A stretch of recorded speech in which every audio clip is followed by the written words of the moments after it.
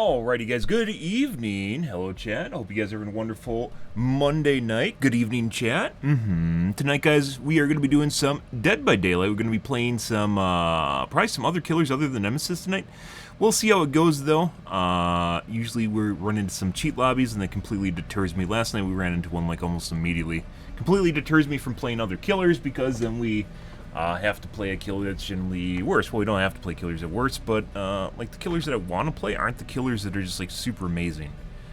Unfortunately. We'll see how it goes though. Probably going to play some Legion tonight. I don't know. Might do some Wraith. I don't know. We'll have to wait and see here.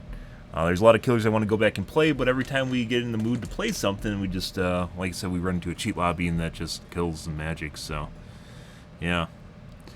Yeah. If we're like 2K'ing or 3K'ing against a cheat lobby, or 1K'ing against a cheat lobby, it's going to be much worse with the other killers, so, you know, just the way that it works. We're going to go take a look at the Reddits here first, guys. Reddits in the tubes beforehand, and go from there. Can't wait. Oh, yeah. Oh, yeah. My water's in the other room. Oh, no. As well as my coffee.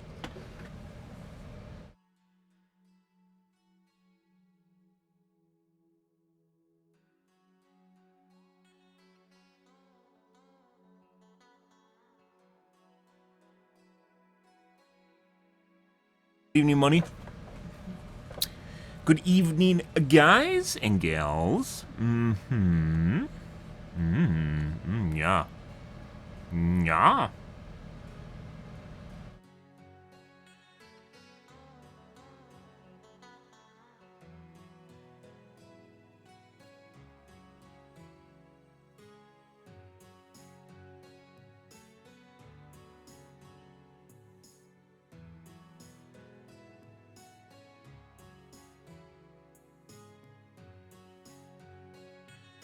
Good. Alrighty, let's take a look at the Reddits, guys. As I mentioned before, reassurance is going to be something we're going to have to work around. It's coming up in the next patch, and it looks like they're probably just going to launch with it the way that it is. And I guess until BHVR realizes that high MMR killers aren't getting any kills anymore, and there's basically just squads after they reach a certain point that are just immune to dying, they might actually consider changing it. But I believe this is one of those things that they have to go through in order to stick it to killers and adjust their kill rates appropriately by basically weeding out an entire type of gameplay that's very prevalent in high MMR because you have to do it. So instead of allowing killers to be capable of catching survivors, they're just going to make it where you can't catch survivors and you can't like catch a lot of survivors and you can't kill survivors like camping them. So all you're left with is basically pain and suffering. Good. Should be fun. And it's not even reassurance, not just like reassurance, but the endurance meta. So endurance stacking would have been better than the reassurance is going to be. Because reassurance will adversely affect everyone, because if you get a player that's just really bad, someone could just walk by and just give them more time on the hook and not even unhook them. Yeah. So you can literally stasis someone that's about to die because they're going to kill themselves or someone else is going to come around and fuck with them. Yeah, kind of shitty, kind of fucking shitty. A lot of killers don't realize how many players literally just lose hook states just by just happenstance, just in people not unhooking them, not being around them. I don't know, guys. It's definitely going to adversely affect camping and tunneling, because in order for you to actually kill someone, you have to tunnel them in the first place, right? And if you can't be around the hook, you can't necessarily get line of sight on them to tunnel them out in the first place. So, yeah. So if you're not around the hook and you lose sight of your tunnel, that's going to adversely affect you too. Unfortunately, it's just the way that it goes. So, yeah, it's going to absolutely shit on tunneling and camping. Both of them at the same time. And people that assume that you can round robin kills at high MMR have no fucking idea what they're talking about. Maybe for the highest MMR killers that are also playing the best killers in the game, such as Nurse Blight, specifically Nurse and Blight, they might actually have a chance of dealing with this if they're really fucking good players. But for most people that play against high MMR survivors, you're just going to get shit on. That's just the way it's going to be. There's almost no way around it. There's no way you can go through 8 hooks at high MMR before you get a kill. It just does not fucking happen. And this is going to make it so you have to go through 8 hooks at high MMR. So, more than likely, you're gonna have to multi-tunnel, which is something we talked about, which involves using perks that allow you to find your tunnel after the fact, after they go and hide, which is something like Darkness Revealed or some sort of ore reading perk.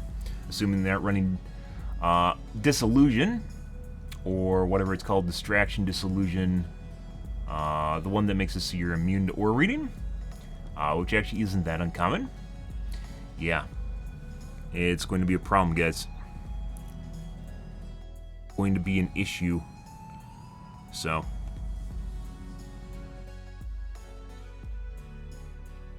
good. I can't wait, guys. I can't fucking wait. Our backup plan currently is just to run Myers and Tombstone. Our backup plan is literally to run Myers and Tombstone and just one-shot people. So, yeah, the other alternative is slugging, but slugging the slug for 4 minutes is next to impossible.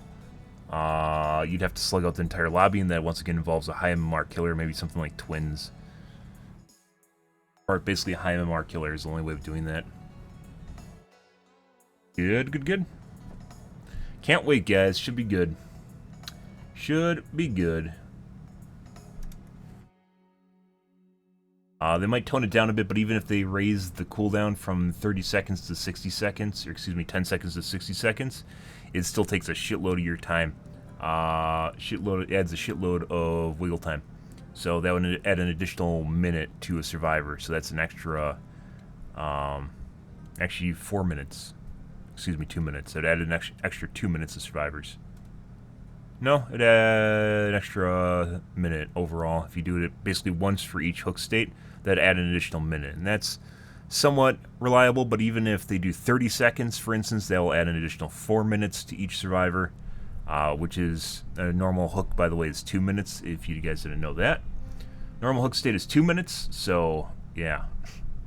It triples hook time at a 30-second cooldown. Right now it is a 10-second cooldown. So, which I believe is additional 6 minutes on top of the 2 minutes, so you're looking at 8 minutes total if things are absolutely perfectly done, which isn't realistic, but you're looking at 8 minutes total with one person just using the cooldown every time it's up. Good. And that most games, by the way, are 8 to 10 minutes, so yeah, BHVR really wants survivors to, I guess, win at high MMR, is just the way that it's going right now. See, though, I guess. What should we take a look at here, guys, tonight on the Reddits? Nvidia and AMD are getting desperate. Yeah, they got a lot of stock saved up, and they milk things super hardcore.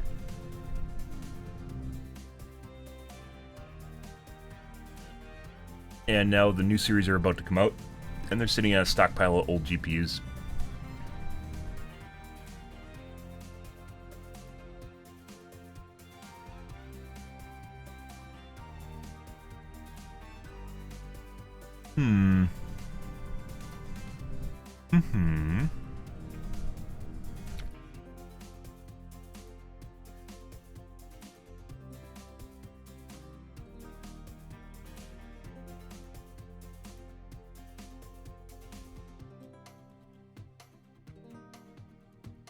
After Hours, I think, this is their podcast.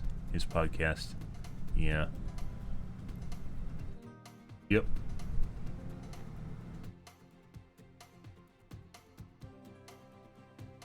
Civilization's always on the brink of collapse.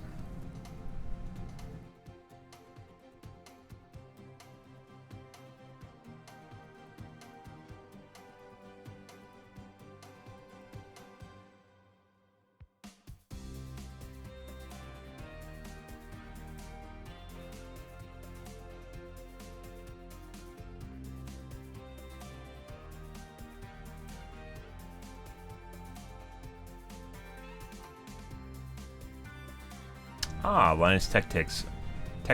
Almost everyone's wasting money on dash cams. I see. Thanks, Linus.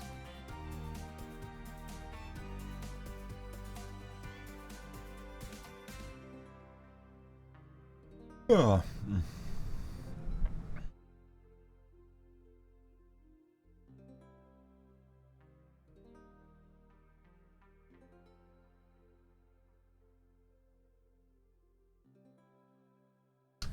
1.5 kilowatts is 1500 watts. So a heater. This is equivalent of an electric heater. Good. Good, good, good.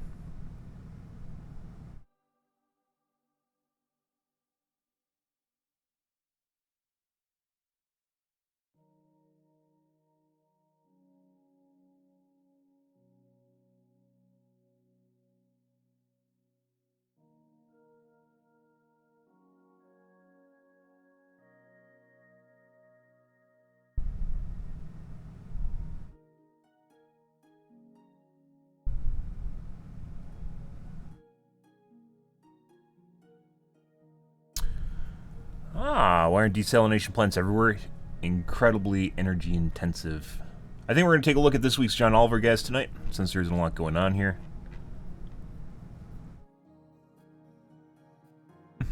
After I get my coffee. Oh. Tom Scott, too. We'll take a look at Tom Scott. Oh. Be right back, guys.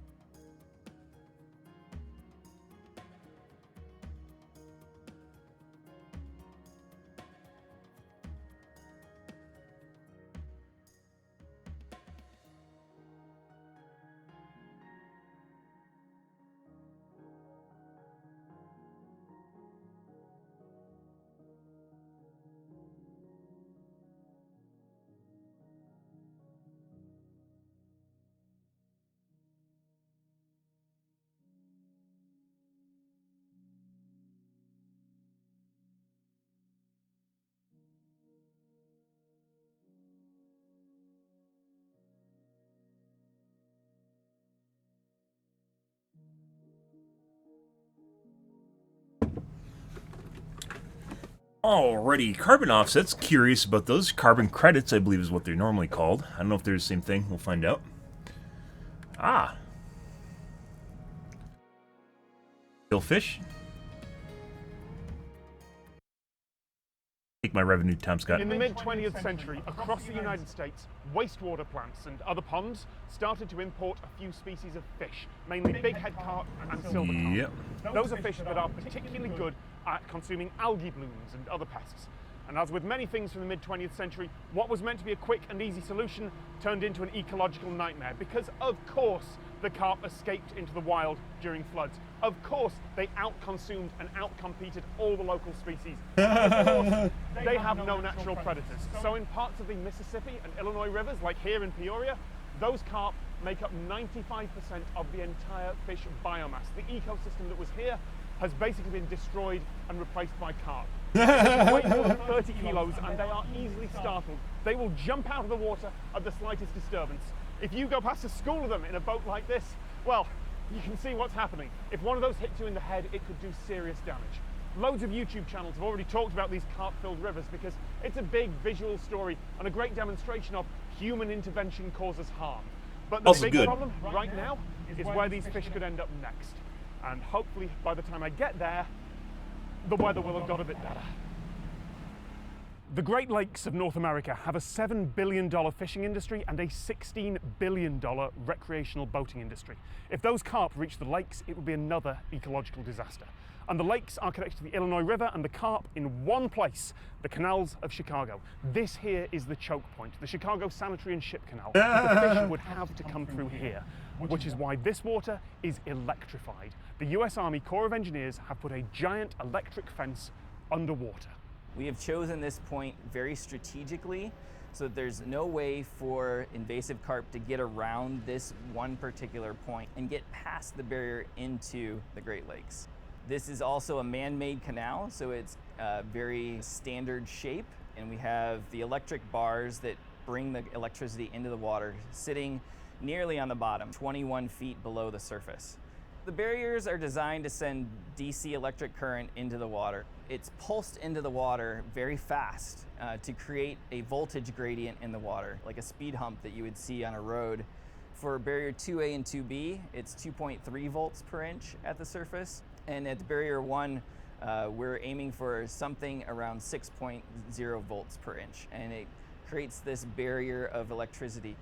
The actual rooms with the pulsers, the things that send the electricity into the water, are off limits behind blast-proof doors. I can show you photos, but I can't go in because banks of capacitors who can store and release enough energy to electrify all this water 34 times a second are extremely dangerous. On certain days, you can actually see fish swimming upstream, and then they'll turn around and come back. If a fish is brave enough or gets pushed far enough into that voltage gradient, it will stun them. And then they would just float back downstream and they'll wake up somewhere and not understand why they got there. We have fish biologists for making sure that the barrier works. They go out, they capture fish, they tag them, and then they release them below the barrier. The fish do not get past the barrier. We do know that the 2.3 volts per inch is not as effective against little fish. The main population of the invasive carp has reached about 70 kilometers away from here, and over the last few years, it hasn't seemed to move any closer. It has something to do with winter. Sign, but it doesn't stop individual fish from making the journey. They've been found much closer, even occasionally on the wrong side of the barrier, and all it would take is a few to make it through. And suddenly, the Great Lakes have carp. When the barrier had to be shut down for maintenance in 2009, toxin was added to 10 kilometers of this canal to kill everything in it, just in case. The amount of voltage that we have to send into the water to keep the barrier operating goes up dramatically when a barge comes through. We've noticed with some of the smallest fish actually do tend to go through the barrier when a barge is going by because of that voltage sag. So we do know that is one weakness of the barrier. Barges are built with what's called a rake on the front. That's the angled portion of the barge. They put it sometimes in between two barges. And so there's a water space in there, and they found that under certain circumstances, small fish could stay in that portion of water for many miles traveling up a river. And so there's the concern that a barge could take a small fish and make it through the barrier. The Navy dive team came out here and did a study on the electricity in the water and what that might do to a person. And the conclusion of that study was that there was a greater than 50% chance that someone in the water would experience cardiac arrest and would die. The Coast Guard has established special rules for this area. There can be no personal watercraft, so no jet skis, no canoes, no kayaks that can go through. All barges passing through this area are required to use steel cables as well, so that the potential between barges stays the same. And many times barges like to have people out on the bow or out on deck doing things. They're required all to be inside in the boat while they're traversing the barrier. Yeah, the birds are totally fine. It's like birds standing on an electrical wire. They gather around and they see these fish kind of gathering in a barrier area, and they swoop in and get them. One of the reasons that we have multiple barriers is that they do require maintenance. And so when we have a requirement to maintain a piece of equipment, we make sure that one barrier is operating. We have this layered defense, basically. Yep. The connection between It's actually pretty cool. and the now carp-filled river isn't natural. Good job, It was Tom made by Scott. engineers 100 years ago in one of the largest civil engineering projects America's ever seen. The entire flow of the smaller Chicago River was reversed in order to flush sewage and wastewater out of the area. So in theory, that connection could be closed again, back to how it was in the 19th century. But that would involve re-engineering most of Chicago's big wastewater systems and flood defenses, and it would cut off what's now a major route for shipping and boating. Closing the link has been suggested, there have been lawsuits about it, but it's not happened. There's millions of dollars worth of goods that traverse just through this area. Great Lakes has a lot of Large shipping ports traffic in would it. have to find another way to get to its end goal. That would the often Midwest, result in more trucks, for anything that comes through the congestion, Atlantic. leading to more pollution.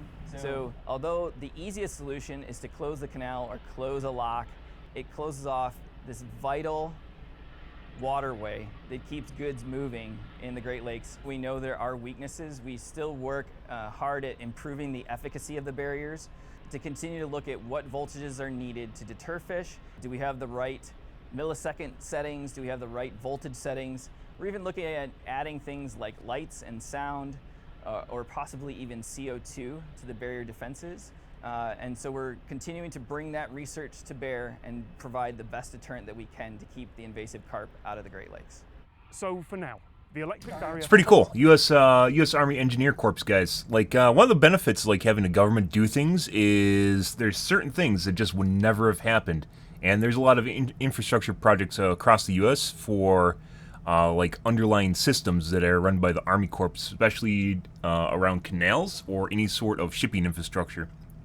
Dredging is generally done by the Army Corps, for instance, to keep waterways open. Dredging is where you go through and you just scoop up a shitload of the, I don't know what you call it, the underdirt. Basically all the sediment that gathers in the waterways, they go through and they drudge it out and they remove it. And it keeps it so you can actually operate boats through, especially up to a certain size. Pulses away, and back out in the Illinois River, where I started, a whole new industry has been set up, catching carp. Nothing you'd even think has to do with the Army because it's military, right? But it's not. It's basically civil. Pretty cool stuff. Didn't know this existed and actually kind of want to visit it if they do tours. That's pretty cool. They have an electric fence, an underwater electric fence set up to stop invasive species from entering the Great Lakes. That's really cool. I'm surprised there isn't something that eats carp.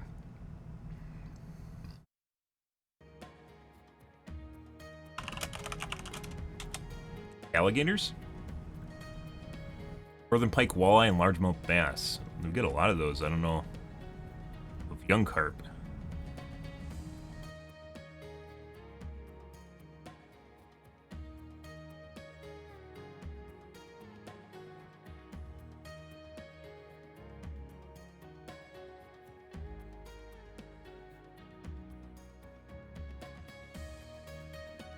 Alligators. Alligator gar. I think it's a descendant of alligators. It looks like a swordfish.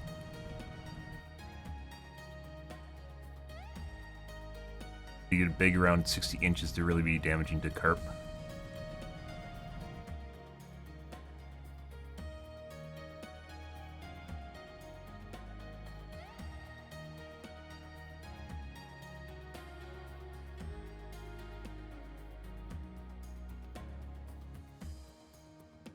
It's sturgeon.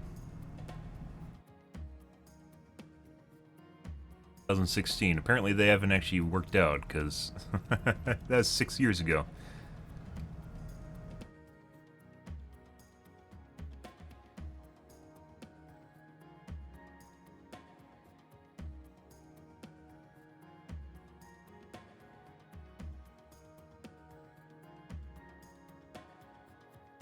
They just look like assholes. They literally look like upside down fish.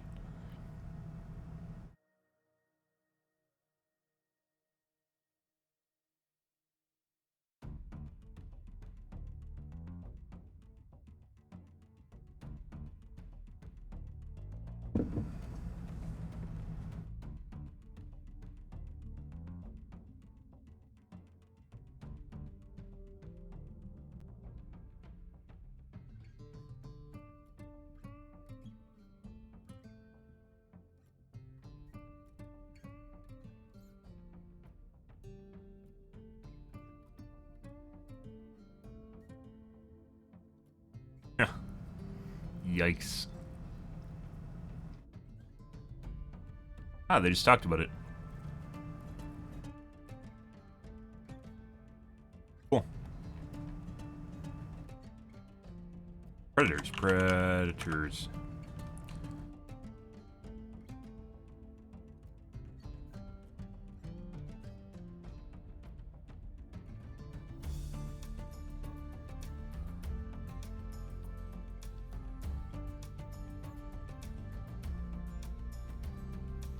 Natural predators capable of preying on adult Asian carp.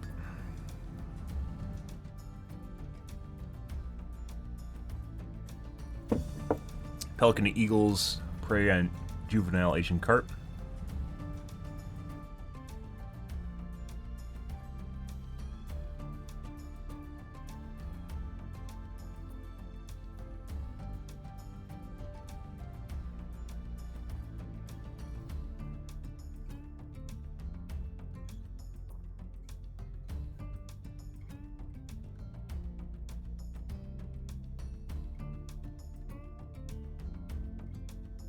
Alligator gar. Am I right? This is a weird looking fish. Yep.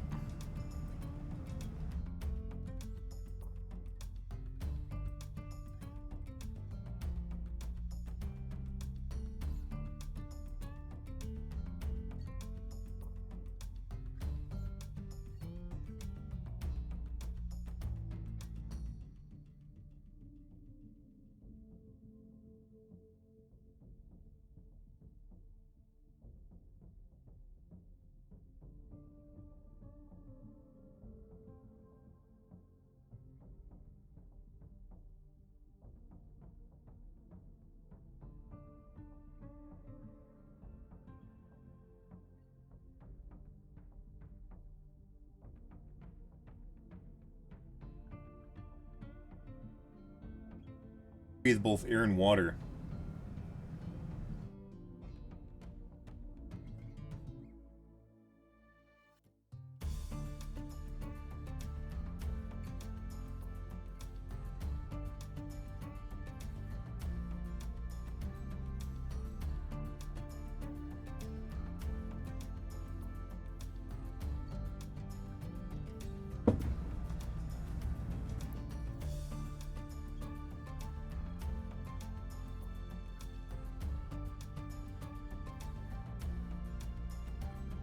They eat waterfall and small mammals.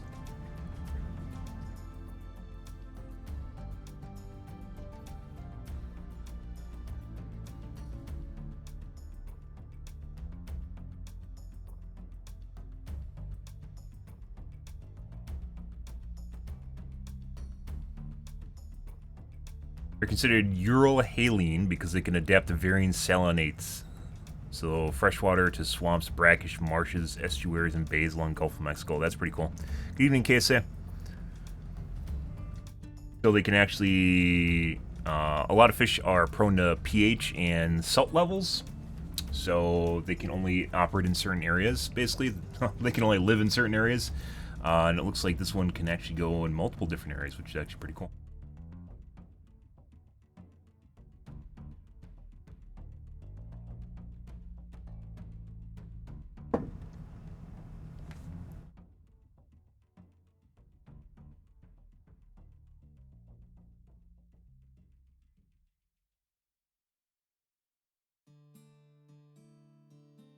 Also protected under the Lacey Act.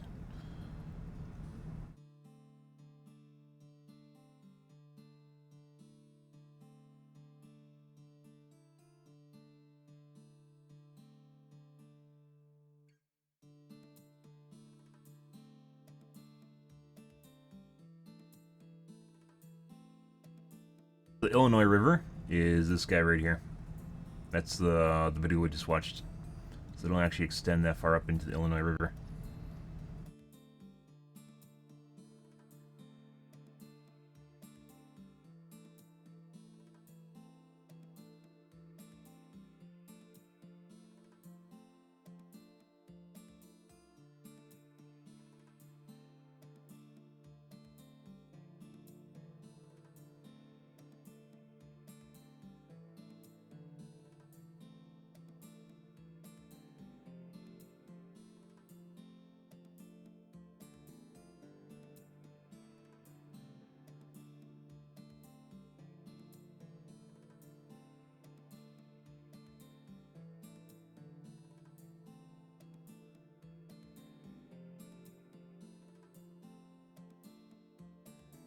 Jack humans?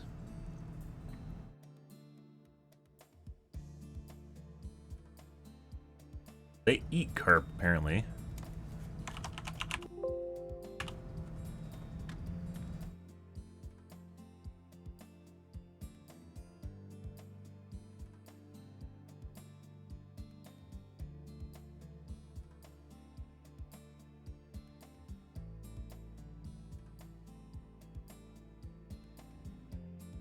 There's a historical distributions indicated alligator gar once inhabited regions as far north as central Kansas and Nebraska, Ohio, and Iowa, and west central Illinois, where they're now listed as extirpated. Early verified catch was in Meridozia, Illinois. In 2016, there were efforts to introduce the alligator guard between Tennessee and Illinois as part of the effort to control invasive Asian carp.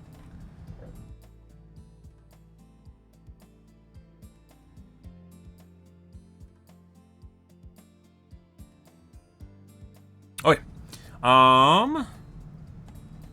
Let's take a look at John Oliver and get my VOD muted. I'm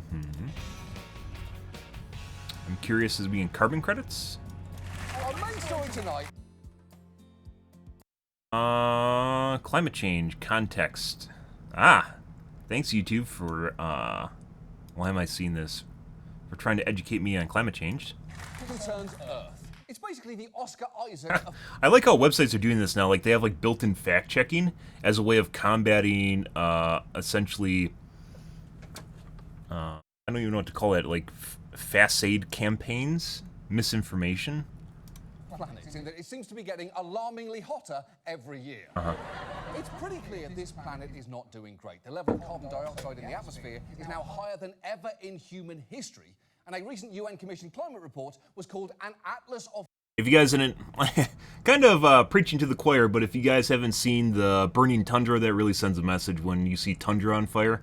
Like arid, basically desert snow areas with fire on it. It sends a telling message. But yeah, lots of shit. Just this year, for instance, record-breaking ice melt in Greenland.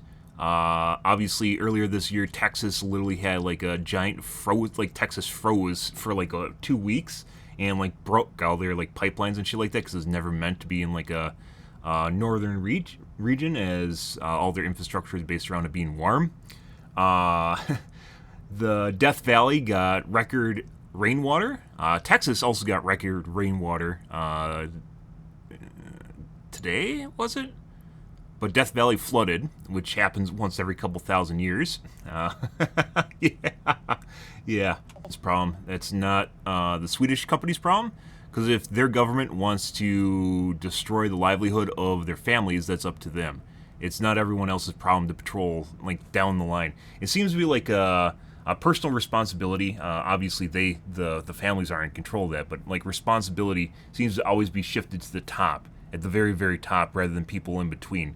John Oliver does this a lot, where he'll talk about like two different ends of a problem, but doesn't talk about the in-between there, which is the government which evicted them, right? That's the government that did that. It's not the Swedish company. And while you can infer that it was a Swedish company because they paid for it, right? They paid for that. Their government should actually care about the livelihood of their people or find another way to make those plantations happen that didn't involve evicting people. Or maybe that was the best solution. We don't know because they didn't actually talk about it because they didn't talk about the government's actions at all. You just talked about the Swedish company's actions and the families that were evicted at the other end of it, and nothing that happened in between, whether or not there's a cash transfer or if there's anything else that happened along the way. Like, did they get homes built for them? Was there transfer of funds? Did they get anything out of it? Are they being cared for right now? You don't know because they didn't even talk about that. So you just assume that immediately when they got evicted that nothing worked out in their favor, right? It was horrible. Everyone hated what happened there, and it was just the Swedish company that was doing it, right? When in fact there's multiple things that happened along the way. I don't know if there's a logical fallacy for that, but there definitely should be. how inadequate offsets can be. The real challenge we have globally is that mankind produces 4,000 times as many emissions as we did in the pre-industrial era. And most of these carbon offset projects are about planting trees. There's not room on the planet to plant 4,000 times as many trees. It simply can't be the answer. And the problem with it is it's the easy solution. It's the solution that if you're sitting in the C-suite, you can write a check and check the box and have a marketing message that I've offset all my carbon, but you really haven't done anything. He's right. That airline seat... That's why there's actually buildings now. If you guys didn't know that, in I think China, in was it Hong Kong? They actually have carbon sequestering buildings. They have buildings that are giant air filters that will suck pollution and carbon out of the air. Yeah. that can be dedicated to new forest for carbon capture. And Shell alone has proposed planting a tenth of that amount. The bottom line is, we have an offset system. Carbon sequestration is a process of capturing in strong atmospheric carbon dioxide. Yep. I got that right. I used a big word, guys. Oh my god! Sequestrine. I think it's a chemistry term. And they don't actually change it. I'm not sure if that's entirely true. But maybe true. Like the wood itself actually stores carbon, and when you burn it, it releases the carbon again.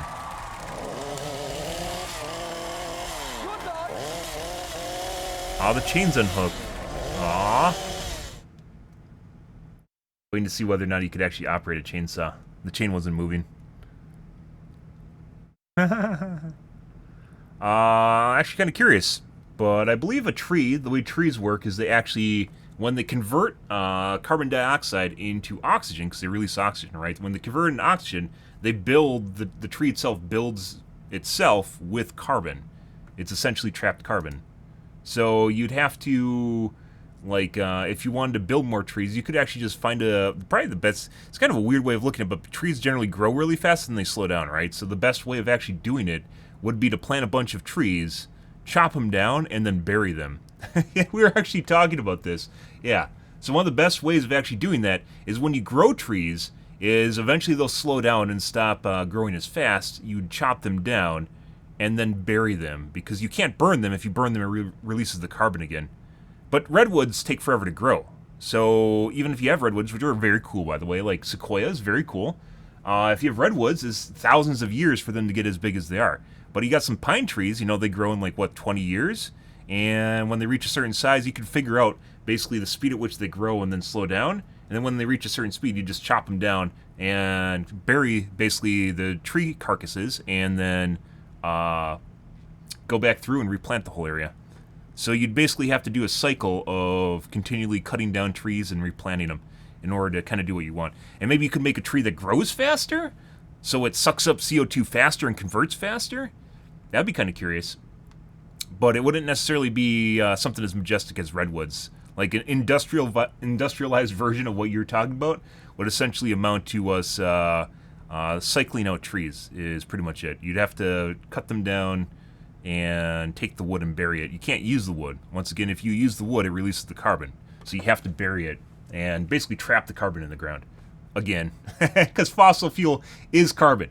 And we release it into the air when we burn it, right? And you'd have to basically take the carbon out of the air that we dug up out of the ground and put it back into the ground, or launch it into the sun. I guess you could just launch it into the sun. I think there's a way that you could actually break down carbon further with something like plasma incineration or something like that, like we talk about for trash. Plasma gasification or whatever it's called, where you incinerate trash. It's different than waste to energy. Waste to energy is just burning trash. Plasma gasification breaks it down on a molecular level and changes it. But trees, like either that or we'd have to release like scrubbers. So you could burn the coal, or not burn the coal, you could burn the trees, but you'd have to have a scrubber that would absorb the gas. Plant's bad for animals, pretty much. Yeah. But like, for instance, when you burn coal right now, they generally use carbon scrubbers. They still release CO2, but they use carbon scrubbers to, for instance, in gas, not just coal, gas power plants, oil, if they still exist. Oil power plants kind of went with the way of the dodo. But these scrubbers remove a lot of the shit that comes out of them and stores it. And then they either process it or just bury it, I guess is what it comes down to. It basically turns into just burying stuff, not treating it, because treating takes more energy and generally doesn't give you anything back out of it. Can you burn trees without releasing carbon? EPA declared that burning wood is carbon neutral.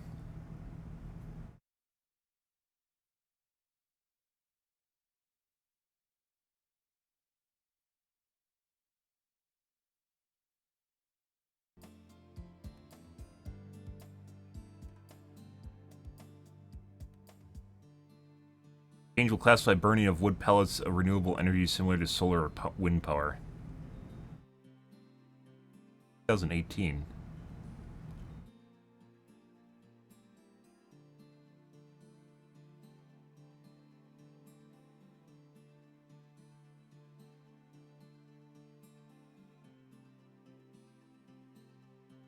I guess the idea there is you have to buy wood to use wood, and that wood involves buying trees, right? So you're basically buying trees that would grow in order to turn them into wood.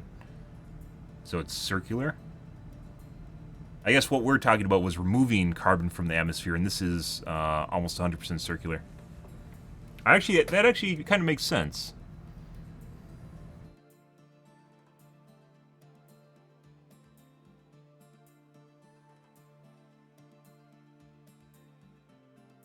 While burning wood immediately releases carbon, it takes decades or even a century for a replacement tree to absorb the same amount of carbon.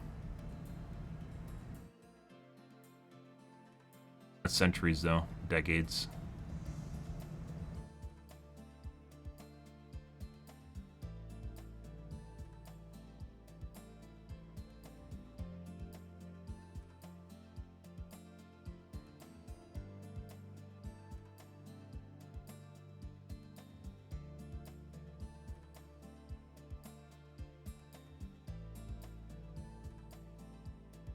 Even a tree is planted, every tree converted to fuel pellets. Trees regrown on plantations don't store the same amount of carbon as natural forests. One recent study suggests it would take 40 to 100 years for a managed forest to capture the same amount of carbon as a natural forest.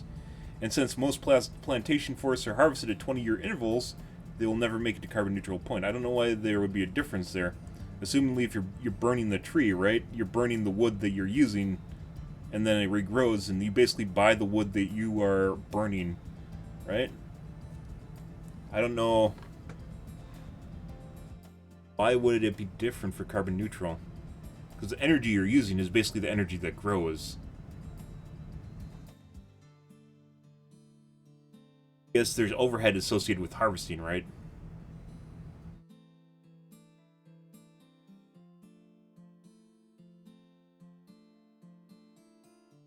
Also not included the carbon calculations are additional emissions released during logging and shipping the wood pellets across the globe. Yeah, so it doesn't include that. That's still really... I don't understand why you'd release more wood. You'd release more carbon than you're burning, right? So you're buying the same amount of wood you're releasing.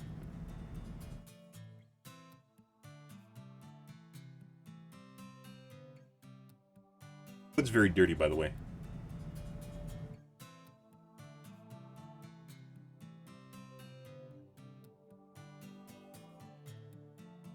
Stuff doesn't need to be carbon neutral. We just need to drastically reduce carbon emissions because there's places on the planet that are still trees, right? We don't have zero trees.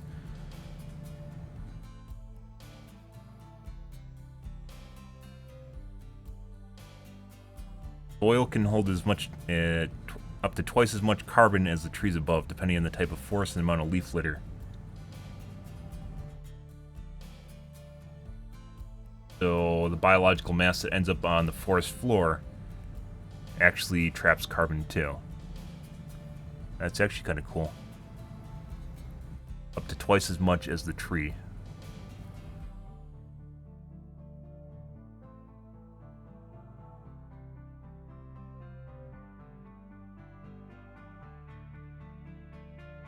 We're busy studying bad viruses, yeah. Then picking which bathrooms to piss in, you know. There's a lot of really weird stuff that people obsess over when basically the world's on fire right now. And not metaphorically speaking, actually on fire. Fucking weird. I use the popular... We talked about this yesterday with She-Hulk. Where Hulk and She-Hulk were having a pissing contest about who had it worse. And She-Hulk was lecturing him about how she gets catcalled and harassed, I think it was. She gets catcalled and harassed. And... which is horrible because she's female, but then putting it into context, once again, I don't know a lot about Hulk, but I read the comments, and people that know about Hulk lore, apparently he tried to kill himself and wasn't even allowed to kill himself. His wife, or not his wife, his mother was beaten to death by her husband. He had addiction issues, and he had 2 of his lovers die. Yeah. And in addition to numerous friends, and the comparison there was catcalling and being harassed. I don't know. yeah, I don't know, but there's a pretty big difference, you know, and obviously you can support multiple arguments, right? But for most people, they can't. you can't actually be beholden to a bunch of different, like, you have only so many, as I call it, you have a shit meter, right? You have only so many shits to give in the world before you just run out of energy and you can't, spare time or energy to do something else. So people pick and choose their battles because you don't have time. It's a war of attrition, right? You don't have time to spend on everything you want to. So at the end of the day, you have to pick and choose which battles you're fighting for, and for some reason people are choosing a lot of social issues more so than stuff that's literally causing the world to burn down. I'm not exactly sure why, but I think it a lot has to do with trend, what's trending on social media, what your friends are talking about, right? And I generally don't talk about social issues for the most part, but we cover stuff like this global warming, for instance, which I think is very important, or energy types, pollution and energy generation, right? Because it's going to have to drastically change over the next couple of years due to carbon emissions and carbon neutrality. Pretty weird stuff, but that's the way people are prioritizing stuff. You'd think like people would be screaming about this on social media or whatever, and there are a lot of people that talk about climate change, but for the most part, like, if you look at your social feed, it's almost always social justice issues. For the most part, when people are screaming, it's almost always about social justice issues. It's not about carbon neutrality and holding carbon offsets accountable for what they're doing. Like, how often do you see TikTokers and Twitch streamers talking about carbon offsets? You fucking don't. You don't fucking hear that at all. Yeah. Yeah, and not to say there aren't people out there that do, because there are. It's just not the majority of what you see. Once again, people just don't care about stuff that really matters, and that's fucking weird. I don't know. It honestly just feels like sometimes we're just being distracted from stuff that matters by other issues for some strange reason. Like, stuff that really matters. And not to say other issues don't matter, because they do, but priorities is kind of what it comes down to. Yeah. But at the same time, I mean... yeah, I guess. Oh, I was reading a new study today about COVID. The Oxford University did a study, and there's out of 1 million people, there's problems now with COVID causing cognitive decline. We talked about this a bit, but it wasn't as flushed out, where now they had over 1 million participants in their study, in which people, especially when they get older, it's not so much for young kids, and kids I mean under the age of 16, not like middle age, brain fog, if you guys have heard about that, but cognitive decline including epilepsy, depression, what are the other ones? A couple of them.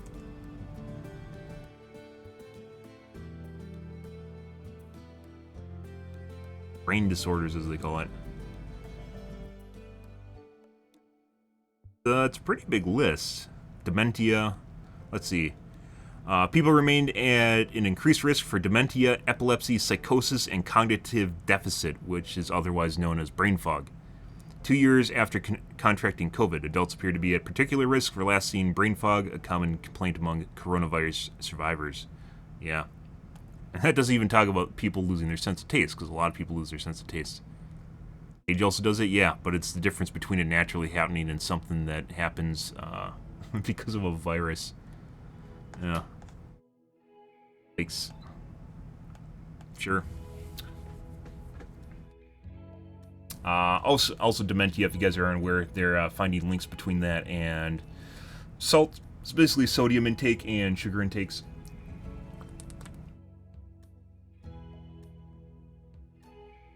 Processed foods have a lot of that in it, apparently. They're linking it to processed foods, but a lot of that has sodium and sugar, large amounts of sugar in it, if you live in the US, that is. Other parts of the world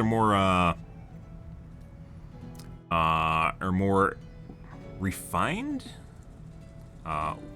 less liberal with sugar usage than the US is. US sugars the shit out of everything.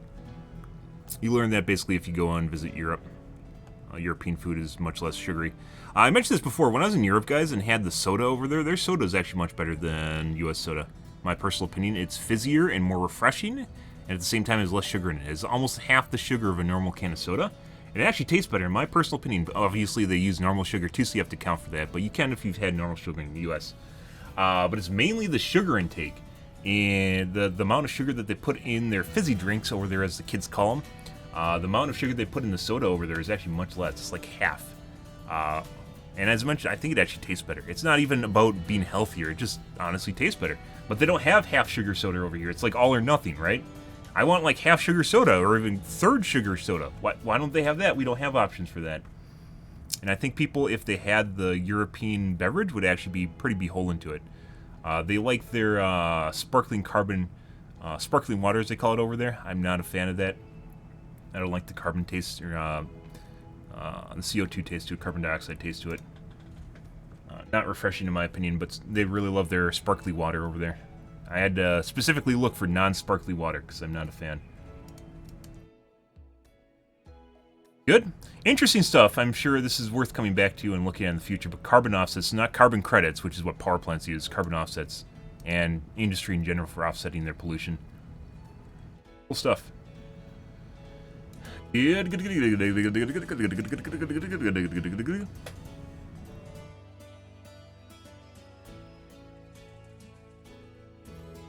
Alright, let's upload our video from yesterday.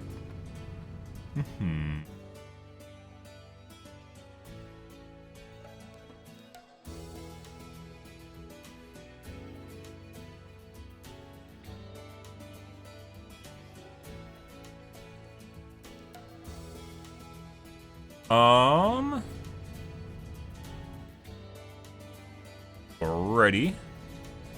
August 21st. Let's do this.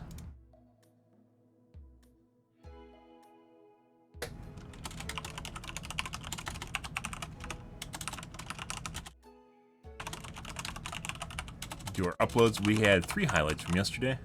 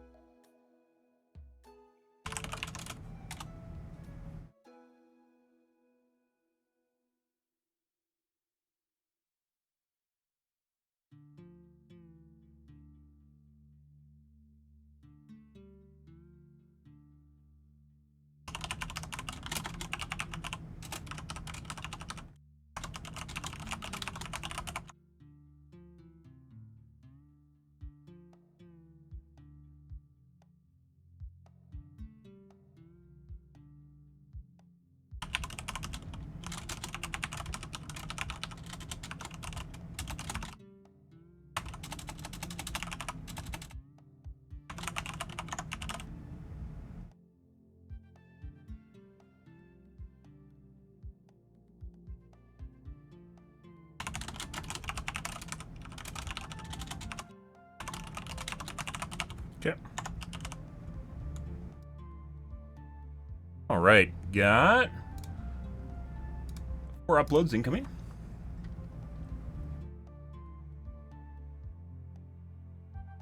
Cali Biotech Company already is your idea. I mean, there's companies developing fusion. That doesn't mean they have a good idea for it. Do it better and actually, you know, sell something.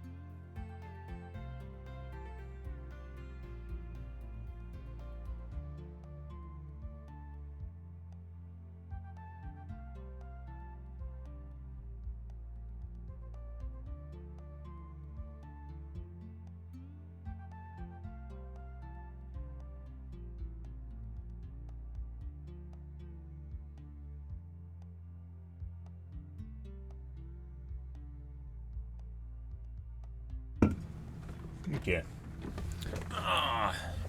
actually bring a product to market. Oh, all 4 are here. Good.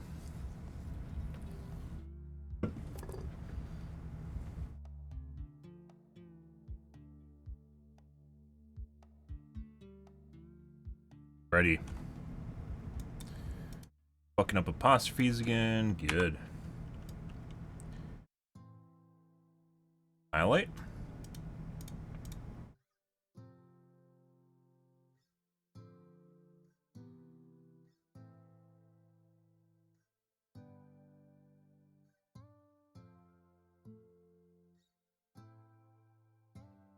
Add by daylight.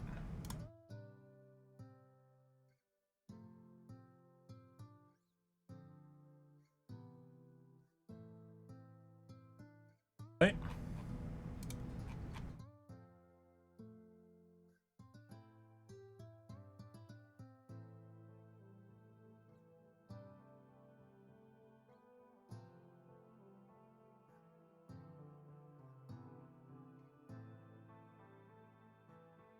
Full screen 21st.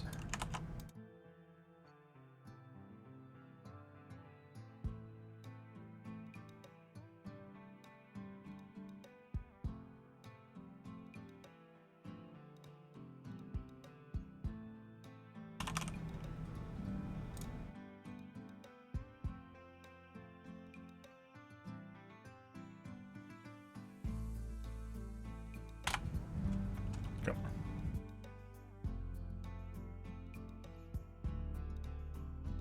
Highlight.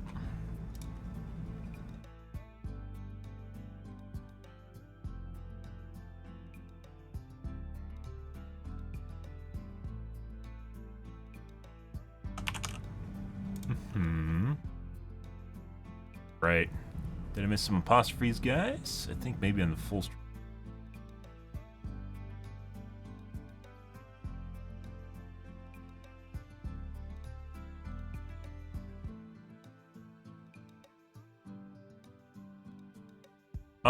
Schedule 12 a.m.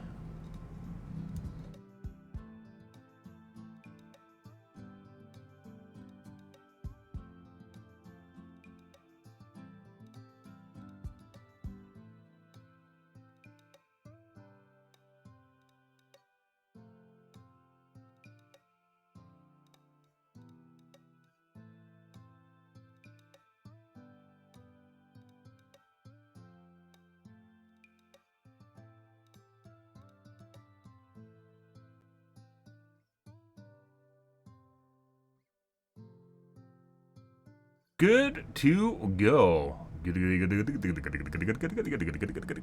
Alright guys, let's take a look at the Reddits, and then we're going to get into some Gamaz. We're probably going to be playing Fuck Off Fandom. We're probably going to be playing some other killers tonight, and that's probably going to go horribly, but we'll still give her a shot, guys. Oh.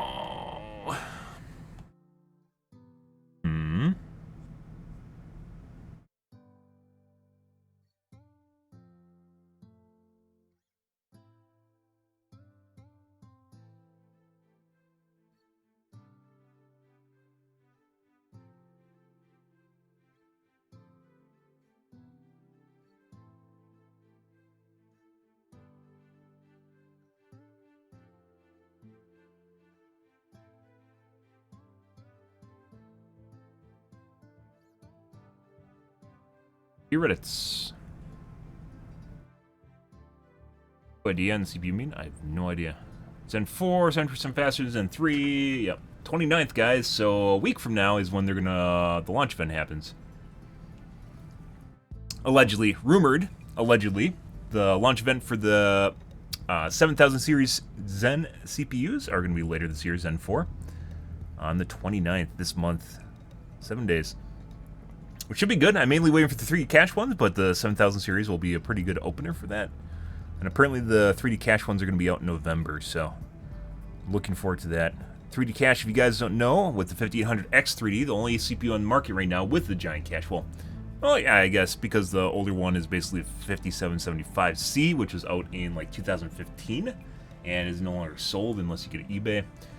It drastically improves fluidity of games. Definitely improves fluidity of games, specifically 1% and 0.1% frame time, which is very important if you like having fluid games without stuttering and micro-stuttering. Fantastic. Can't wait. I love fluid games. Oh, it makes my eyeballs and my soul sing.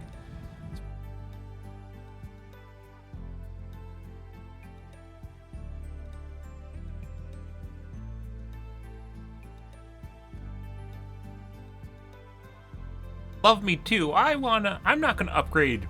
Band together with me. We shall not upgrade. It'll make me feel better about not upgrading.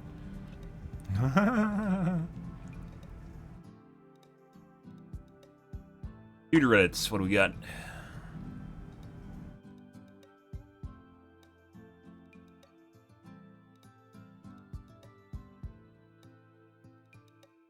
Well, every time I realize I'm playing against Micro Myers, it makes a nervous breakdown. Yep. Is someone gonna die in front of you? I want to see it. Show me the tombstone. Show me the tombstone. By the way, this is Plan B.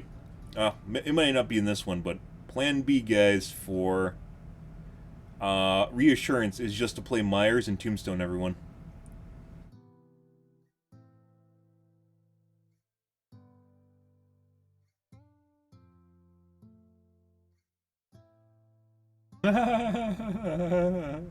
Nice. He knew. He was a knower. No Tombstone there. Unrelated to Myers, by the way. That could have been any killer. Did not matter. This all true.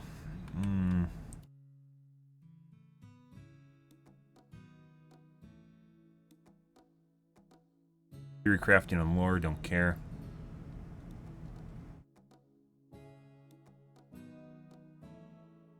Monster Shrine had to rework. What's the most useless perk in your opinion? It wasn't actually Monster Shrine to begin with.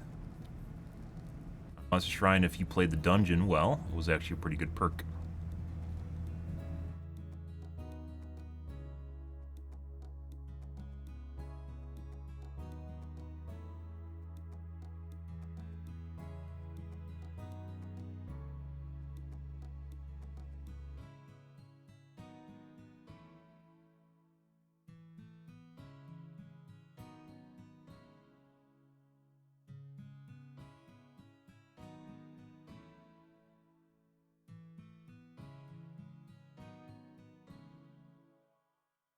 Why do killers make survivors bleed out when they're salty? What's being achieved by this?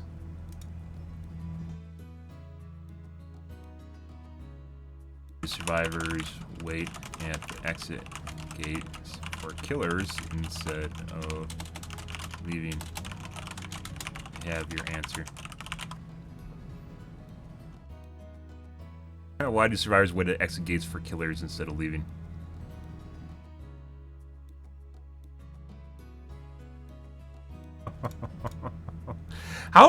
What's with people never looking at the opposite direction of a relationship? How hard is it to literally look at the opposite side and go, hey, look, maybe there's a double standard here, right? There's some hypocrisy going on here. Instead of bitching about something that both sides do, right? And if someone's being an asshole enough, I will bleed them out. Just to waste their time. If they're wasting my time, I'll waste their time. That's the way that it goes. Nemesis here, and the fact I was Leon makes it 2 times better. Is this me?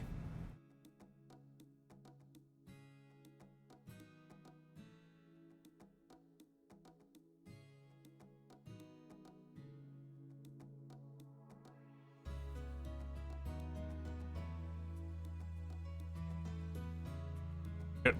Good. I also don't wait for people to do their objective, because they'll come back and try to do it again, which wastes more of their time. Okay.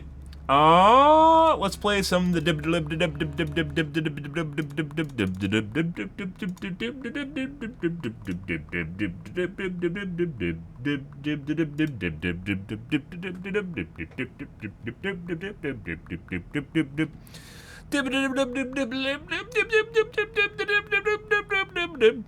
Dibs. Good time to buy a card. What kind of card? What? Oh, video card. No. You definitely should wait. The 7000, the new 8000 series GPUs from AMD and the NVIDIA 4000 series are rumored to be up to 2 times as fast as their equal counterpart from the last generation. You do not want to buy a GPU right now. It doesn't matter what the prices are. You should wait. Regardless of how much faster they are, you should wait anyways, because with the release of new GPUs, that means that you will be capable of buying the last GPUs for cheaper. And everyone likes money, right? At the end of the day, if you can get stuff cheaper, why wouldn't you just wait for like 4 months or so?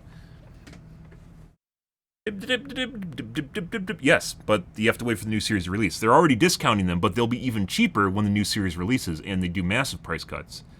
When they pre-discount before a new series releases, that's not going to be as good as their after release, because they pre-discount to get people to pull the trigger on something they know they can't wait for. You are correct. Yep, that is correct. They will be cheaper, but wait, and they'll be even cheaper. Not to say that the GPUs don't always get cheaper as they become antiquated and older, right? Depreciation. But there's points where it just dips down even further on the scale. Alrighty. Yeah,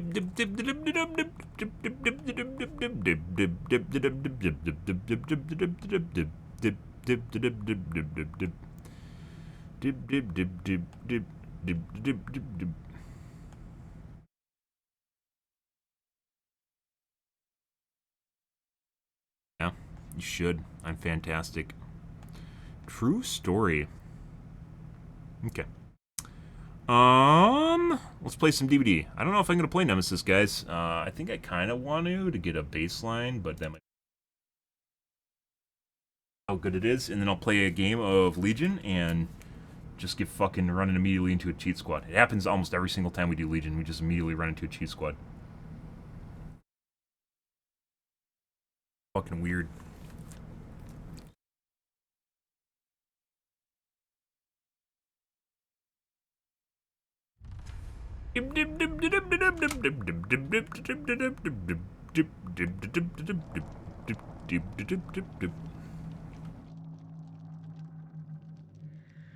Okay.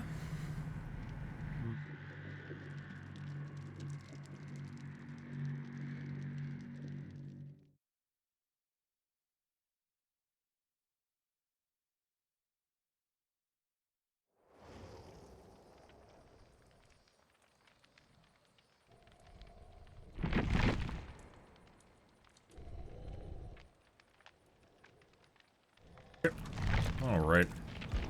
But I really like playing Nemesis, so.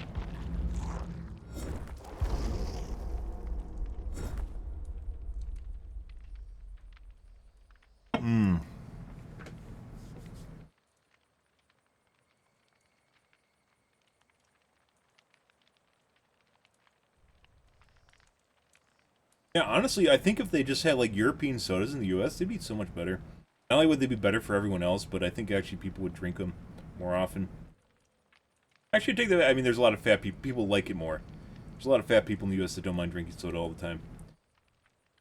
Like my 1 can of sugar soda you guys see me drink is basically my 1 can per day. And then I drink diet soda for the most part if I do have other soda.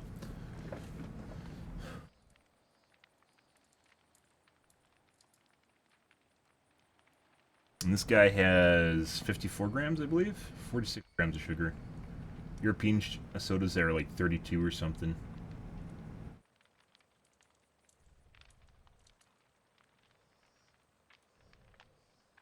Milligrams of caffeine.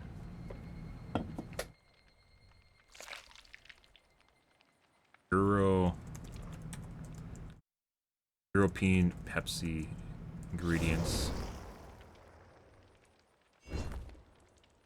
Pepsi CO UK. How much is this can? How many? 55.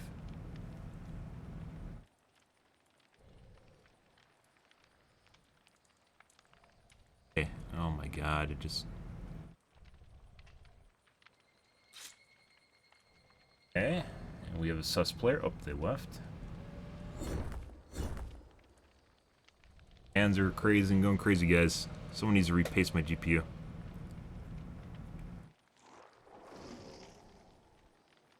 actually,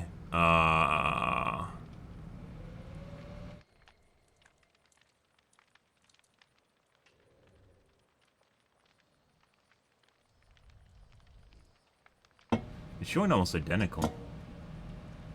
No, actually, it's 42. It's showing on their website, showing it's 36. But I'm very certain when we're over there, it's less. It's different too, and it's not just the cane sugar.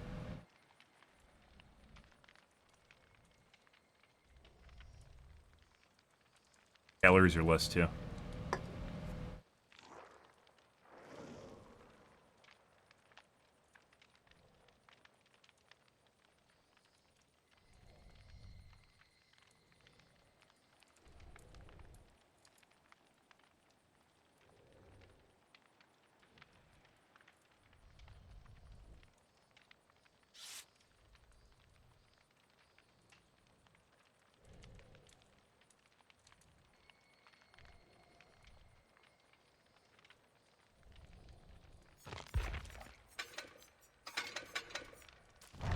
I missed that.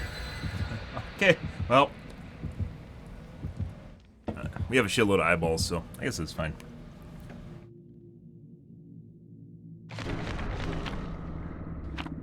A flan? Oh my god, a flan for us guys. I love the flan.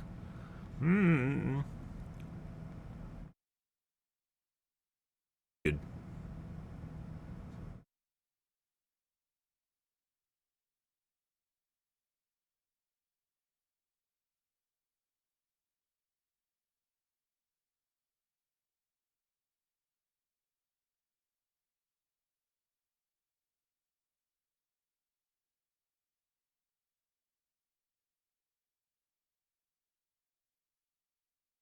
Like Coke tastes better in France. Same recipe used in 1886. And caffeine from cola nuts. And cocaine.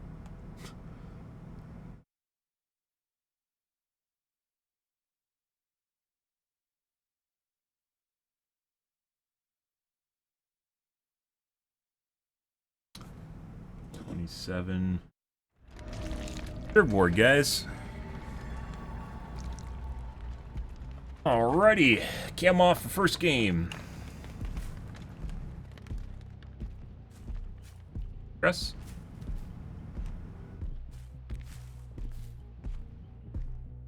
Oh my god, Raoul. Just in time. Take care of our cuff door. Got a hit in front of us. Oh no, poor Zombie Chan.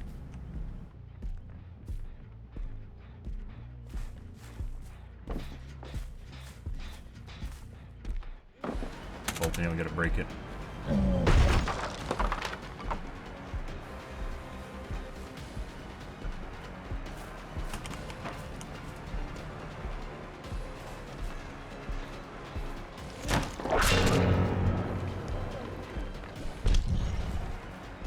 Alright, scratch marks inside to all the pallets inside.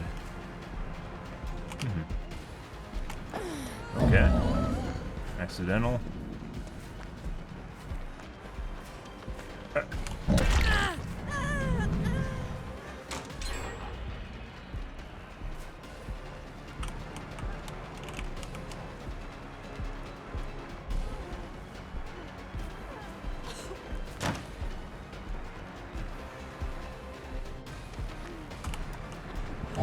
No.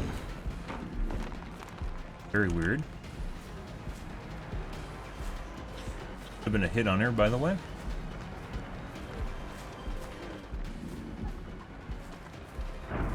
Drop that. Very greedy. Okay. When I went for the hit around the side of the tree, we should have had enough time to hit her there. We did not. Here you go for Mini Kitty.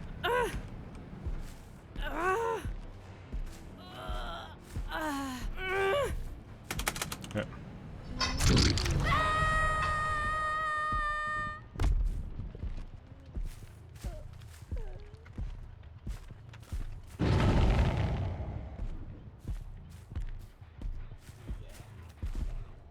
Totem is.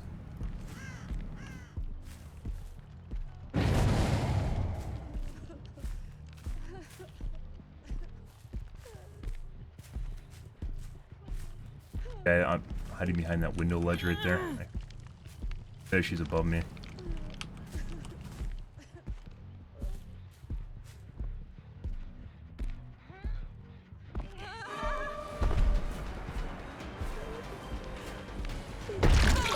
Wow.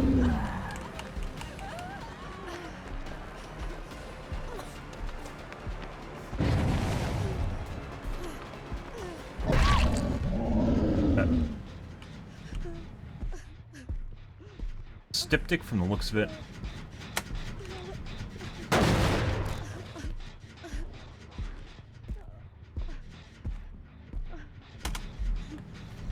Yes, she has it. No.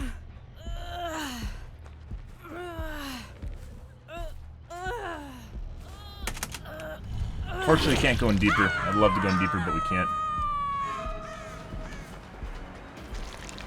God, BHR.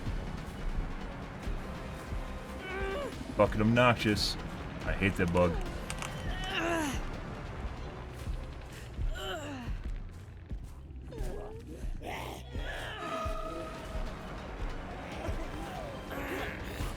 Push her towards the zombies. There's both here.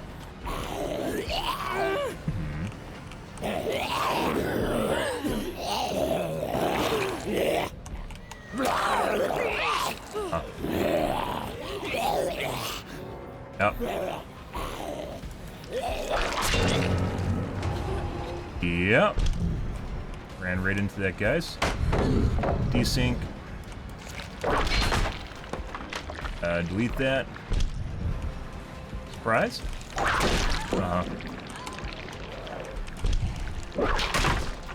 W key now. Yep.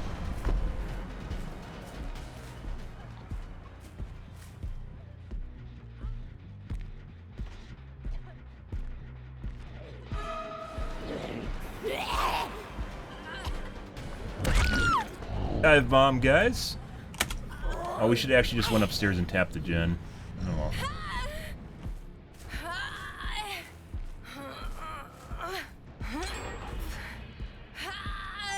Gen? Oh, we should even went in basement. Oh my god.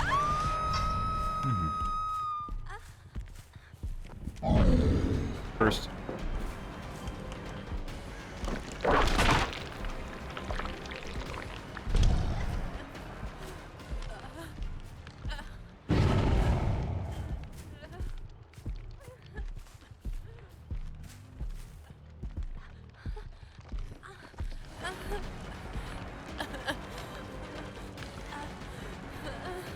Yep.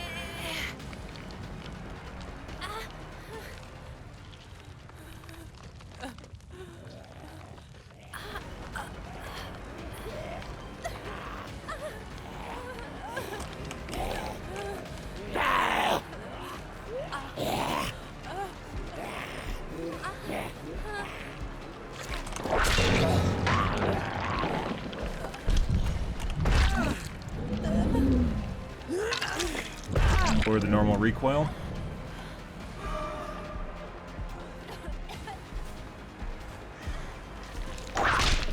A hit, she's faster than normal. DS if she has it.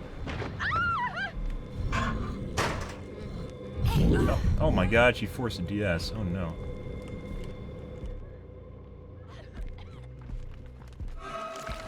She's faster than normal, she's cheating. She runs faster. She's like running 106 right now. Okay.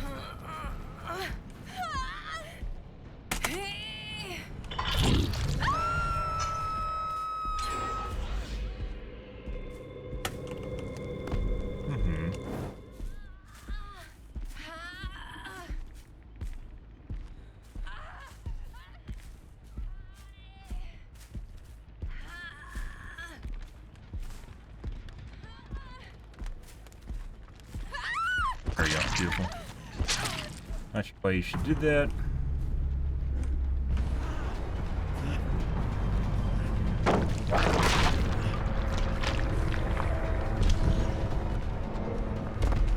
Make it. He's running normal speeds. Heard the chick. Hey, buddy. She was upstairs. Normal speeds again. Michaela's definitely cheating. She toggled on after her first hook. The first guy also looked like they're cheating, but not as fast as Michaela. We're gonna wait a sec just to see if he is unbreakable.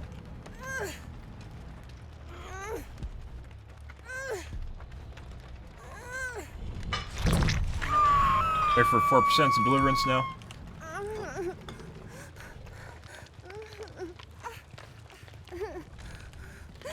Yeah, the first guy I'd say maybe was like 104. It wasn't that fast. Michaela's definitely like 106, I'd say. 103 even. It was just enough to throw off my punches. Oh, are you waiting for the tentacle? Oh yeah, she just wants the tentacle. Oh yeah, look at that. She loves the tentacle, guys. That's what she's waiting for here. Mm-hmm. Oh yeah.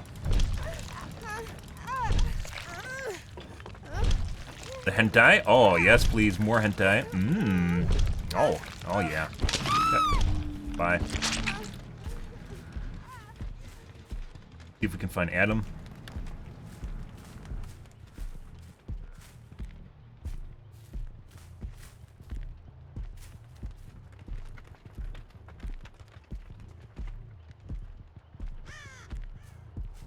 At maybe...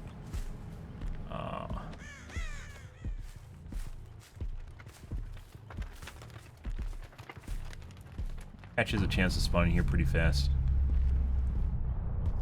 Or, more often than anywhere else, for the most part. Not super often, but...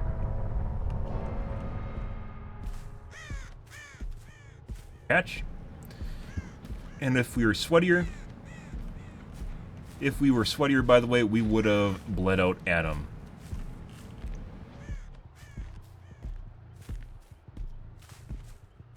This is my mercy, guys. The RNG for Hatch. No. Adam did not get Hatch. Oh, is he in a dead spot now, though? Maybe. Just make sure he doesn't have flip-flop power struggle. He might still have power struggle flip-flop, though. We can make this if he doesn't have flip-flop. Pretty sure he would have been waiting at a pallet if he had power struggle, though. Alright. If Survivor makes any noise after they get unhooked, it means they don't have OTR. There's so many bugs with the sound in the game, you can't depend on it, though. I realize that. It's one of the small changes you look over if you look at OTR and you don't notice that. But yeah.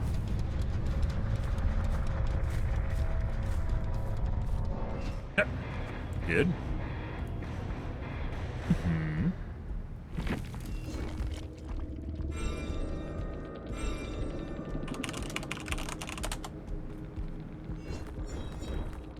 Kayla.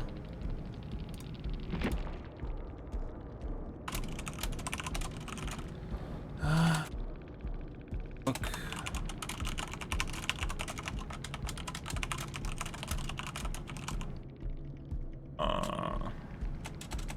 Downer at hook.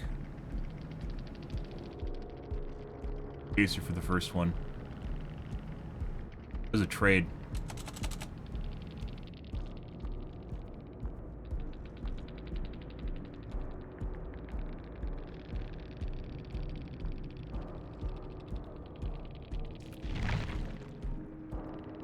Girl was their first tunnel. Seed.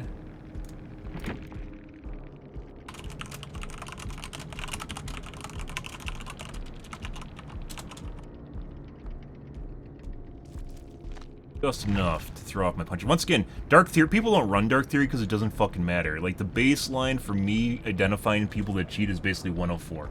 That's basically the bare minimum that I can kind of notice. And it's when you just, like, you go for, like, those bleeding edge punches and right at the tip of the spear, and it just throws you off. Because they aren't in the position that they should be. And we had a couple of those with the Cheryl. Wasn't like Michaela. Michaela's just way too fast. But yeah, it would be great if the sounds were more reliable in this game, because then you could start playing around with shit like that, right? And they aren't. They aren't fucking reliable. At all.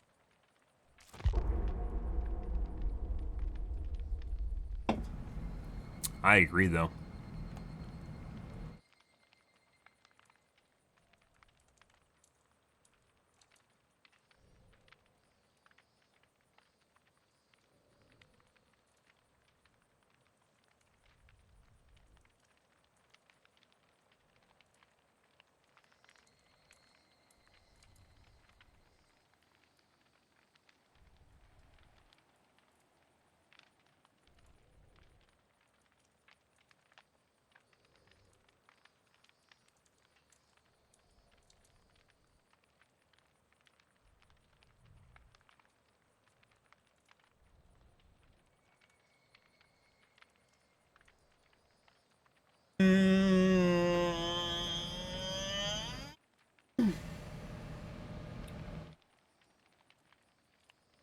I do want to play other killers though. It's like not performance anxiety. Would be it like gives anxiety playing a different killer because a lot of them just suck. And then I swear to fucking God, guys, based on the games I play as Legion, people pick and choose which killers they actually queue into, and we're like 2 times as likely to get cheat lobbies on Legion than we are on Nemesis. I have no fucking idea why. It has to be something to do with people cheating and getting into the games. I have no idea why. It has nothing to do with anything outside of them just running too fast and doing gens too fast, and they're always extremely highly coordinated. It's fucking weird. Absolutely weird as shit. It's definitely a trend.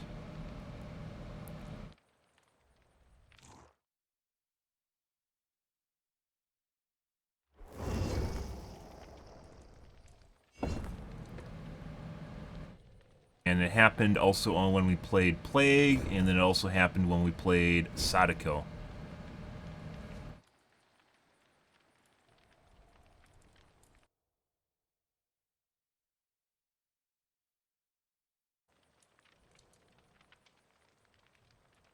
Yeah.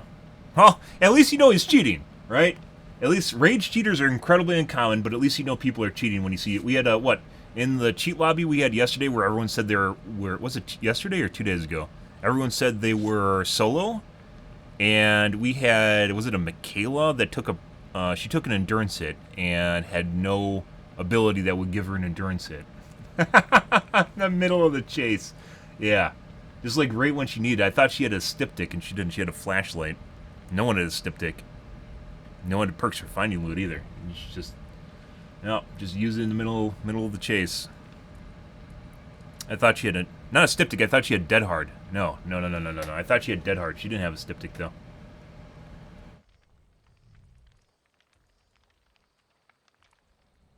Beamer.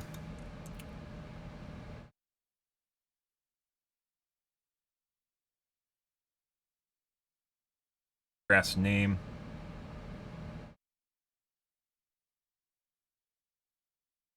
Possibly a TTV.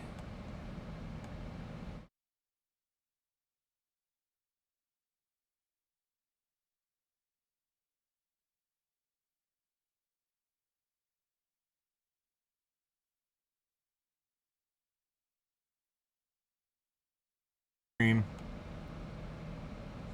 Yeah. They probably know you're a streamer. That's the problem if you're a TTV. They know you're a streamer. It gives them an excuse to cheat. I'm gonna leave. It gives them an excuse to hold your game hostage. Like in my games, even though we go against cheat lobbies, I don't think I've only been held hostage like once or twice in all the games that I've played, and that has a lot to do with me obviously rotating my usernames all the fucking time. Usernames, I do a bunch of different shit to try and make sure no one finds me. You have to purge your prior usernames. You have to make your profile private. Yeah, and they'll still fucking find you, but it's much less likely. The people that I go against, I think, have no idea that I stream, but rather they just, most of the cheat lobbies just, I think, is something to do with them knowing that I'm a nemesis that hook camps in tunnels very frequently, and they hate me. So they go out their way to try and fuck with me. I don't think they know that I stream, though, for the most part. We had the group yesterday that the cheat lobby that we won against yesterday definitely felt like they know who I was. They're, like, reacting to shit I was saying on voice comms. No. Oh, Jesus. They started witch hunt? Good. Yep, just put people on ignore and move on with your life. That is the internet in a nutshell. And if you can't handle the endgame chats, by the way, don't be afraid to turn off that box. You don't need to see the troll box at the end of the game if you don't want to. I don't blame people for closing it. I swear to God, though, you can feel people shit-talking you regardless of whether or not you can see it, though.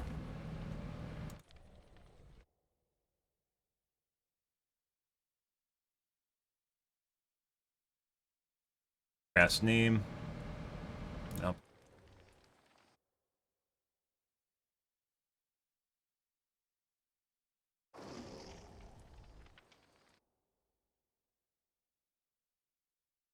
Age-wise.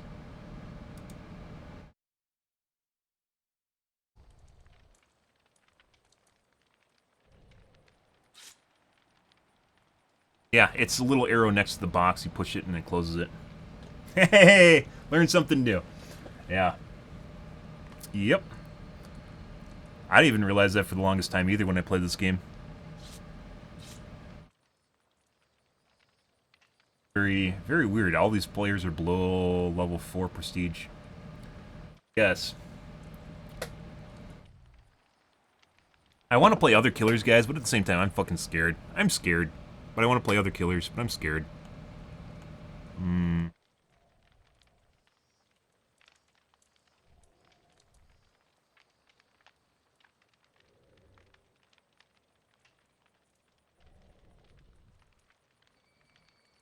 I want to play Legion. Because I know he does alright, but when he goes against cheat squads, it's literally just pallet routing. The entire fucking time is just pallet routing. Maybe I'll do one after this game. And then I'll immediately regret it and go back to Nemesis. Well, there's a bunch of them I want to play. I've been putting Shape on hold for a long time at this point. People give Shape a lot of shit. I don't think he's a bad killer at all. He is very spiky in terms of his power level, and you have to be careful exactly when you use his abilities, but it makes him actually very good. He's like a sniper rifle. If I had to classify him as a weapon, he's a sniper rifle out of, and I'm not talking about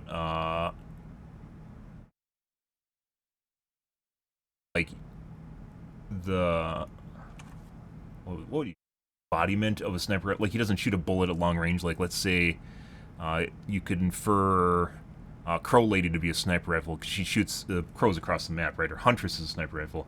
I don't mean that. I'm talking about the precision and your ability to tailor the character to make a precise play that will determine essentially the rest of the game, which is a sniper, right? You make a precise shot that is supposed to determine the outcome, a very important outcome, right? As opposed to just a gun, which would be Huntress or Crow Lady.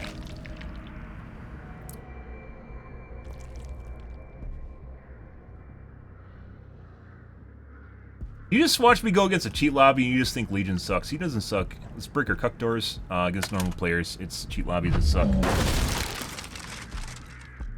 Breaker top cuck. By the way, if you break this top door, you'll almost never see anyone ever use this loop or come up here and mistake that it's open. At least I have mark. Did I hear a footstep?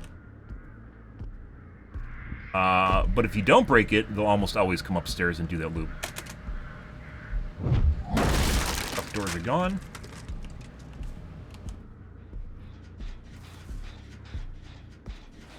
Progress.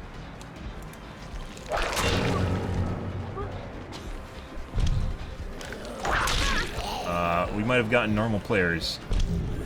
Okay. Did I report too many people and BHVR DMMR'd me? Goes away. We'll see how this goes. Okay. We're gonna go extendo hook. No one's working that gen. Beautiful. That was like one of the last grunts right there. I don't know if it's exactly. Pretty close though. Tapping back.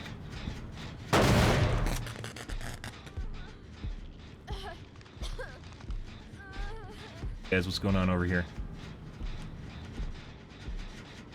Tapping back.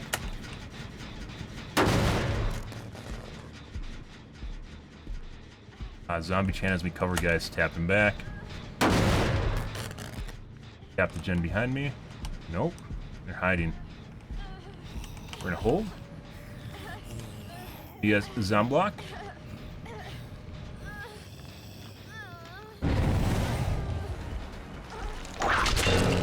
There's two.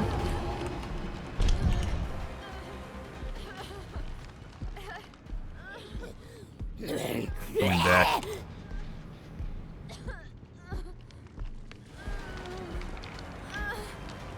She plays the Hooksy game, so she has some knowledge.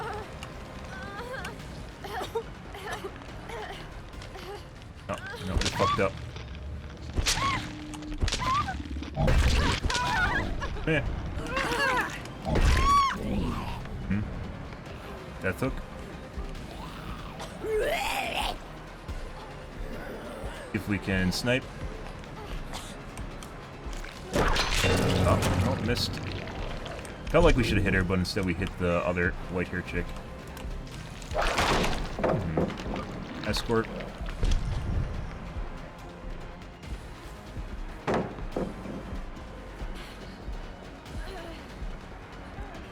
Oh.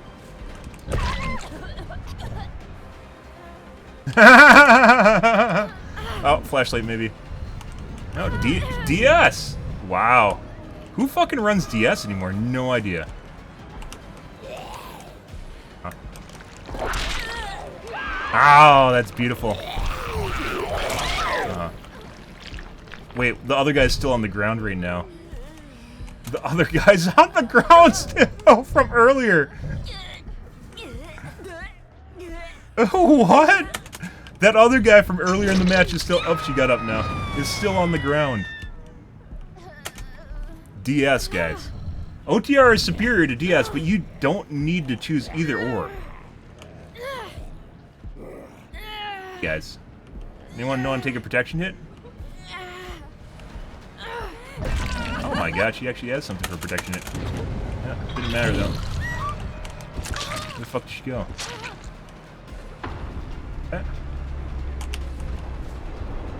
She should have dropped.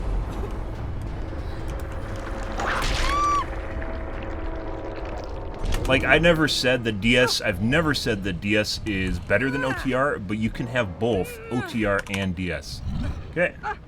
Now we play for our orca.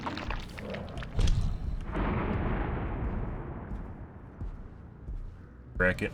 It's probably upstairs. There it is. Might be exponential. I kind of doubt though. It's not ready to be picked up yet.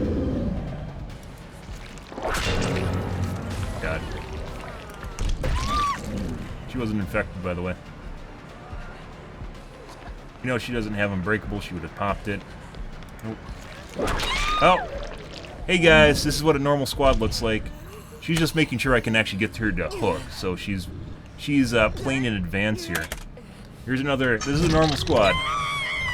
Now we wait for 4% in deliverance. I don't think that's exponential. She's just over there in front of us jerking off on a wall from the looks of it.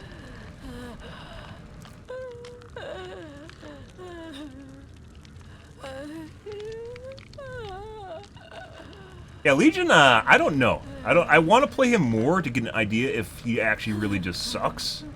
Or if we're just running into cheaters that do the perfect pallet routing bullshit. Just-in-time perfect pallet routing. I don't know what other way to call it. It seems like they speed up. They have like a basically routed course, and they speed up in time to reach every single fucking pallet on the map, and they just do it over and over and over and over again.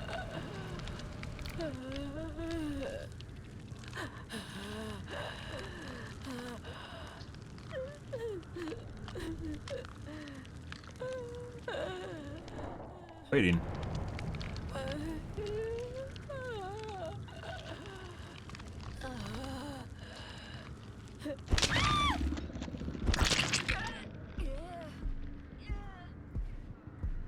Hey, buddy.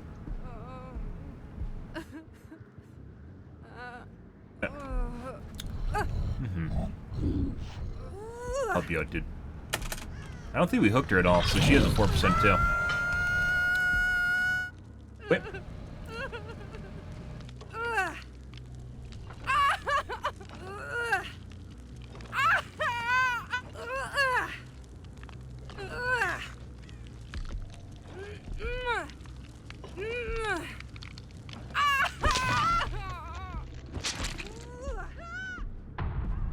Not exponential. It might be exponential, but probably not.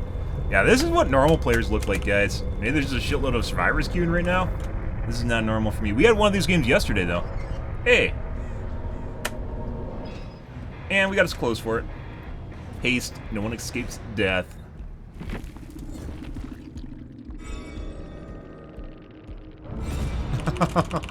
We'll give him good coordination.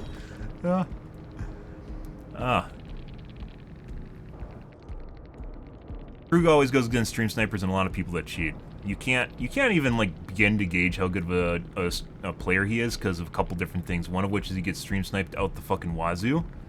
The other is he won't tunnel and camp because he doesn't want to be classified as someone that tunnels and camps, on top of the fact that he feels like he's better than that when he's not, because you can't fucking play the game at high MMR without tunneling and camping.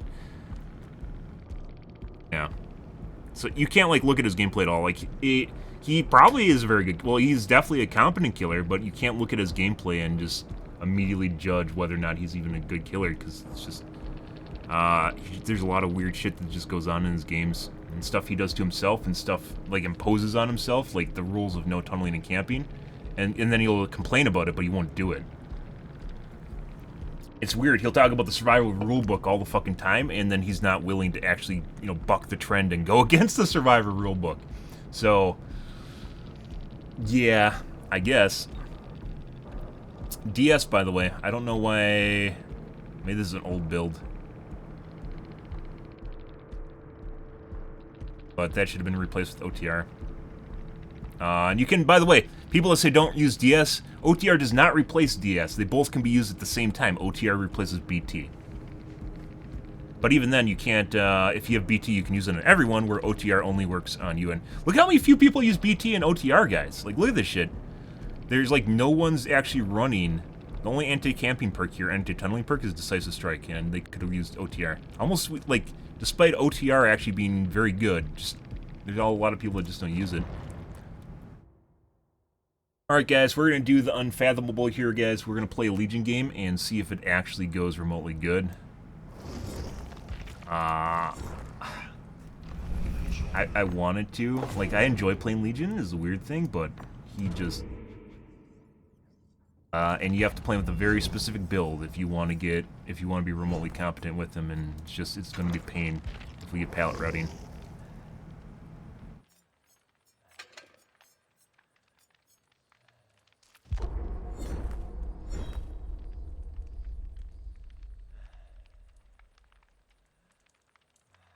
You guys are curious about the build. Is these 3 perks. Deadlock is something I threw in. You can replace this with any perk you want, but it's these 3 perks in general. You have to use all 3 of these perks. It allows you to do one... The survivors will play against you one of 2 ways. Either they'll pre-drop a pallet, or they'll play the loop and try to hit you with the pallet. And if they hit you with the pallet, then it either resets your frenzy, which then you can just vault the pallet, break the pallet, or you can immediately recover from it. If you have Spirit Fury, you get a free hit on them, recover from it, and then vault the pallet, break the pallet again with Frenzy. Frenzy is his anti-pallet perk with the iridescent button, which is kind of weird if you have to play a killer with a very specific build to actually make him work, which is this. If you play him any other way, you'll just get shit on. Even then, when we go against pallet routing, and I'll point it out if it happens, we go against pallet routers and potentially people that just cheat. They will route every single pallet on the map perfectly, and they will do it just in time, where you will not have enough time to get out your frenzy to hit them before they get to the next pallet, and just pre-drop it and then do it all over again.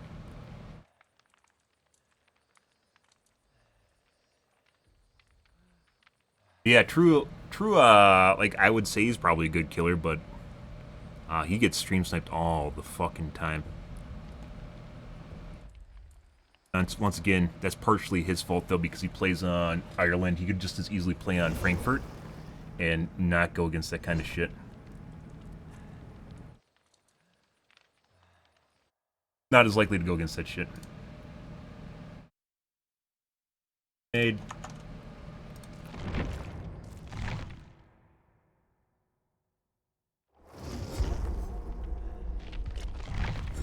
It's actually kind of weird. There's a lot of people that just think there's an EU server, but the EU has 2 servers, as Ireland and Frankfurt.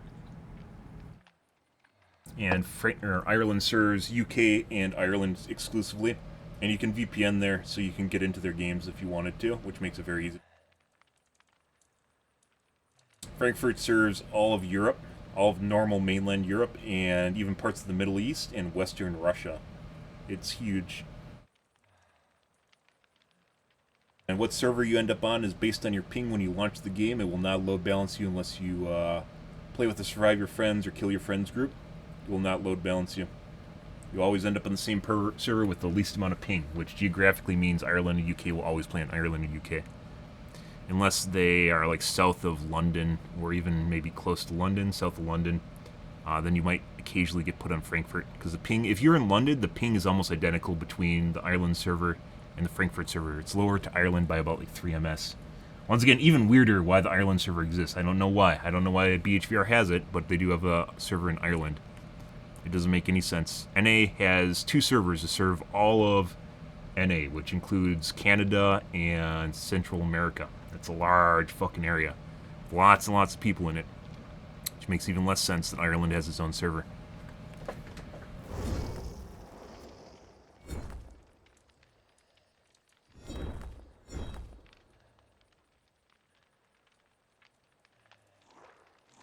I've talked about it. I've reported on the forums. I've reported it on Reddit. Even got an upvoted thread on Reddit.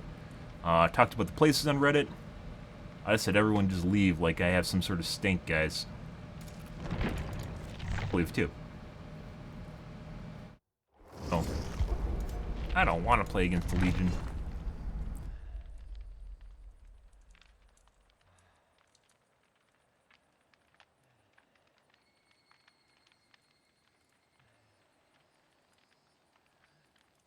Yeah, very weird. And reported a couple times on the BHVR forums, by the way.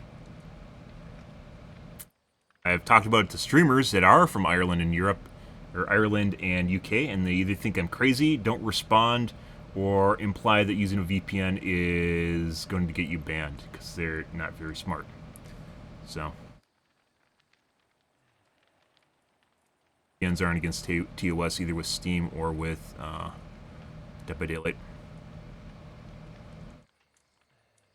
Almost be no way to enforce it too. Like you could probably make a list of public proxies, public VPN servers, because you can figure out what servers and IP ranges are from certain VPN providers, and then like blacklist it or something.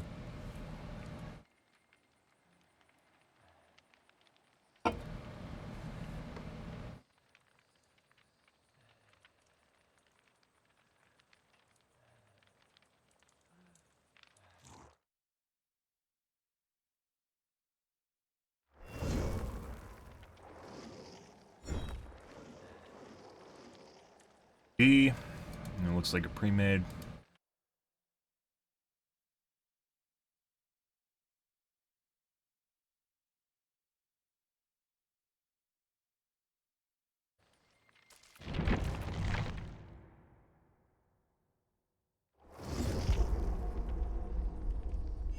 TTV pre-made specifically.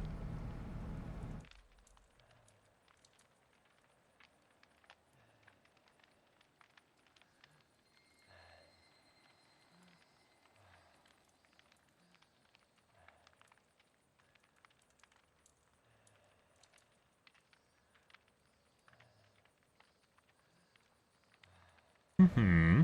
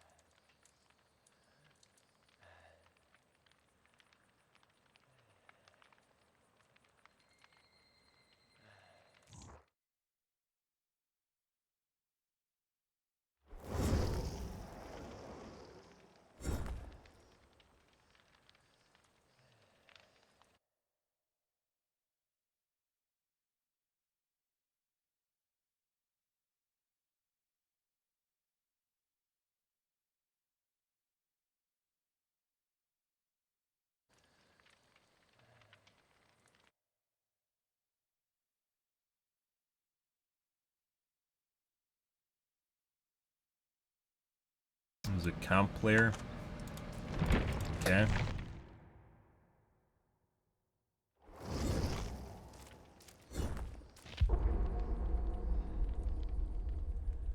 Don't worry, guys. We'll get a game.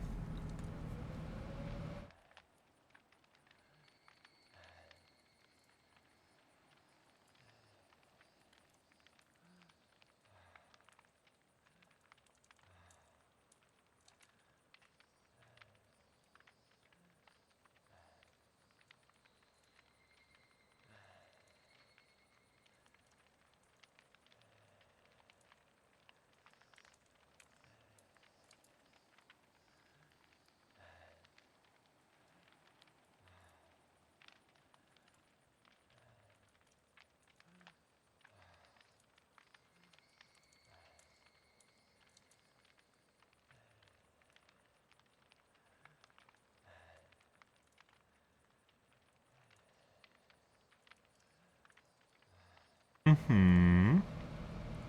Good, good, good. Good, good, good, good, good, good, good, good, good, good, good, good, good, good, good, good.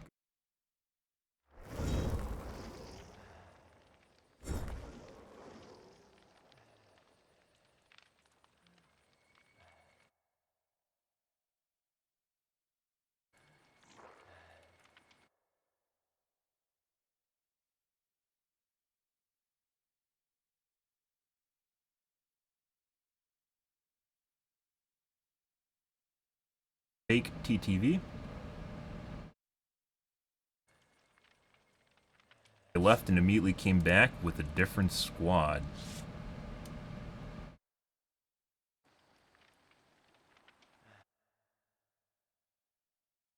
Player or Chinese.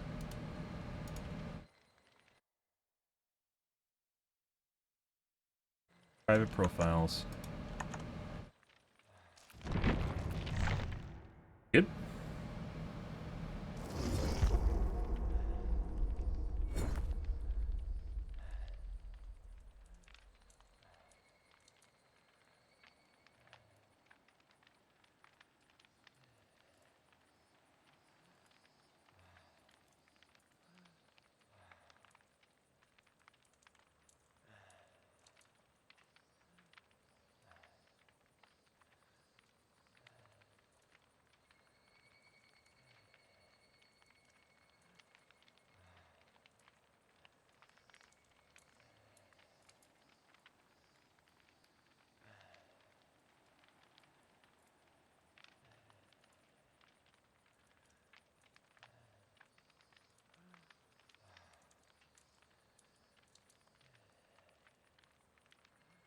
Hmm.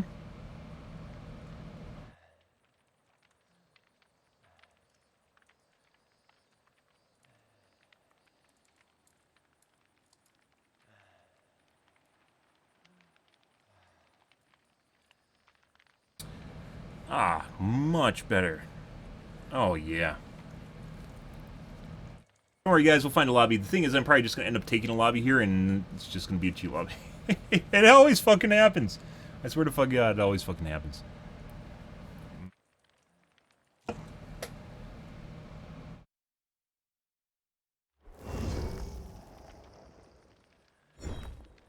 lot of streamers for some reason.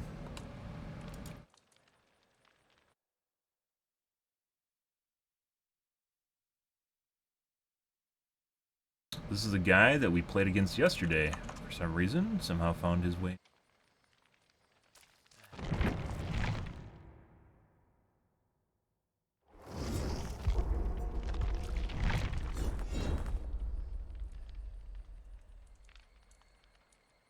By the way, it's normal in this game to almost never see the same person ever in NA. Ever again. And if you see them all the time, it's really fucking weird.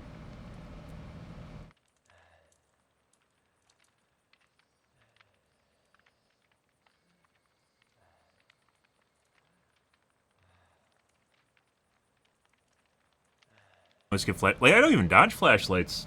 Like, the things I'm dodging, guys, I dodge TTVs, I'll dodge comp players.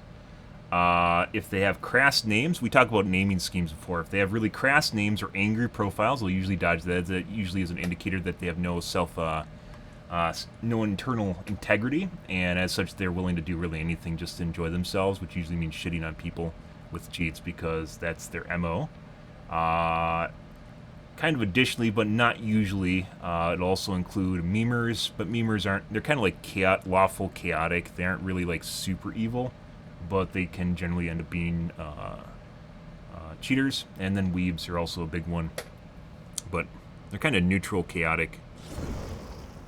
Another TTV. And it looks like a lobby, a TTV lobby.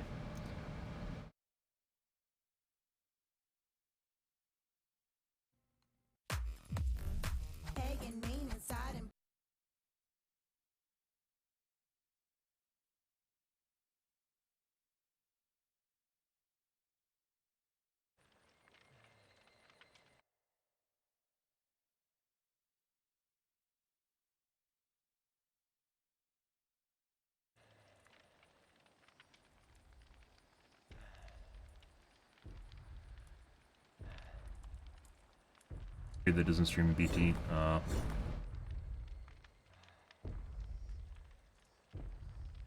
Clan tags, I also skip clan tags too, because they're usually comp players.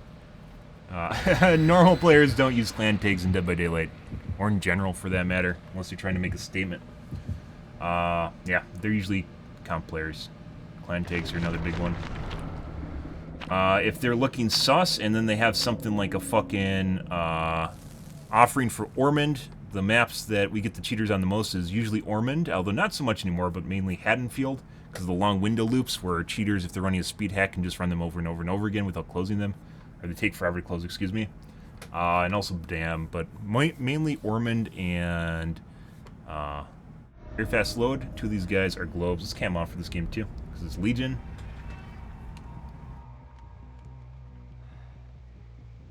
Mainly now Haddonfield. It used to be Ormond all the fucking time. For no real reason, we just always fucking get fuckers in Ormond. They take me there with an offering, or we just end up on a map there with cheaters.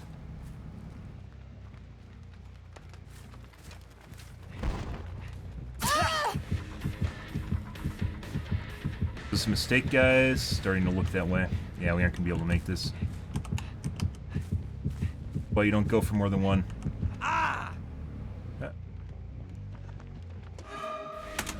Hey, buddy.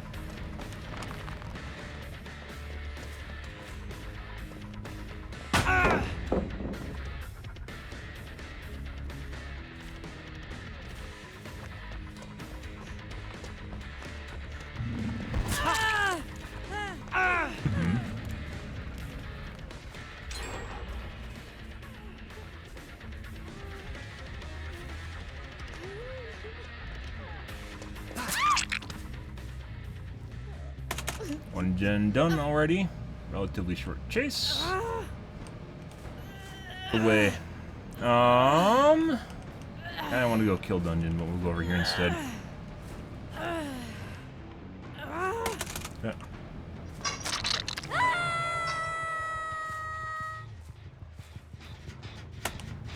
So going for a second hit literally just cost us a prolonged chase, like an extra 30 seconds in that chase, because I went for 2 hits instead of going on 1 that I was next to.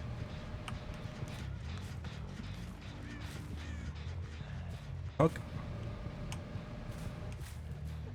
Should unhook, you do not.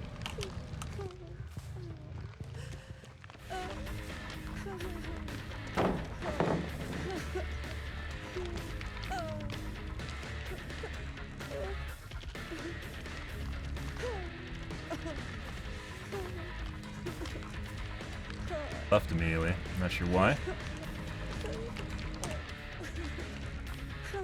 Working the gen behind me for some strange reason.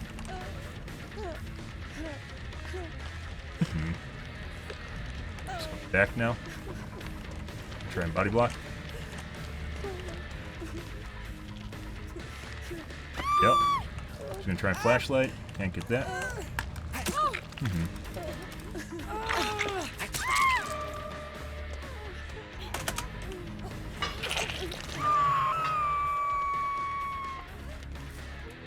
Possibly should have stayed. We'll see.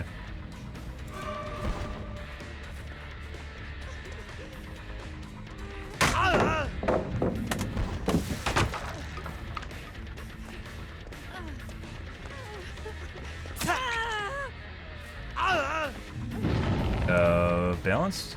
No.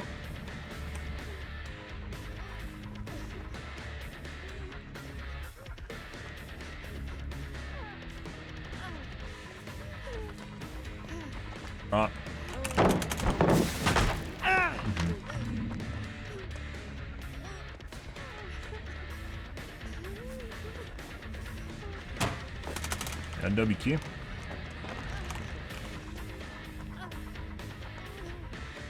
Right.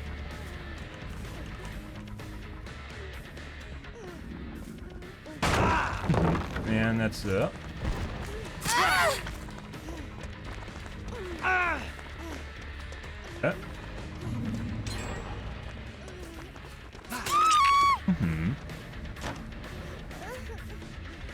Got a WQ.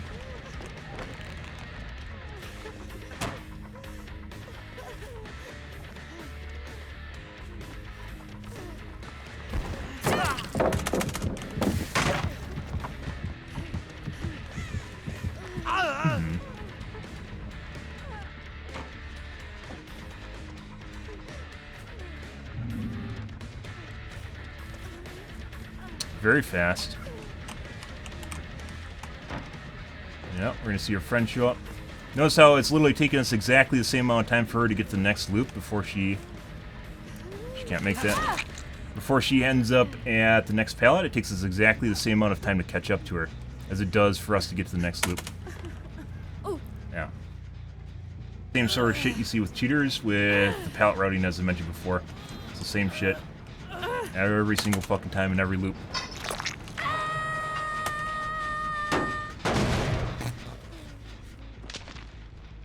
Just doing gens right now, is my guess.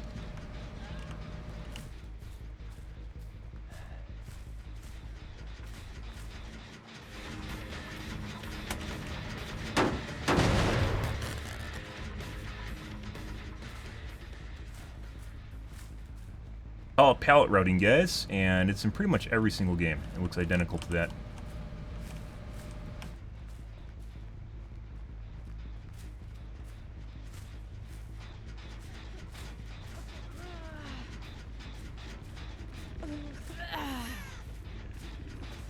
Wait for her to die. We'll see one of the gens pop, and then it'll walk the next one, and we'll go over to the gen that's being worked on. And if they're definitely cheating, we'll see both of them pop at the same time, and deadlock isn't going to do anything.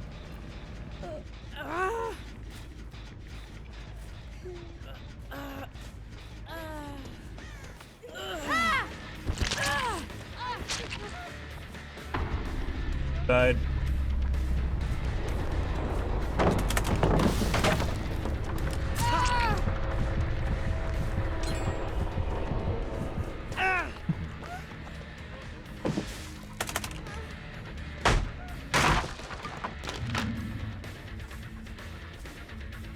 Weird. Done? No. Comp corner. Oh, she knows where one of the pallets is left in the map? No, comp corner. Notice how long it's taking me to catch up to her in a straight line as well. On.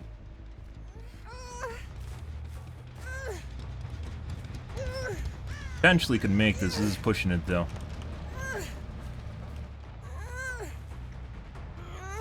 Good. Okay. Yeah, they're trying to do the gens at exactly the same moment to break deadlock right now. So he was manning this one while one guy was 99 the other gen. They're attempting to break them both at the same time by popping them both at exactly the same moment.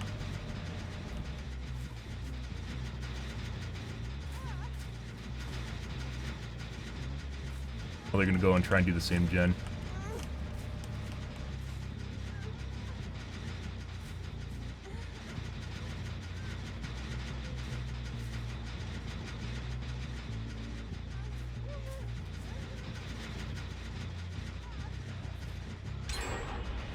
It is. Yeah, we know where both of them are.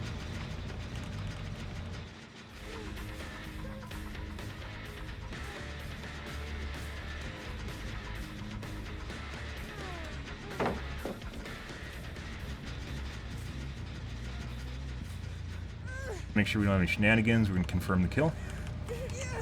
Yeah.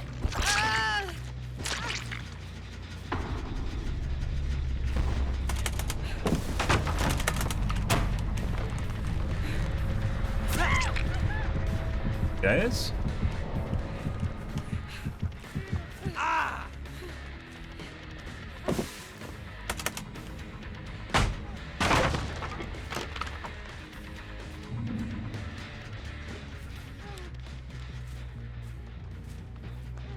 Yeah, there he is.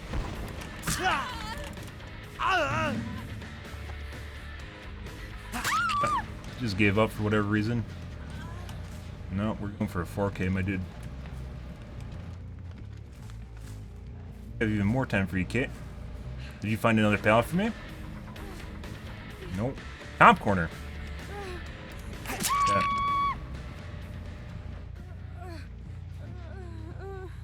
Tap the gen?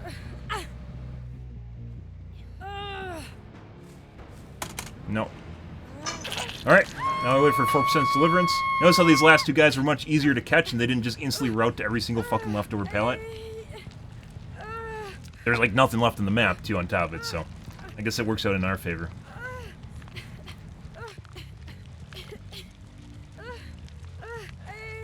So who's the first person we chased that was doing the pallet routing?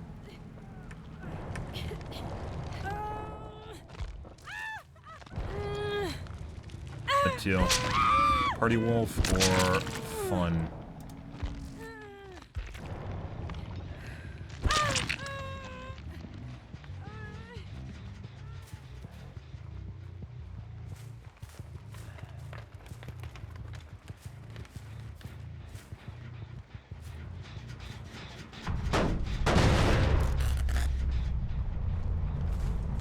Okay. No. RNG for Hatch.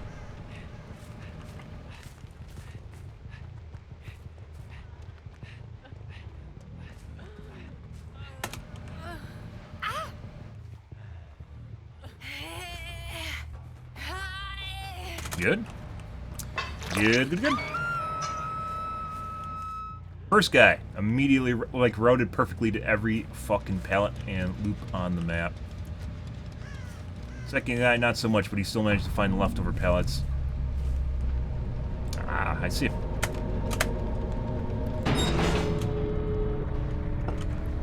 Good. Imagine if this was a map with more pallets. You would have literally done the same thing across the entire fucking map.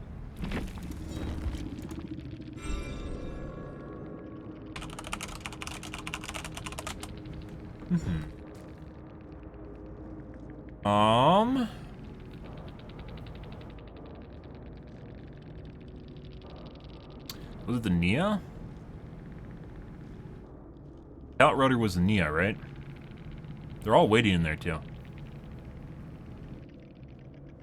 Hated Unbreakable.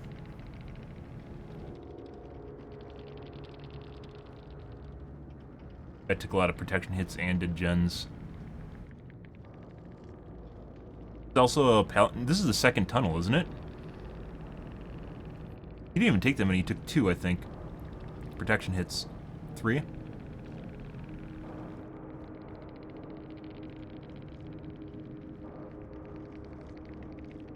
It wasn't the Nia. If it was the Nia, she missed her DS. Running both tunnel perks, anti-tunnel perks. Interesting. Who was it? Wait, no, did she get in a locker and force a DS? Who was it? Oh, that was the last game. Waiting. Try and body block. That's Neo.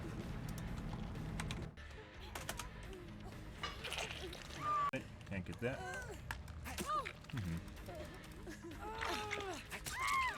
Cheryl was our initial tunnel.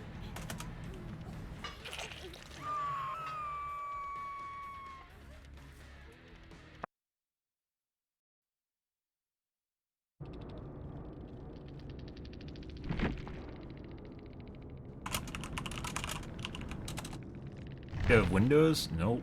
Surprise.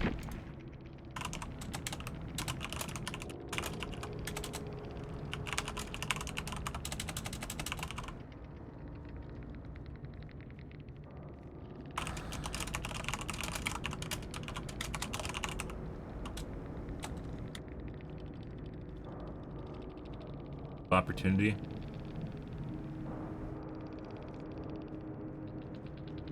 Oh.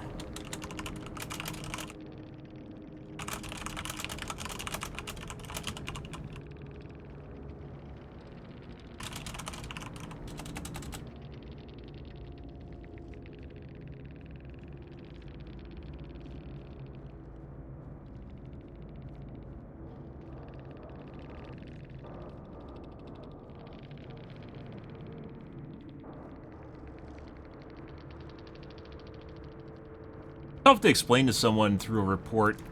Like, it takes a bit of to explain the effort in the first place, to explain what they're doing in the first place. Obviously, the Kate was fucking around and getting a lot of body blocks, I believe.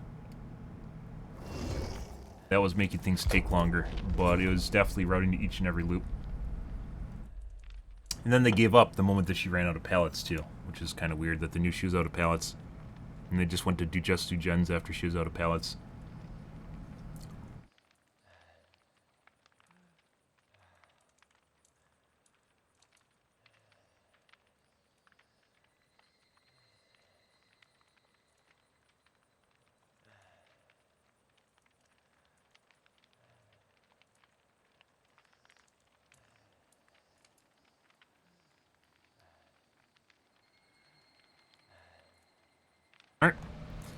We did a pretty good job of trying to vet those lobbies, too. We still ended up chasing someone that perfectly pallet routed everything.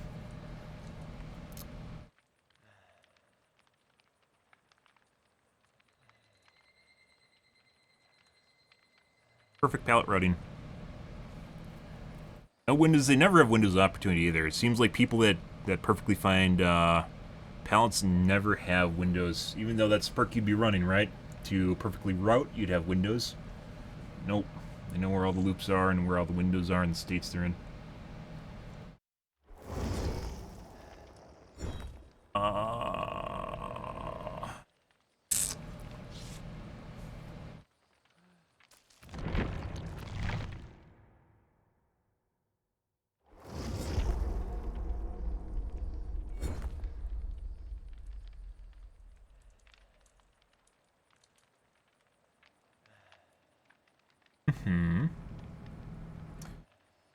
That was a pre-made, and it looked like they're referencing me as well.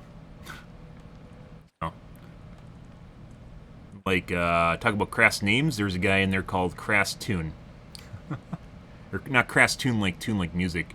Crass Name Tune.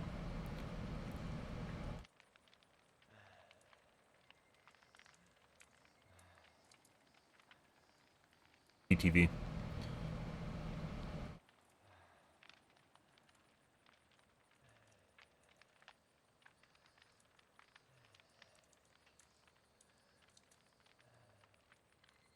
I don't know what... It really sucks that add-ons are much more expensive than they were prior to Anniversary. Even with the update to the Blood Web, they're still much more... They're about 2 times the cost of pre-Anniversary for, like, purples or such. Even with the yellows, with the drop rates improved in the Blood Web, they still aren't as good as they were Anniversary, prior to Anniversary update. You get a lot of junk when you go through the low Blood Webs and you have no choices. Another TTV. Possibly a TTV.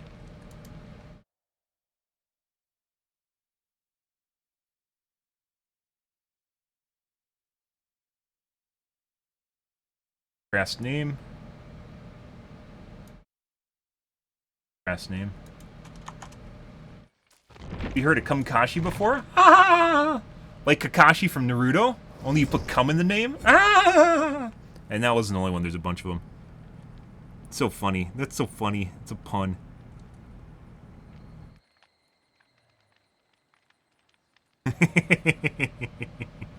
Uh-huh. Got him.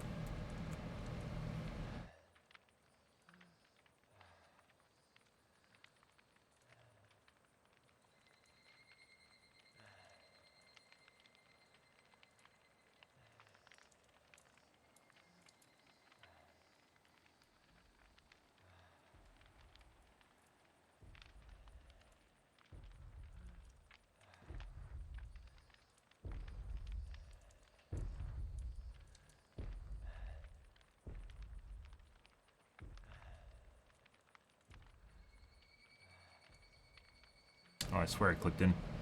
Once again, if you have this dialog open and you click the ready up button, it'll actually make the sound, but it won't actually won't ready you up. It's some sort of UE bug. It's been in the game for years at this point. I'm not like super prudish or anything like that, but like it's some sort of integrity thing where people are literally just willing to put that in their name.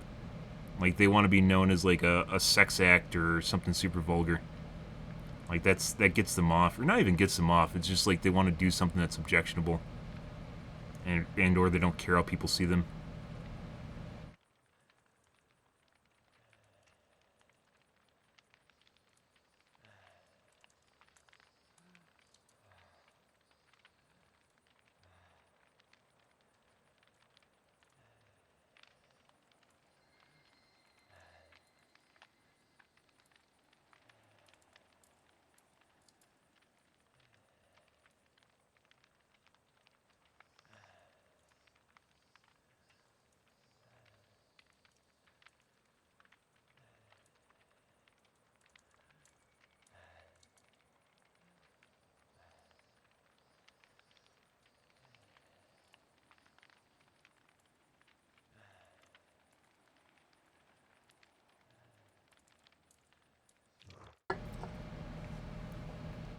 got, guys?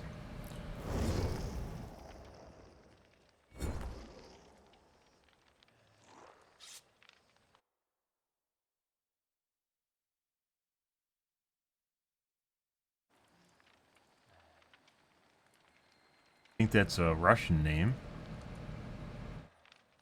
Cyrillic is the Russian alphabet. Not even the alphabet, it's like the stylization, whatever you call it, the letters they use. Russian.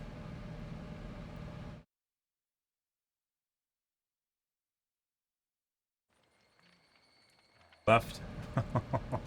It's kind of weird. You can totally tell when people can tell what killer you're playing, because when we play Nemesis, almost no one leaves. And I play Legion, we get people that join our game, and then people just leave immediately. Or I join the game with the lobby, and then people just opt out. It's like what I'm doing, only they can't see what killer they're playing against, so... Not exactly sure how that works. But it happens much more often when we're playing Legion compared to playing Nemesis.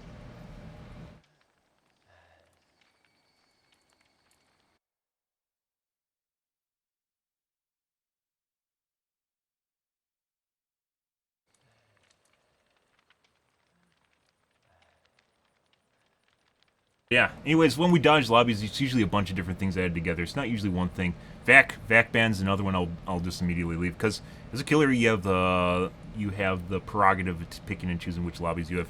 As I found out, the more picky I am, it tends to be we get better games.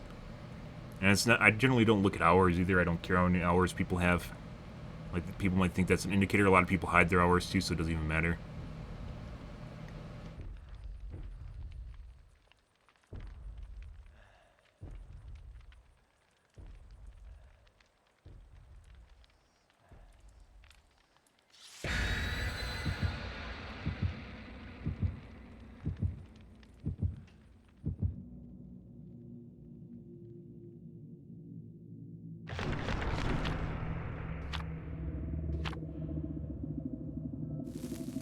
Pallet routing, guys.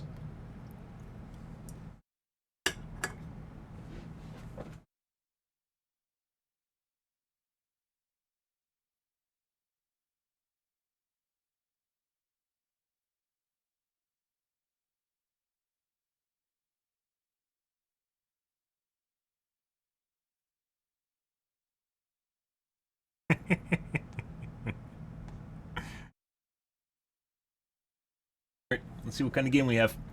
But yeah. I don't know. A lot of waiting.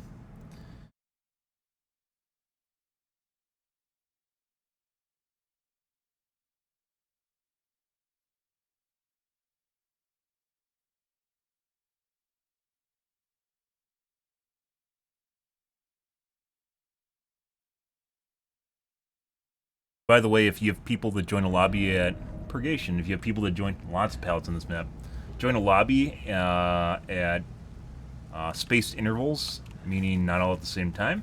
It doesn't necessarily mean they're in the same group. If people get you, like you're facing a cheat lobby, and you're in a custom lobby, they can get into your game no matter what state it's in.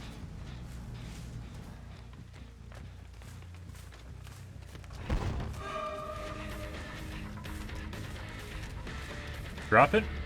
Oh no.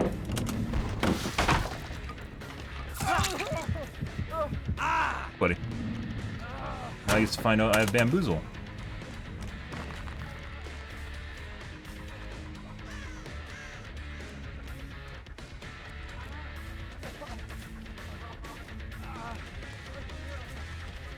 First polarity. Oh. That was laggy. Not sure what's going on there. Got a flashlight on my right, it sounds like. Guys. Okay.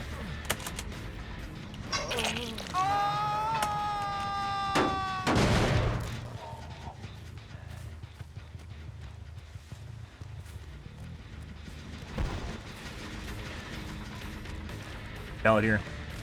Should have ate a pallet here. There you go for rescue.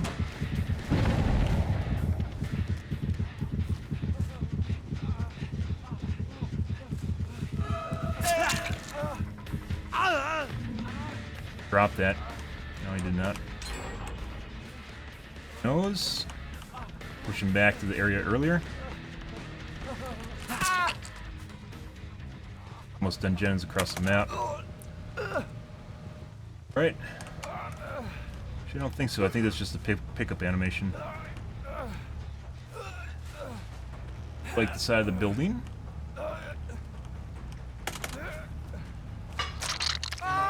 We're gonna try doing more positioning. Hey, buddy. I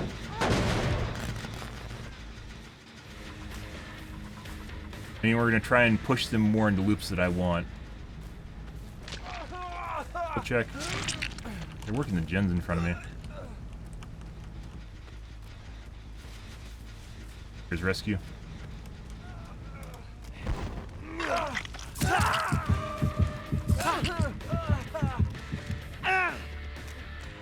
Hit me with that. Oh yeah, baby. You're in trouble now. Thank you for doing that. I appreciate the BM. It is very kind of you. I wish I had overcharge. Looks like most dungeon should be behind us. Want to save that hook. We're gonna use the further back one to kill him.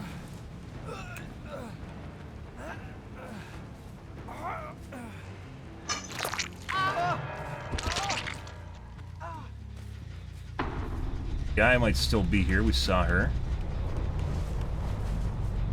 He's in a locker.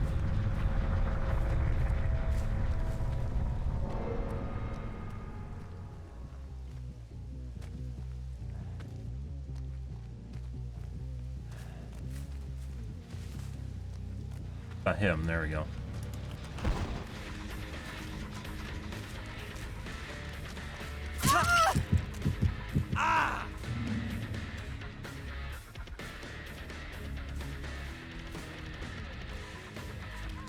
Let's push her to the used area again. She's gonna drop on me. Should have dropped just now. Stiptic. Okay. So right now what I'm trying to do, and obviously one of the reasons I want to keep playing... Hey guys. One of the reasons I want to keep playing it...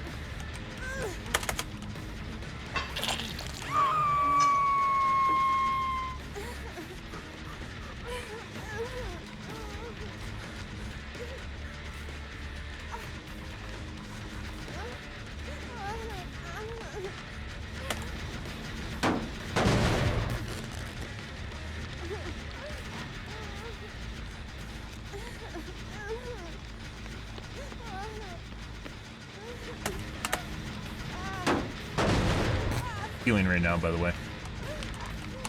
I want to try pulling him off.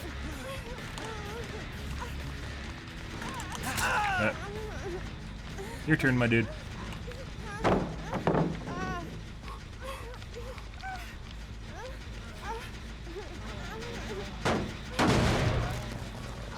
Now we wait for her to die. Leon might actually have Unbreakable. Doesn't matter though. He has to be 99 on his heal. He must be fucking around. He has a dead heart or something.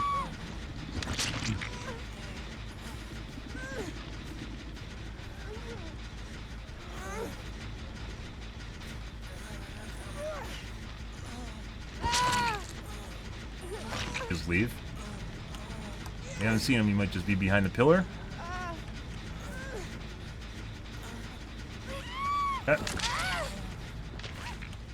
He just left.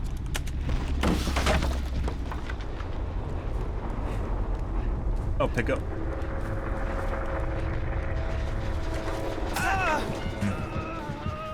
Hey, buddy.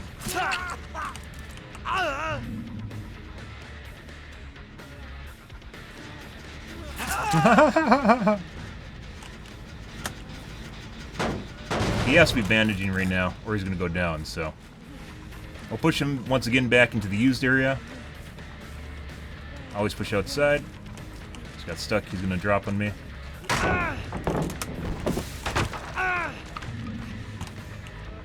Okay. And now he's down.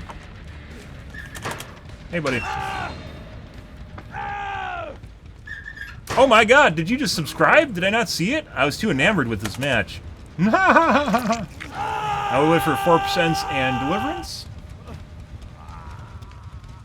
You know Leon doesn't have Unbreakable. There's a lot of places you should use Unbreakable. I very much appreciate that. I'll take care of you in a second here. He teabagged me really good, though, if you guys saw that. Hey, buddy.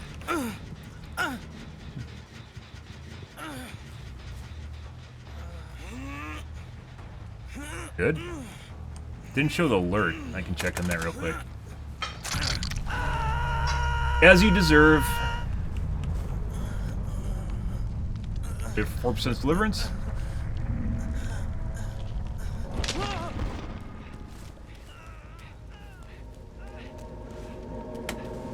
Oh. Good. Good. So in this match, obviously we didn't have a pallet router like last match, but we also tried to position them into used areas of the map too, instead of just going around in circle, attempting to do that. But when you're doing pallet routing, you don't always get that opportunity either. This is totally a solo group. We're going to say it anyway, so. By the way, this is the button you can use to hide chat. It's right there. Turn off chat.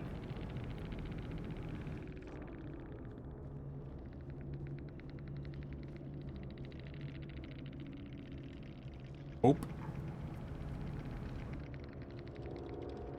No, it shouldn't.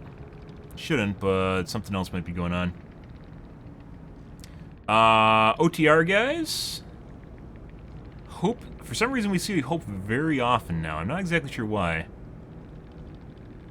There is a BT, an Unbreakable.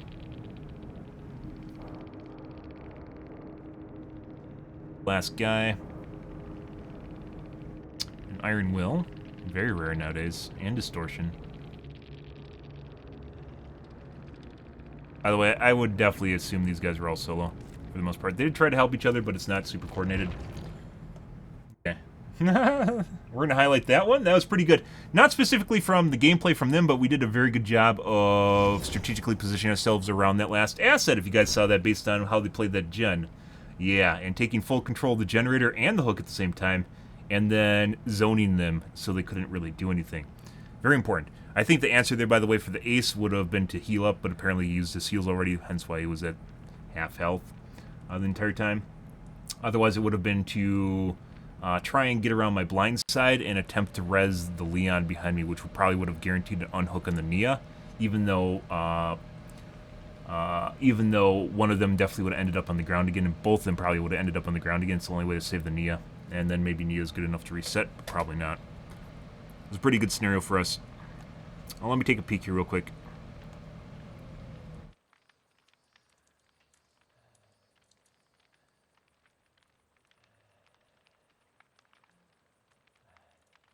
For sure. Oh. Will not be enough. I think you're fine with PCIe Gen 3 still. I think you're, even right now, I think with the highest end graphics cards, it's only like 8x. I don't even know if that's true or not. It's something really low. And then it's even diminishing returns. Like, you can go 4x, and it's not really that horrible. It's like 20% or something, 15%. But obviously, if you want a new graphics cards, you don't want it hobbled, right? Let me take a peek. Alert. Alerts.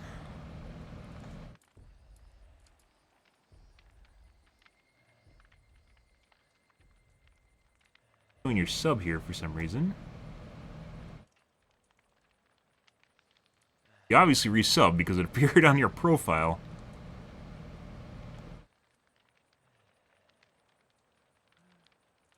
Didn't show up on my screen either. Like, the chat box itself in the Twitch chat box didn't notify me that you resubbed. How'd you break the system, Raul? What'd you do? Like, mobile subs should definitely show up.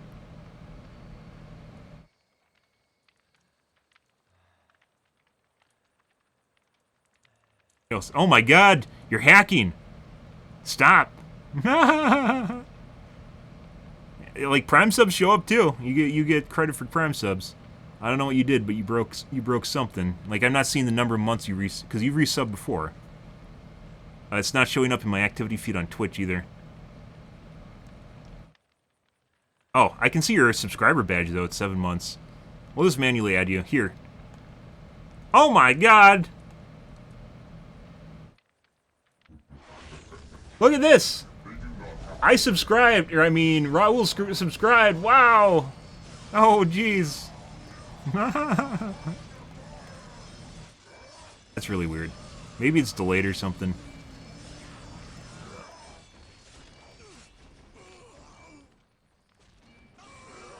Seven. Oh my God.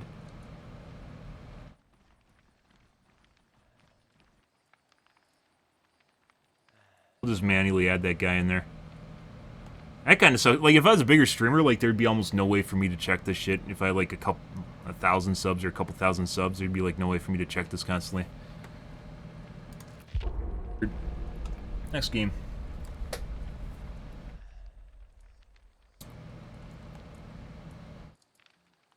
I think tomorrow, guys, we're going to do a couple Nemesis games. I think we're going to try a different killer. I don't know what I want. Maybe we'll go to Shape. It's been a while since we played Shape. I need to branch out. I need to stop making excuses for not playing. It's going to be painful. It's just going to be the way it is, and obviously we're going to get some cheat lobbies. That's just going to happen, so, yeah. I want to play new killers. I've been traumatized by Sadako and fucking Plague. I thought Plague was going to fucking work. And what was the other one we tried playing? It was just horrible. Trickster. When you go against a speed hacker when playing Trickster, you literally just want to gouge out your eyeballs. And it's fucking terrible. Absolutely horrible. When you get looped by a giant rock and you can't get line of sight on someone to hit them with your blades, it really makes you hate your life. And you have to go around that rock like 5 times to actually get line of sight on someone. Like to catch up to the point with where you can hit a couple knives on them to scare them off the loof. It really just makes you hate things. Like, Trickster really needs to be a 115 and he's not. Trickster works well against shitters, but when you go against good players, they just loop whatever's tall enough you can't throw over. That's, by the way, the trick. The trick to use against Trickster is just loop something you can't throw over. Yeah, like jungle gyms or just a giant fucking rock. Good looping, just run around that rock.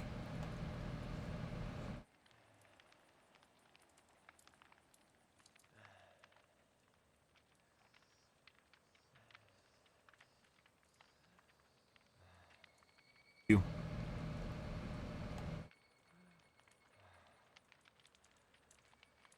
Yeah, you just...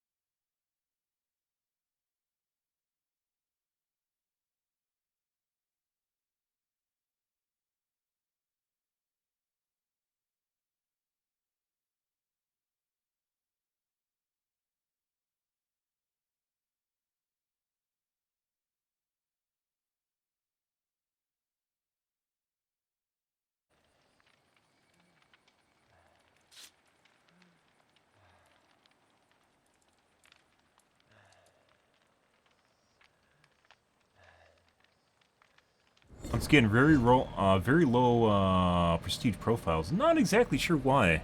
Like, we should be running... Like, it'd be normal to run into people in their 20s, right? 20s and 30s now. And we're just getting low prestige profiles.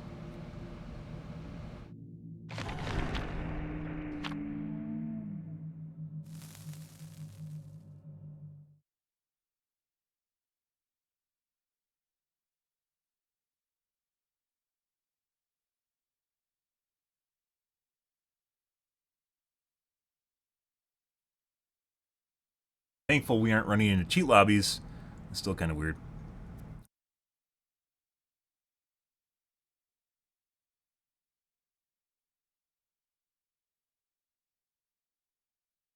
Maybe we'll do Shape tomorrow. Shape we built up a decent number of add-ons on Shape during the anniversary event prior to the patch. So I think we're set for a while. And then we got some blackboards on them too. Add-ons right now is definitely no bueno.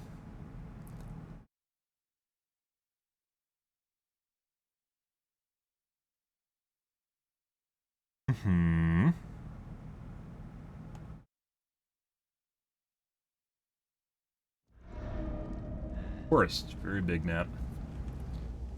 Pretty big, that's what she said.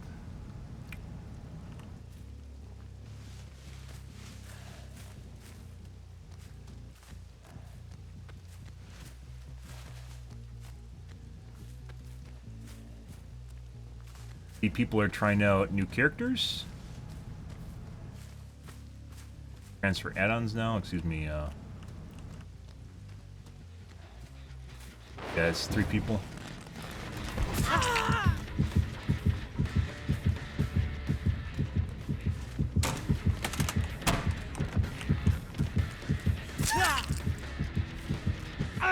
Buddy. Nope. Yeah. That's blocked. Drop.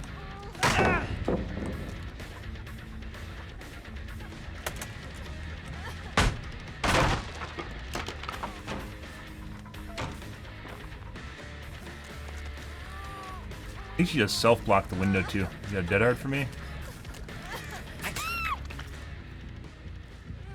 She's looking like she did.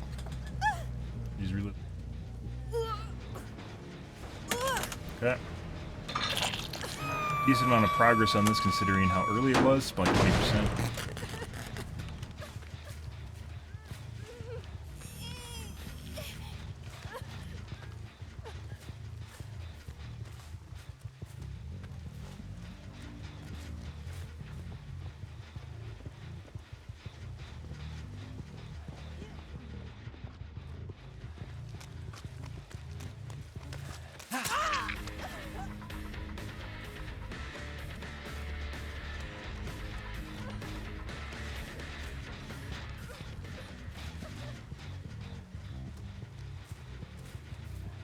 Back. Dude, there's something right here that's getting me stuck. Hey guys.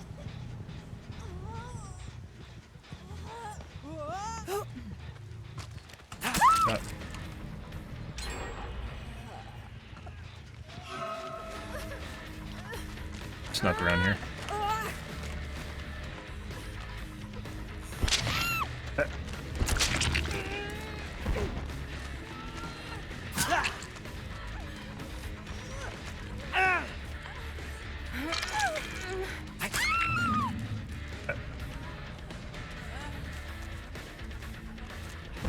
Dropping me. She should have dropped on me.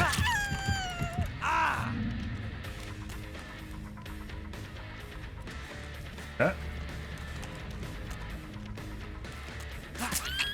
Right. Well, okay. Uh-huh.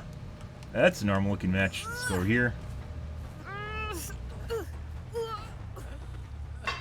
That. Pick her up.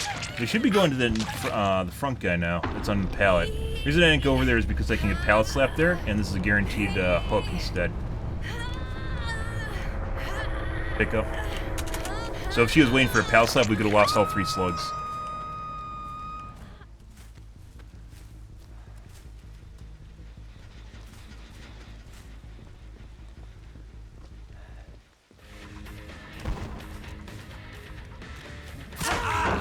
Thank you.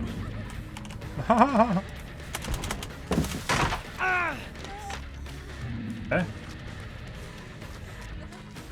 Oh. Has BHVR taken pity on me and just given me like low MMR lobbies? Or even mid MMR lobbies?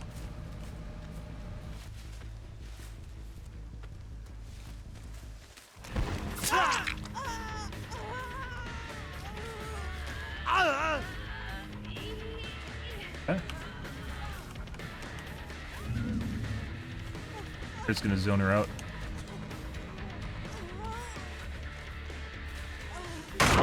And Spirit Fury. No dead hard. Alrighty.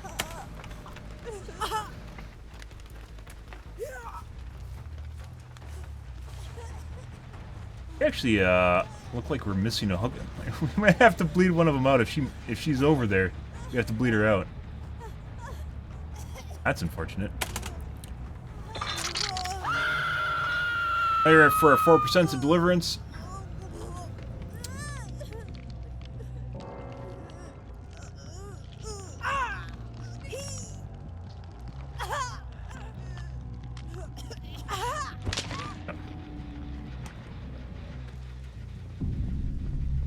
You have windows?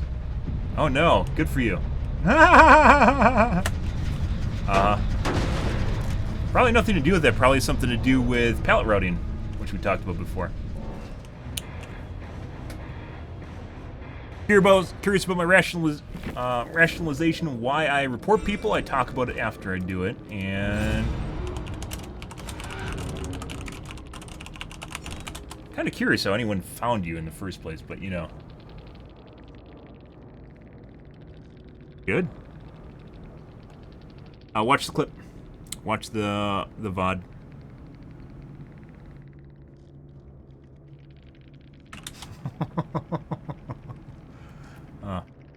Since my Steam name is in no way, shape, or form linked to my Twitch name, they had to have watched my channel and know who you are. It's the only way they would be able to figure it out. OTRs.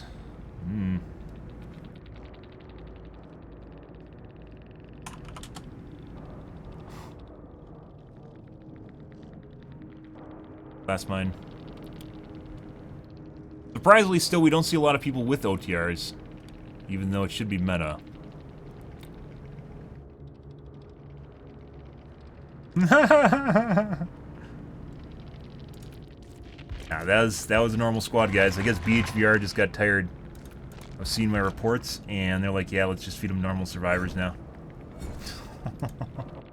Surprisingly, we haven't run into a cheat lobby tonight, so far.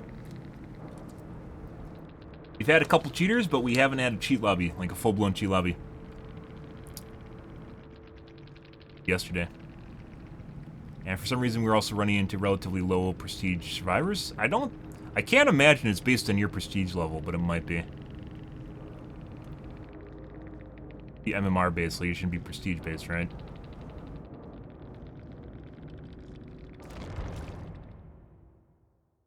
Okay.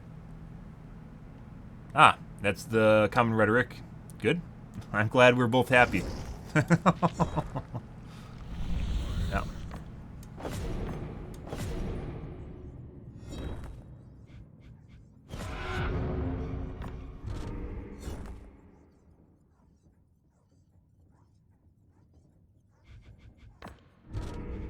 For the end, just sit on it.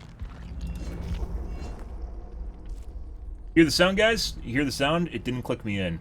If the dialogue's open here and you go down too fast and the dialogue's still open when you click the ready button, it'll make the sound, but it doesn't actually click you in. Pallet routing is what I call it. It's just-in-time routing to every exact pallet across the entire map. Some pallets are random, and you go to loops that they don't have pallets, then you get fucked. But you routed every single pallet on the map. And then the windows on top of it. And then it took us a long period of time to close windows that all it was just a W key. In addition to that, there was the trailer, and then the crane wasn't a big deal as the trailer, though. Save tile doesn't necessarily necessitate whether or not it has a pallet at it or not.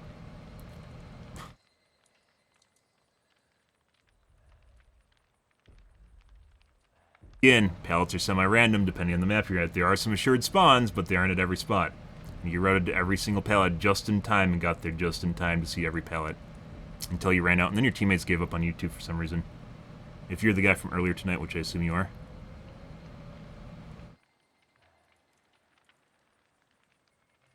Once again, you're not going to change my mind. I already reported you. I did it on purpose. I did it with reason and rational. And I do it to everyone. If I see anyone that looks suspicious as fuck, I'll report them. Pallet routing is very prevalent on Legion. It also is on Mouse 1 killers if they're not very good. Like on shitty Mouse 1 killers, you'll get pallet routing too. But it's very prevalent on Legion because of the way you play him when you play him with his anti-pallet build.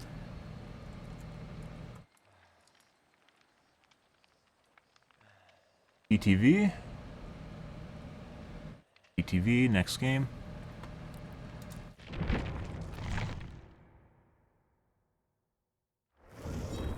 Hey, look, they're multiple. They are they're evolving. Weird. Oh.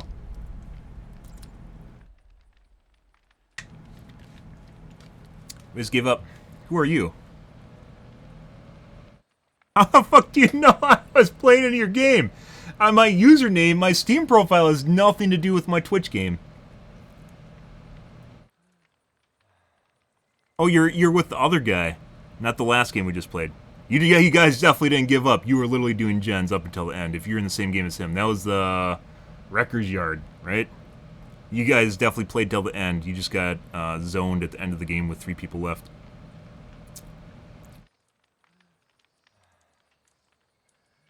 And by the way, this is one of the reasons I don't play against TTVs, is exactly what you're seeing in chat. Like, no one's going to gain viewers from you guys coming in here and arguing. Like, I don't care. I literally report anyone I see that's suspicious. It's not my job to be BHVR. So I just report what's suspicious, and BHVR figures out whether or not they're cheating or not. And that's it. That's all it is. Subtle cheating is very, very prevalent. If you guys are curious about subtle cheats, make sure you type cheats1, exclamation point cheats1, and exclamation point cheats2. Those are a list of verified cheats that do exist in the community, and you can find them if you look for them, but I'm not going to tell you how to find them. And there's a lot of them. I had 3 new ones this week that I didn't know existed, which includes pushing a killer, yeah, which you should never be able to do. Killer pushing, instant finish all gens, and what was the last one? Oh, you can just walk over trapper traps without actually setting them off. Plan, next game.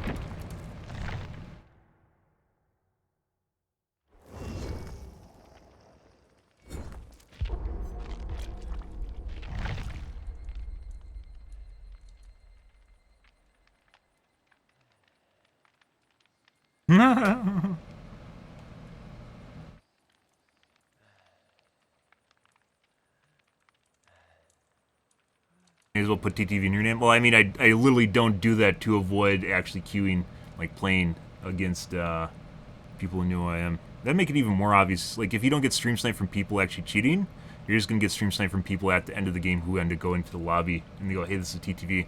Let's turn on a stream with his 3ms delay and see if it gives us any information we can use.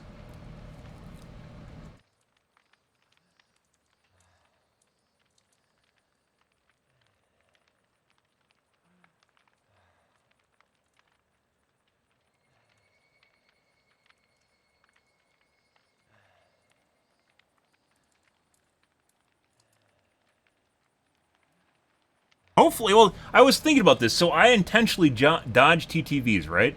I intentionally dodge TTVs to avoid drama, as can be witnessed in chat right now. And if you can't see people's names, let's say because you turn off people's names, right? You can't see who they are, then that means that you won't be able to figure out whether or not people are getting into your games over and over again. So you're getting stream sniped. You won't be able to figure out if you're getting stream sniped or people are intentionally getting into your lobbies, which would make your games worse, right? So it's like one of these things where I still want to see who's in the lobby when I launch the game, but I don't want people to know who's in the lobby, you know, at the end of the game or during the game. Like, my reports have literally nothing to do with who someone is. I don't know who those 2 guys were. I didn't know that they streamed, hence I dodge TTVs if I see it in their profiles or see it in their username. Actually, I think the fun guy was a TTV, but I know he's related to the other guy and doesn't stream the game. I remember that now. And we have a crass username. We have 2 crass usernames.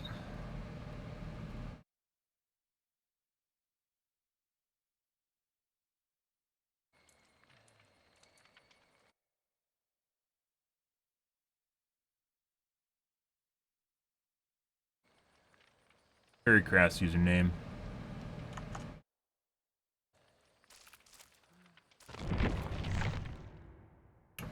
And we talk about why we dodge crass usernames, mainly because people have no internal integrity when they do stuff like that. They don't care about how people perceive them, and as such, they're willing to do anything if they want to. It was pretty good. If you haven't played Hades, I'd recommend Hades over Cult of the Lamb. Hades is basically one of the best roguelikes in existence. Very tough to beat, and I don't blame Devolver, I think, makes Cult of the Lamb. I don't blame Devolver for that, but Hades is very, very good. And as such, if you want stuff that Cult of the Lamb does, you can do Hades and do it much better. Or you can play it and you'll have a much more enjoyable time. I think I have like 300 hours in Hades, 200 hours, something absurd. Very fun game. Just played it straight. Doesn't end up dropping what I was doing and playing Hades for like a month. On stream, that was. Yeah, it was all right. There's a lot of bugs in it, and I think the game's going to be better when they balance it out better. Right now, as it turns out, the base building, so the cultist part of the game, is kind of lackluster, and you get the upgrades relatively fast for what you need to do. And then the last upgrades basically amounts to them not having to be babysat so much. And other than that, it doesn't help you out in the dungeon runs at all. It's kind of boring. Yeah. Hades is better, though. But Cult of the Lamb's alright. If you've played Hades, Cult of the Lamb's alright. Kotal, I just like the theming of it. I thought it was pretty cool. But it's not really... Like, there's some games where it's more of base building, like villain-based games where it's like base building, and that's not really one of them. You kind of build a base, but it's not really that good in the base building elements, so like the simulator elements aren't really fun. So... But otherwise, relatively decent. Balancing needs to be checked, taken a look at, and I think they're doing it. It feels like they changed the dagger in the middle of while I was playing. The dagger used to be insanely OP, and then I think they shortened the range on it, so it's more hazardous to your health, which works out.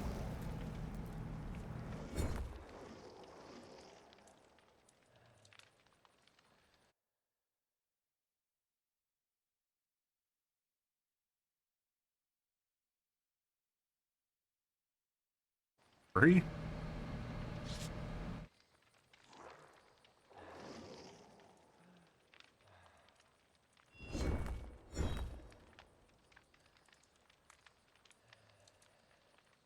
This is gonna be a sweater.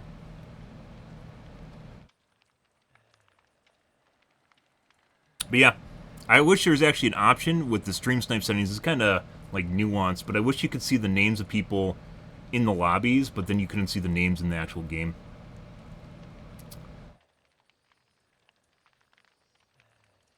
Hey, man.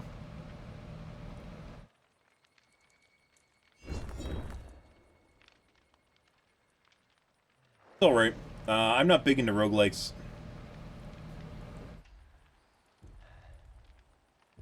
Okay. I'm not big into roguelikes, though. Oops. Hades does roguelikes very, very good, though. It's almost like Diablo-ish in the way that it's played.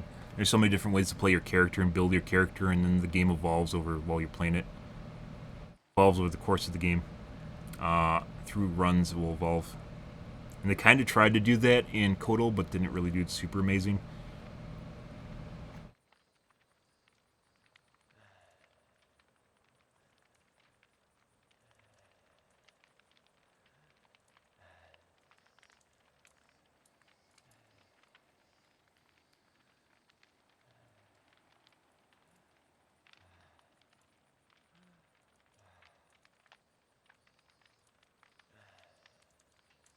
No, but what is that?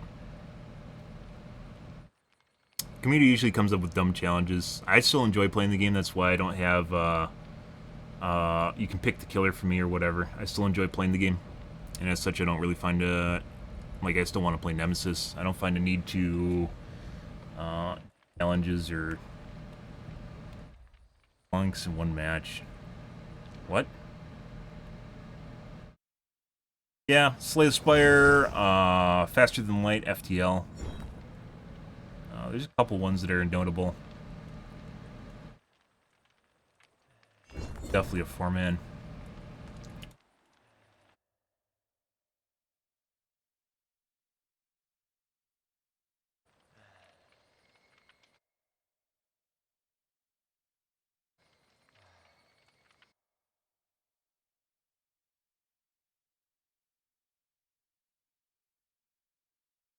Definitely a 4-man.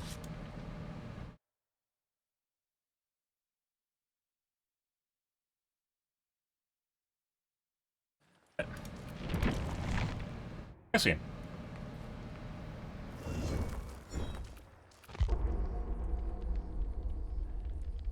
it a community challenge or is it a BHVR challenge? Oh, so you can do that without hitting them, or without hitting. It doesn't count if you don't hit them.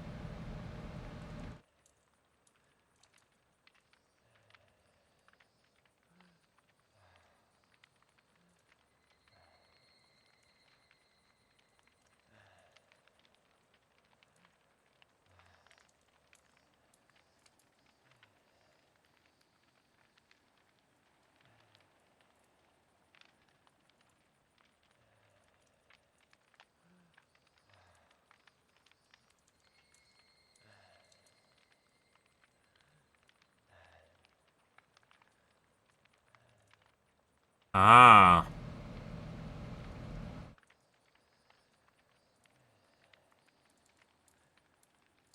Wait, do you actually have to... Do you have to kill anyone? Or do you just have to hit 6 survivors in one match?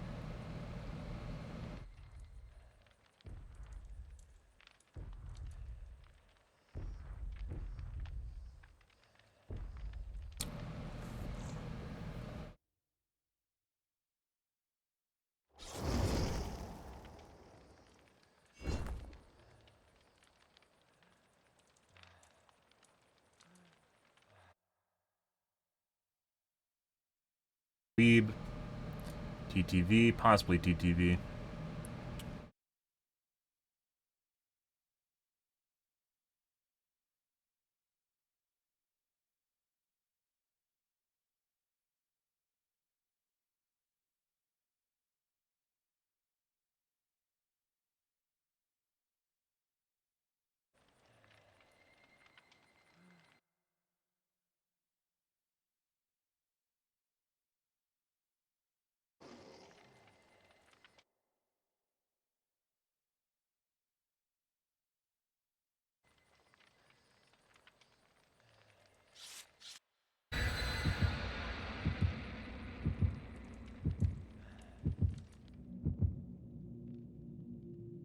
I mean, if all it is hitting survivors 6 times, it's not super difficult.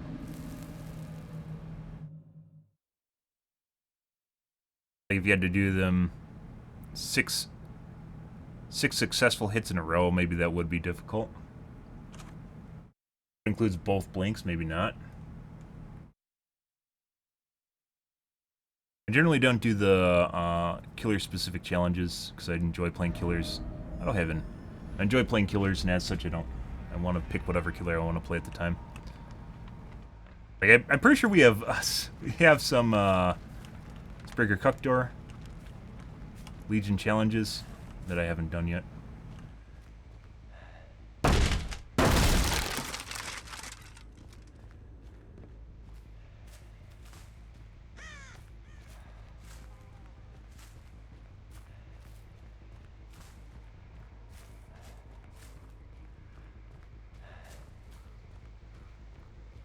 Saw the Claudette. On the gen?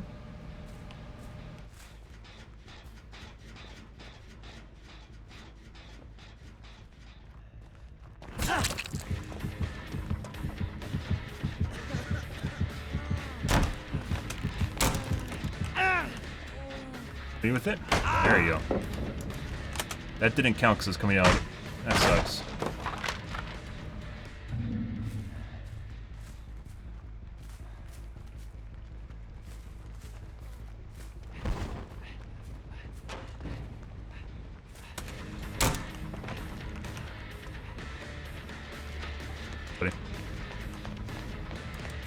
What? The fuck? Just ran out of juice?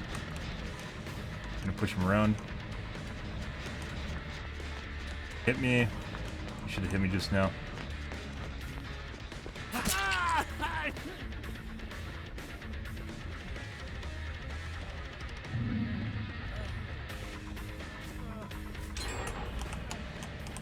Push aside. He's gonna hit me with this.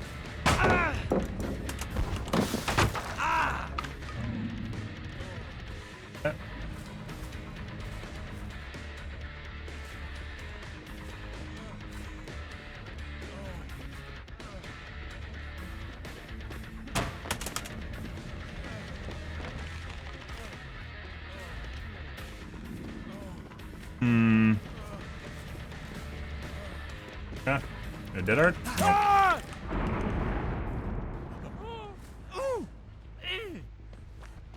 Can't make it. I don't know where second gen went. Okay. Might have been a bad idea. So now he's gonna be in front of me. Should still be able to make it. Got him.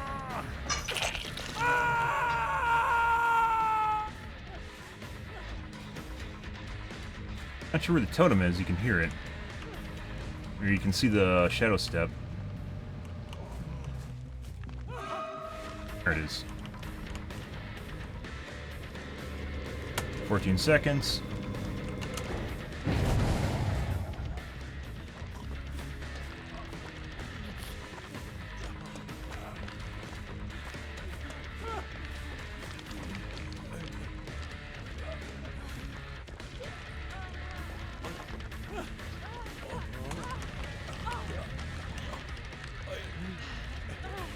Guys should showing up.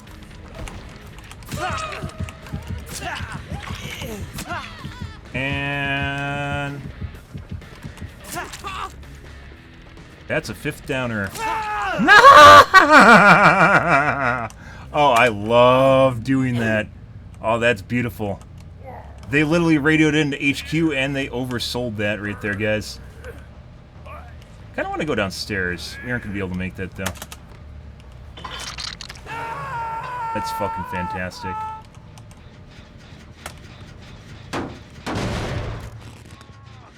Setting up the totem? Yes, he is. I already scared him off. That resets completely, by the way.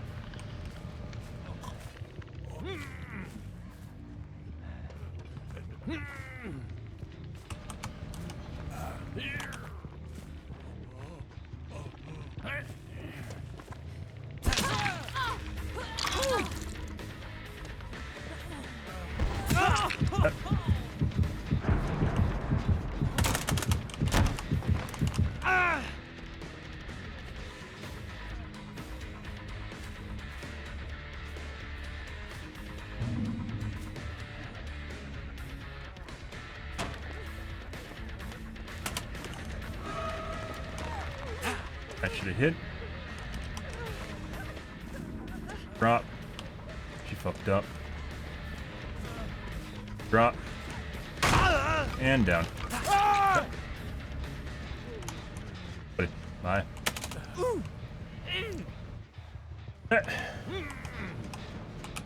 Fuck, is there a hook here? Okay. No, there's one over there in the corner-ish. It's unfortunate we gotta use this one up, though. She fucked up. Pop this guy. There's a guy inside in the shed. Okay. There's not, actually. Okay. I know where the Claudette is. Let's go check the other gens.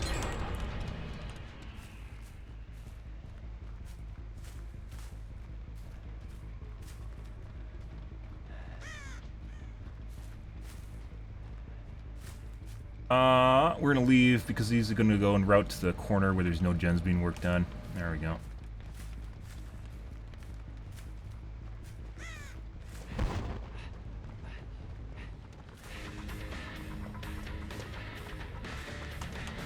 Okay. Put him here.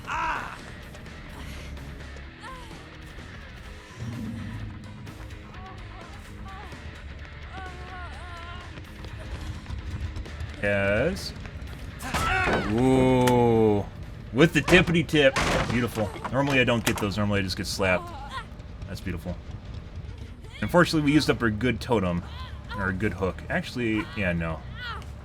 We have to go between the cars to do that.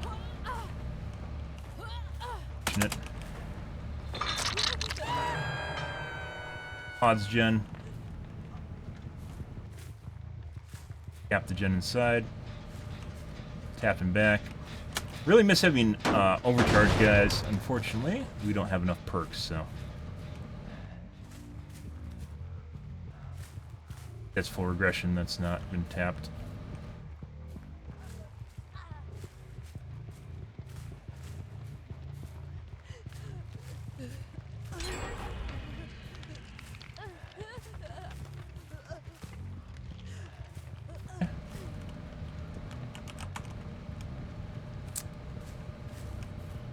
Wait for phase 2. Even was working that gen, so that's probably maybe 50%.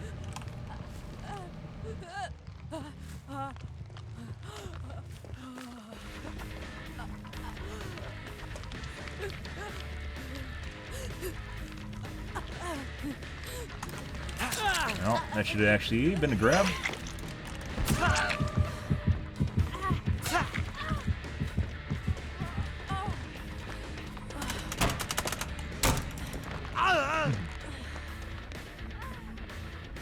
Yep.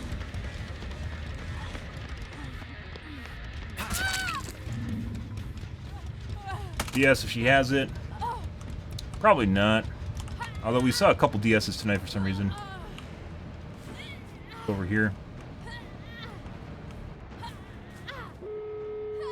Was much more than 50%. Actually, both of them could have been working the gen.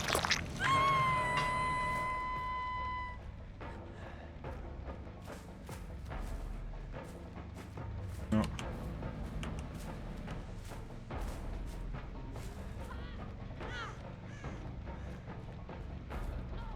Ah.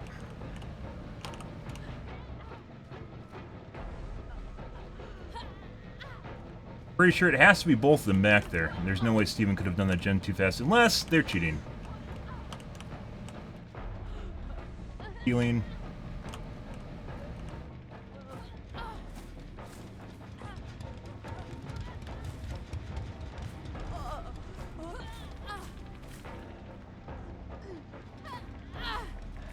I guess they're behind me in that corner still.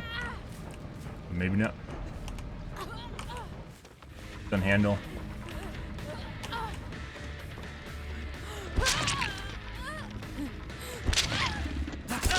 Even as a no pull. That's no pull, by the way. That's the second time he did that. We're gonna push him outside. He's fucked now.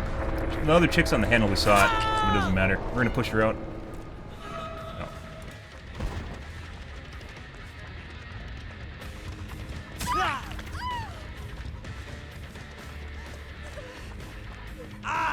Doing?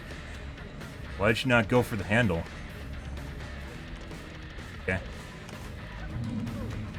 We're gonna zone her. Gonna drop pallet, that's fine. Yep. Okay. Well, they just handed me a 4K instead of a 2K, so. Unless Steven has an Unbreakable, which we'll possibly see here in a second. Alrighty. Yep. Some strange reason do gens relatively fast and then make a bunch of mistakes when it comes to actually making plays. And if we want to be really sweaty, we bleed out Steven before hooking her, so then he would not have a chance at 4% at all. Yeah, he did. I don't think he realized what he was doing. Surprise, we got a 4%. Okay.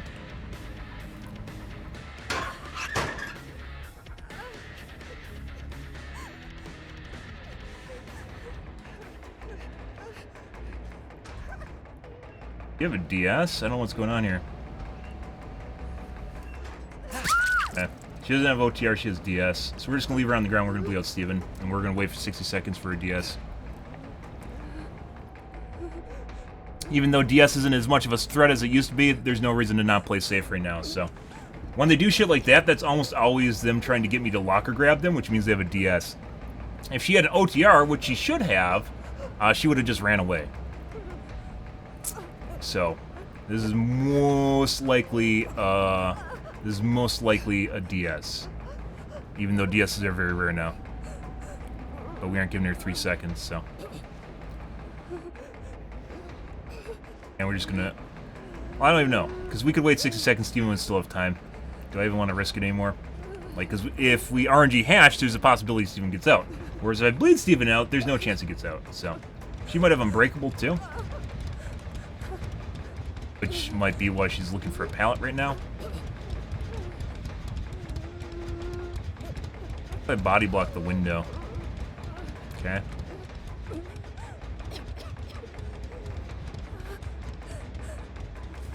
That should be, because she's off the hook for a little bit before I actually downed her. Okay.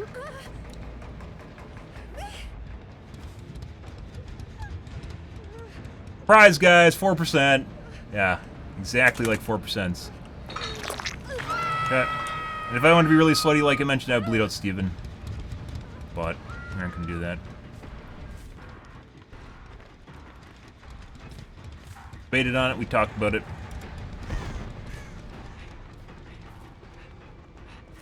He could be literally in any part of the map at this point. He had enough time for that.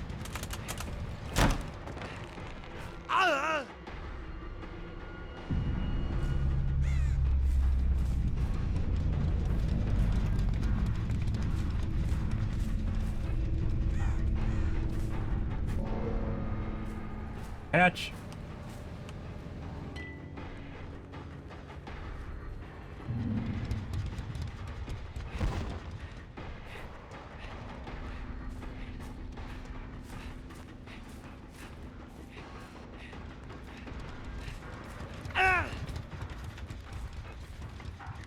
You just spawned at Kill Shack. Even get it? Even died. That was an assured Duke, and they got full of themselves, guys.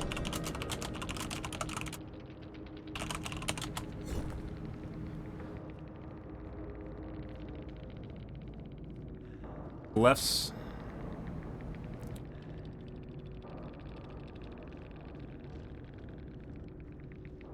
Quad does not have DS. She didn't have anything.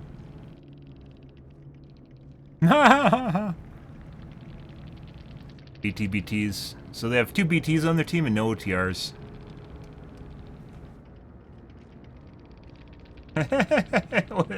Is that your strat? Like asking like if I didn't work or something? I guess. Wait for the insult now. 2 bows. Or coes, depending on how you want to look at it.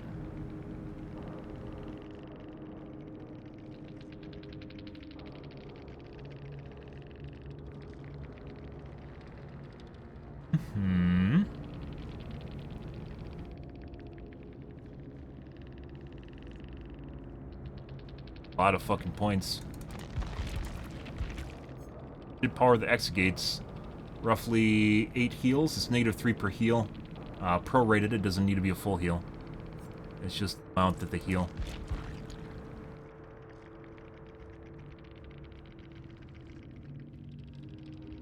Definitely feel like they finished gens way too fast at the end there. Like after they're trying to make up for Dwight dying. That possibly could be the Claudette scoring here. Yeah, they fucked the pooch at the end there. All they had to do was leave, and they could have got a 2K. That Steve, I'm pretty sure, had a no pull. We timed it properly to pull when he went for unhooks, and we could not actually grab him. Those arms go up, and even though I pulled even prior to his arms going up, it's still immediately reset, which is usually a no pull.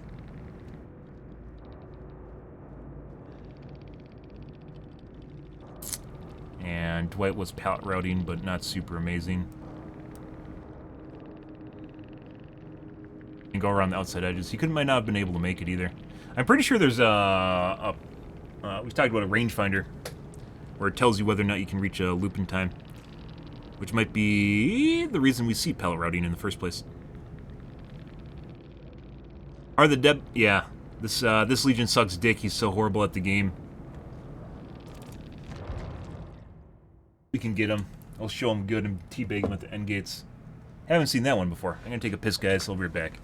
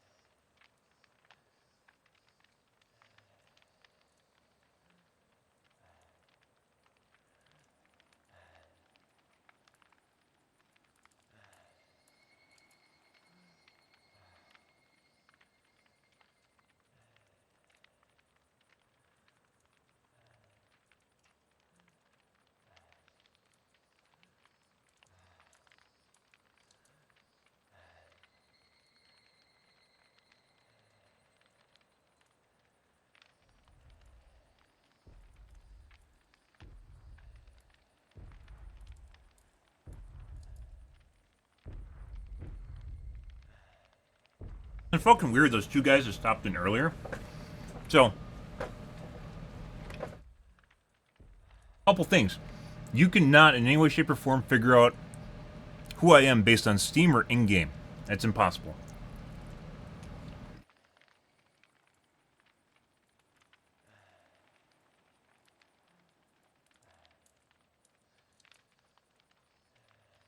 I'm a relatively small streamer.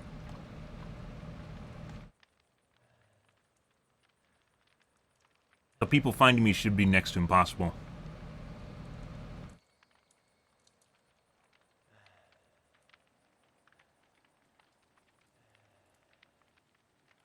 The other guy, I'm looking right now, the other guy that was in chat also does not stream Dead by Daylight. Neither of those two guys stream Dead by Daylight. So they can't be known by the Dead by Daylight community.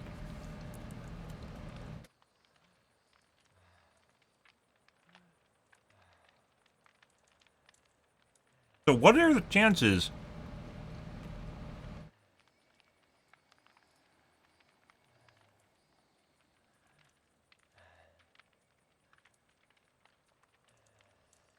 of someone watching both my stream, which is a small streamer, and another person's small stream that in no way, shape, or form is associated with Dead by Daylight at the same time? Next to impossible.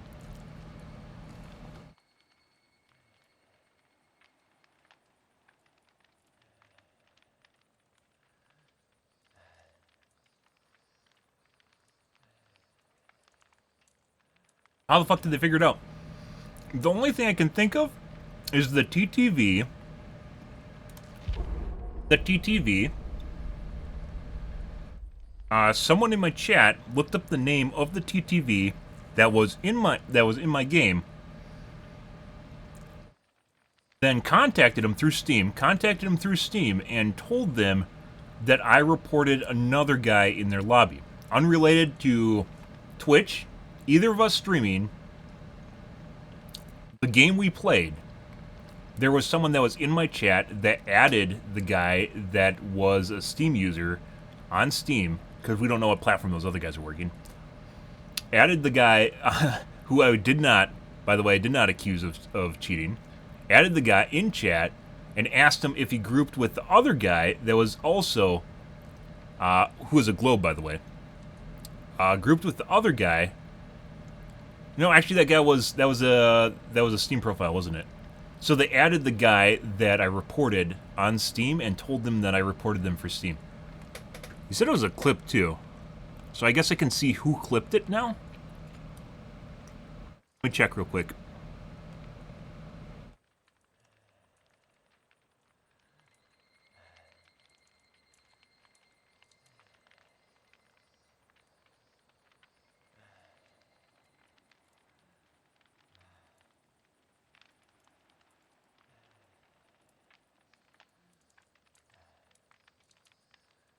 No, there's no clip, so...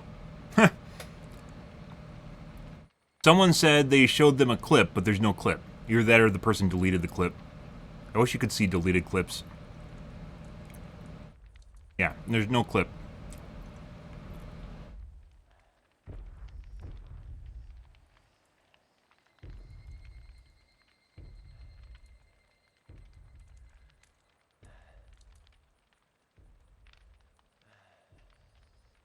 So they didn't. They added the person... Once again, another reason you should hide usernames, by the way, and one of the reasons I do hide usernames is because of exactly that. They added the guy from in-game on Steam and told them that I said they cheated, and then never even showed them footage of me saying they cheated, and the guy just came into my chat regardless and said that I thought that they cheated and someone showed them a clip, when there's no clip actually of the material. Yeah. This is kind of weird, guys. When you actually figure out the kind of shit people do on Twitch, yeah.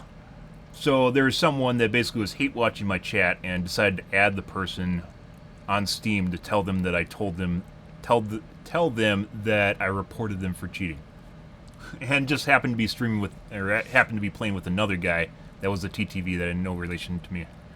That's fucking weird. Holy shit. Once again, there's a reason I don't show usernames before the game starts. Nope. I was pretty sure before. Yeah, it's definitely someone hate watching that just like kind of sits there and sees.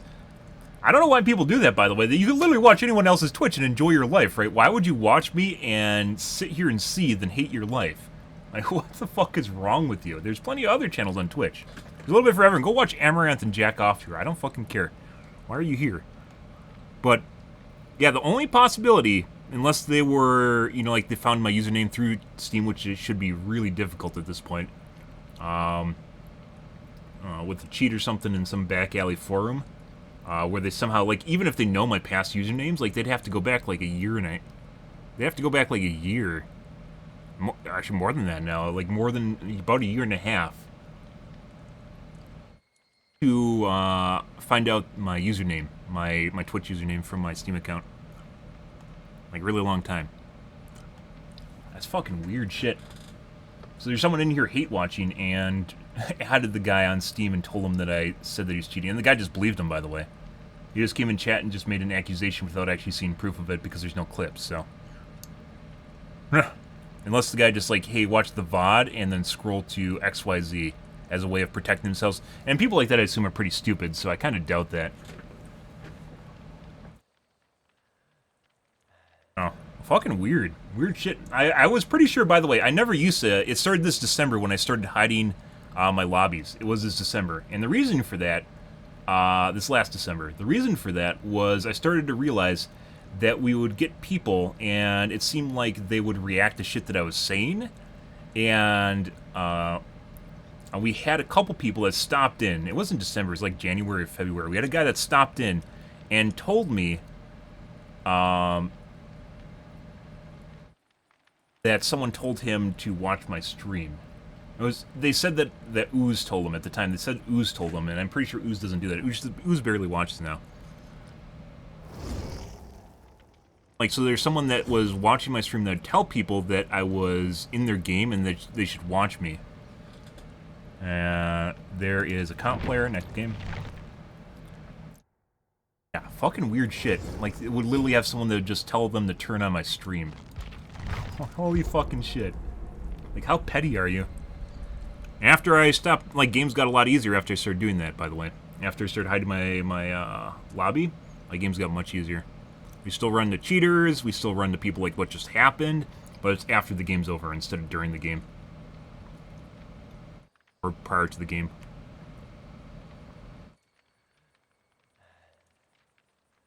Like, how committed are you to hatred where you literally just sit here and watch my stream and your thing is to add people from my lobbies to Steam to tell them that I'm streaming so they can stream snipe me?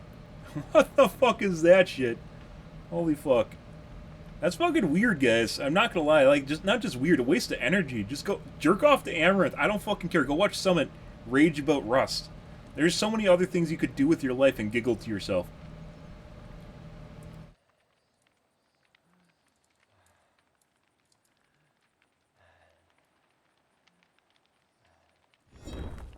What time is it?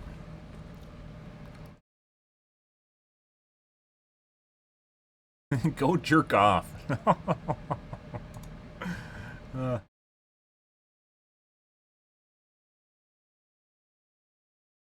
Kind of people we get. But they don't even sub to me.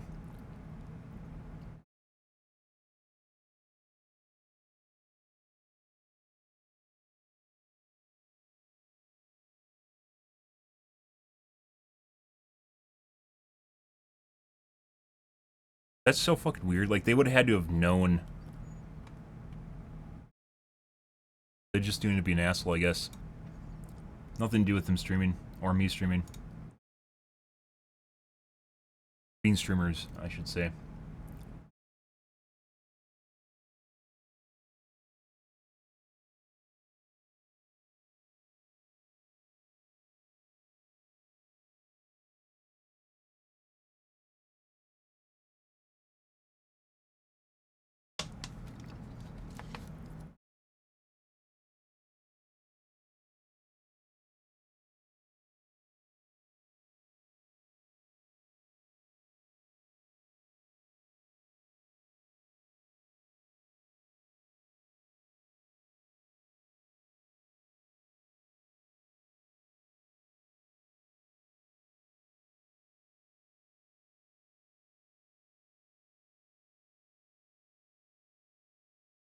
I think tomorrow, guys, we're going to play some shape. I keep trying to make Legion work, and Legion really has a problem with pallet routing, as we saw a couple times tonight. The worst one was probably Autohaven, with the guy that stopped in chat, actually. Luckily, that map has, like, no pallets, so... And then it happened again on whatever the one is with the gas station. That might even be Autohaven.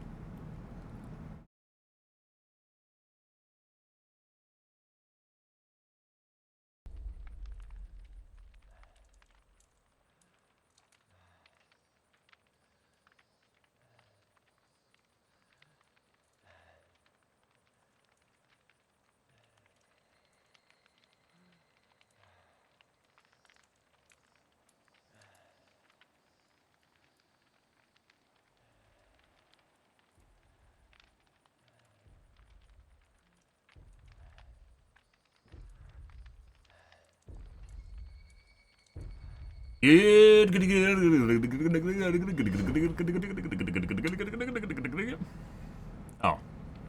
I didn't even notice this was an exposed challenge. Well, that works with NOED, but we don't have NOED on Legion, so... That 5-hit down. When the whole team comes from a rescue for Legion? Oh, that's so good.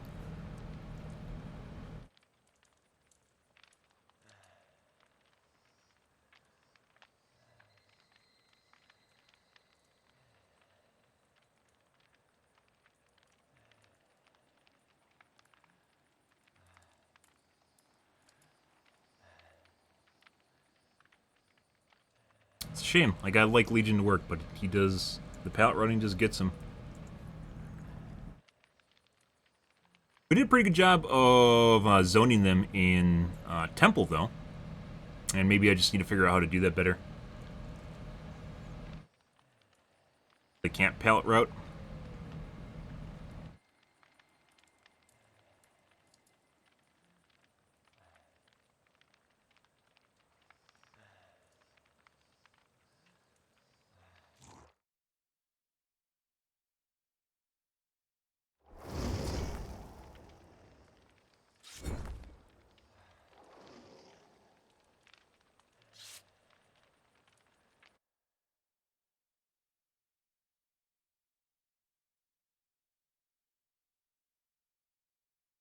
Someone with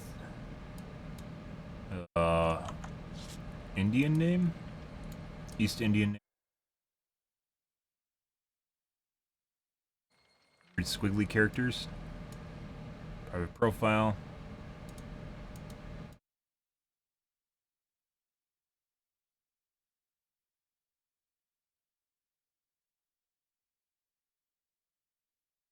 It might have a princess in it.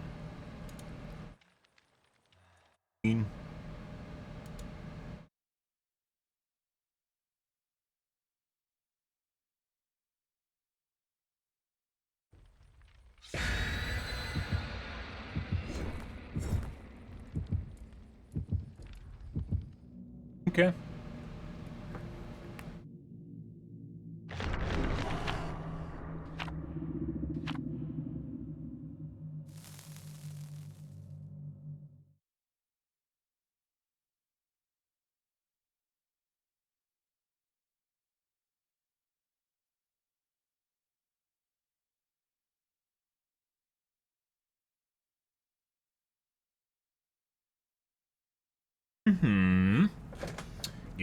Good. Fast load. A couple of these guys were globes. Actually, one of them was a globe. A couple. Not. Council player.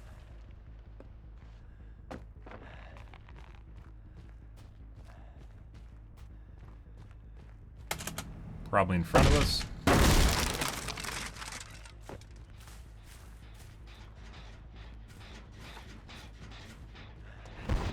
First. It's fine. Outslap me. Hey, buddy. Window vault.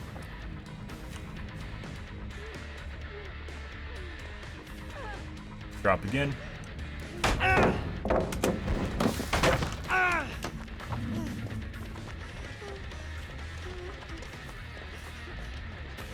Third. Nope. See if this guy's still around here. I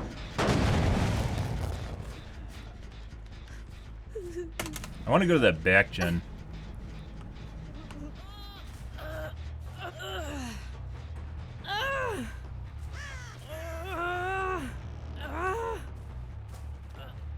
Possibly might be a mistake. There's actually no one here.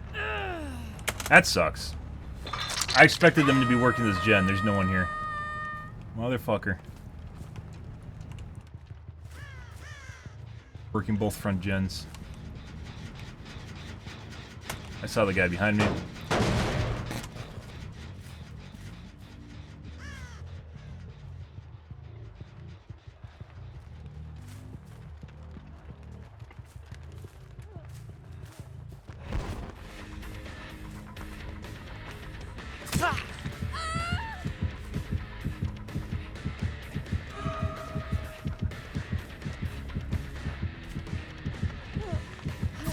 Thank you.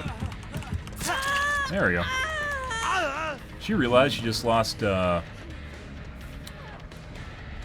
burst she had? Speed boost? Oh.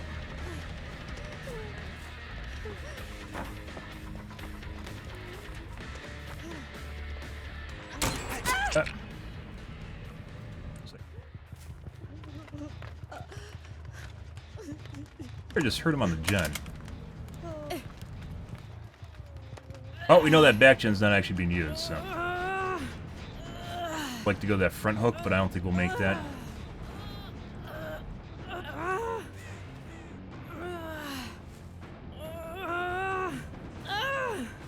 Oh! Just barely. Son of a bitch. Very greedy.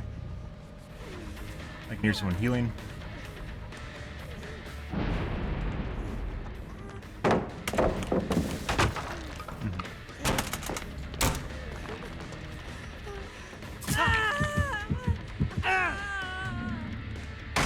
Oh. Thank you. What a nice guy.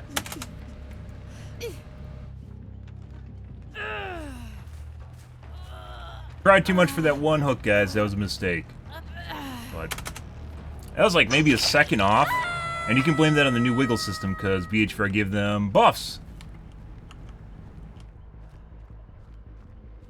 Not just a new wiggle system. I really want to pop that. Yep.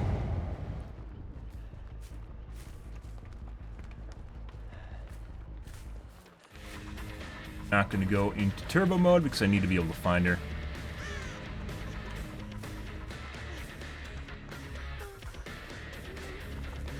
Buddy.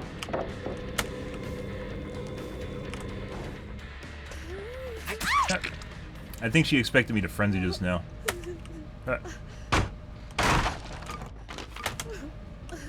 DS if she has it. Nope. His footsteps sound a lot like Survivor footsteps. Like a lot like Survivor footsteps.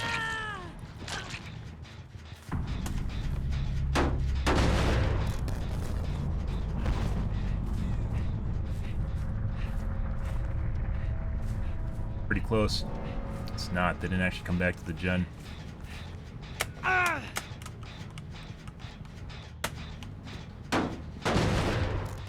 Back gen then?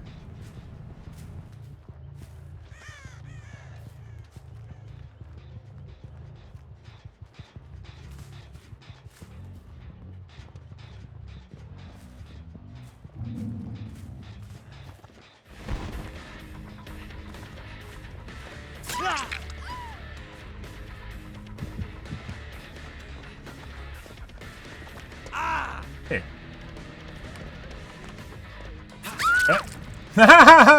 She tried to fucking zone me on the pallet. I'm pretty sure they can walk through you when you unfrenzy, right?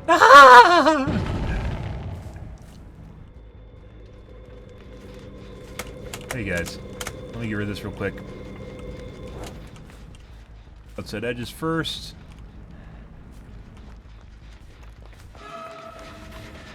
Let me tap this real quick.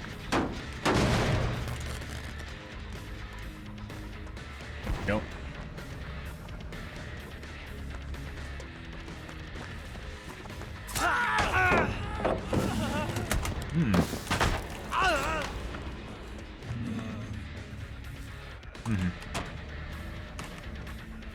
Upstairs, Jen, I believe.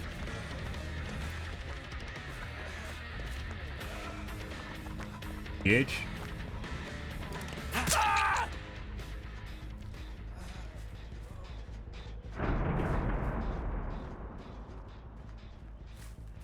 Elevate?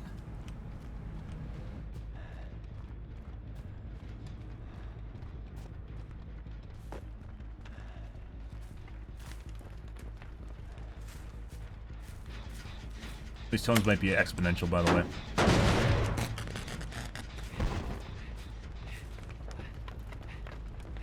You over here on the side gen by his old gen? They're on voice comm, she should be.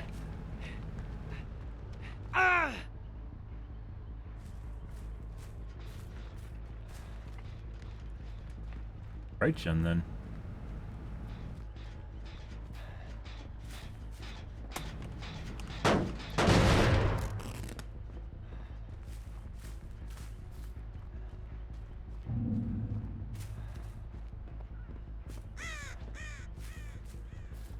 Totem. It's too late now.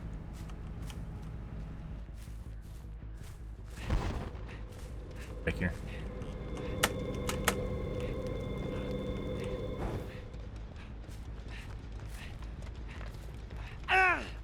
Just camping it. Might just be over here.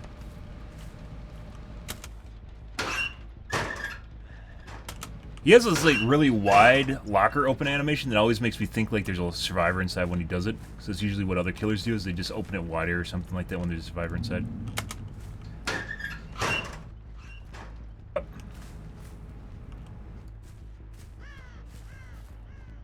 We're gonna go for her. No sound behind me.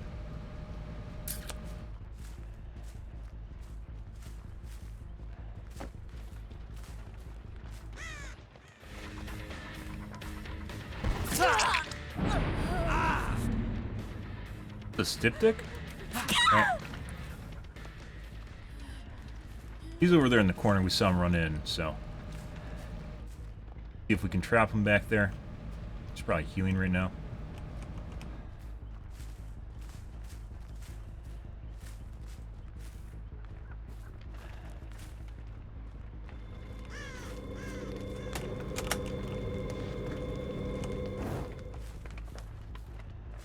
First.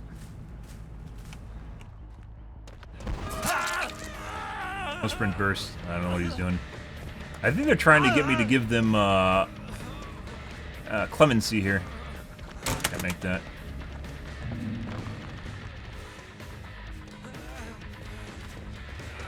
Can't make that. And they're dead.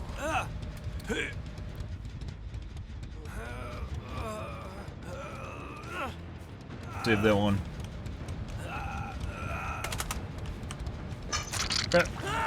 Now we wait for 4% of deliverance. Relatively normal group.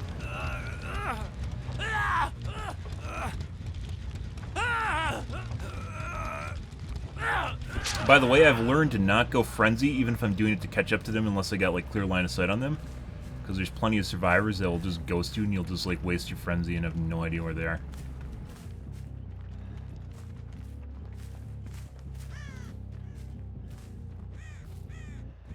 Now, RNG for Hatch. And if we want to be sweatier, we would bleed her out.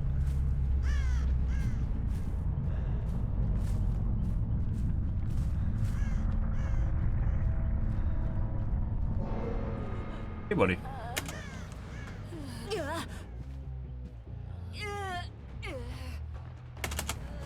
Good.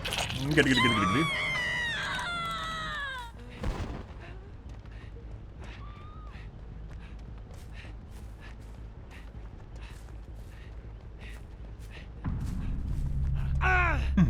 Those boons are like a fucking lighthouse as far as being able to figure out what survivors are. Because when survivors are stealthing you at the end of the game, you have like no information to go on. But if they put down a boon, that creates an instant hotspot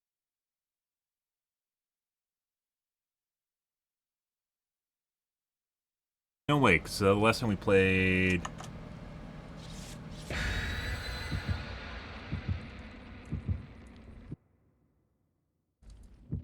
That can't be right.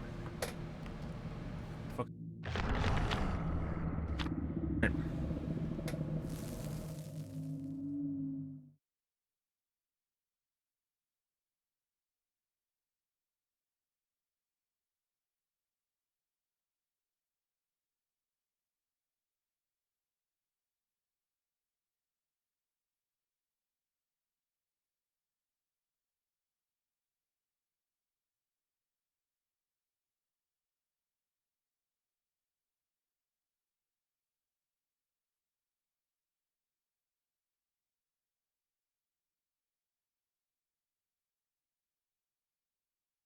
Hmm.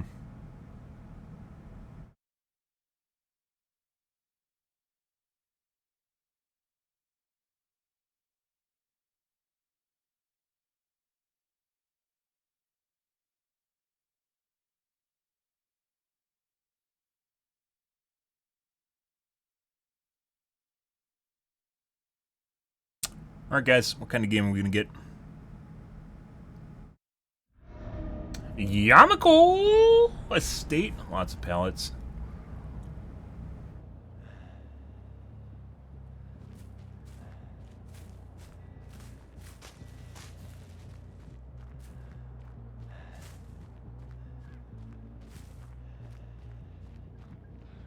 This might be intentional.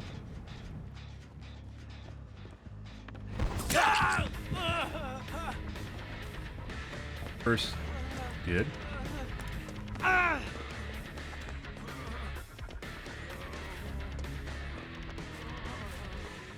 Drop.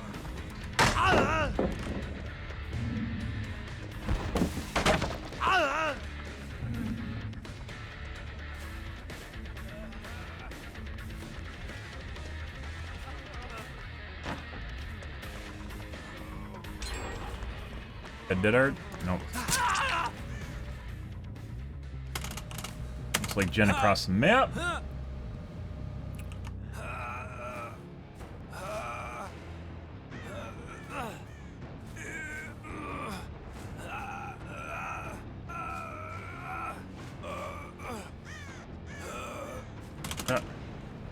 And the guy from last gen is over here. Yep, Yuichi. A second guy here too. Top. There's a second guy. Hook.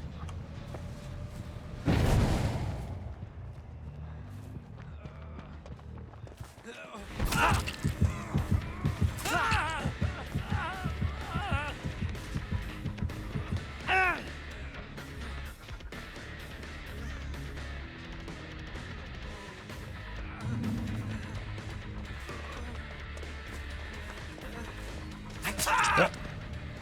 And I think we're gonna try. I don't know if there's a hook up top. We'll go for it though if there is. There's mini kitty here. Cut.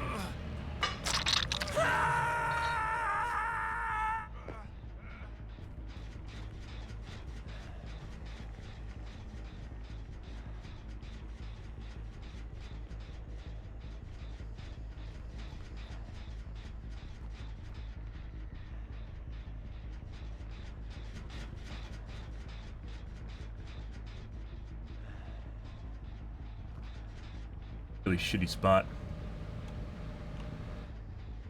You.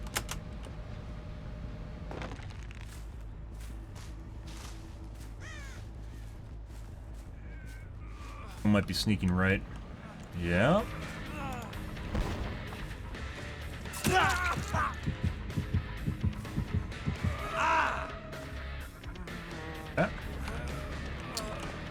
Reason for that was because now we can grab. We can't grab when we're in frenzy.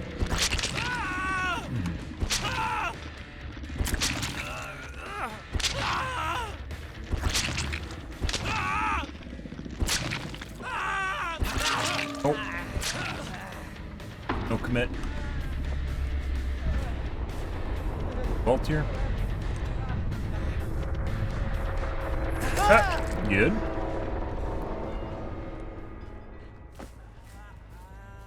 Unfortunately, we kind of ran out of hooks on top. I think there might be one on the right here. Yeah.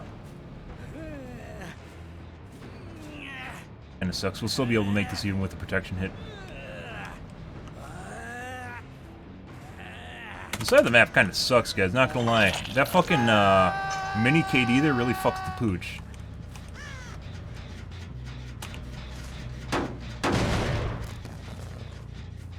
Guy literally.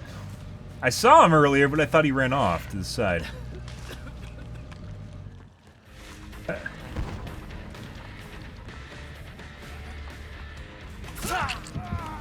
me know where the other guy is.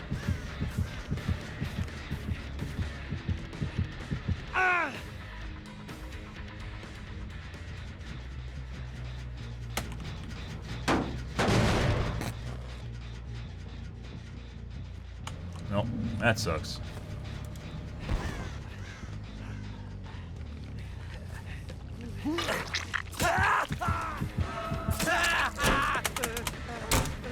He's gonna pre-drop me.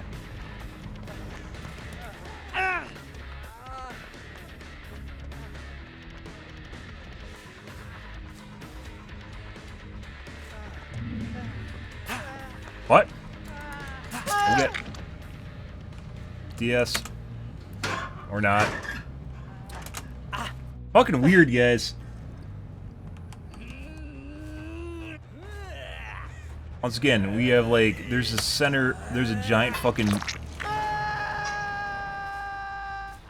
hole in the center of the map here with no hooks on it.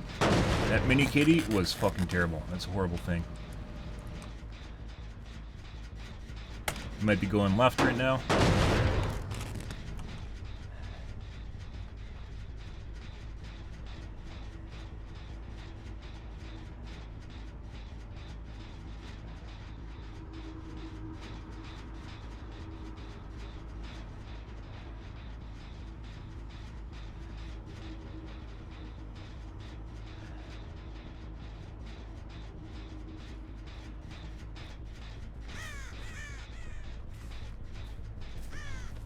And secure him.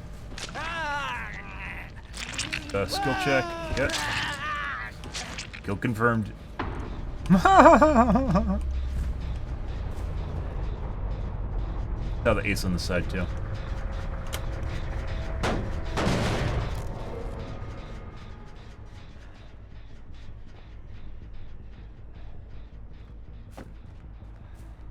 I don't know where the other guy is. He's probably working a gen across the map. Pretty sure this is the guy that tapped it.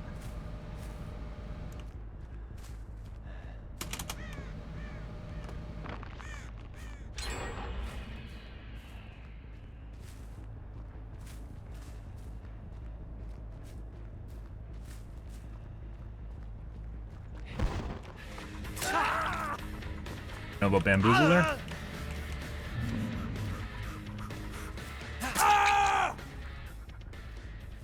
You must be playing at low MMR. They don't boot me when I play Nemesis, so. Like lower mid MMR.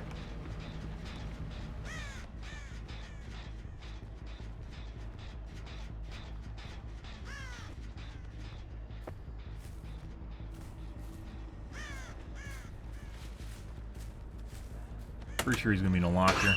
He might have snuck around the side.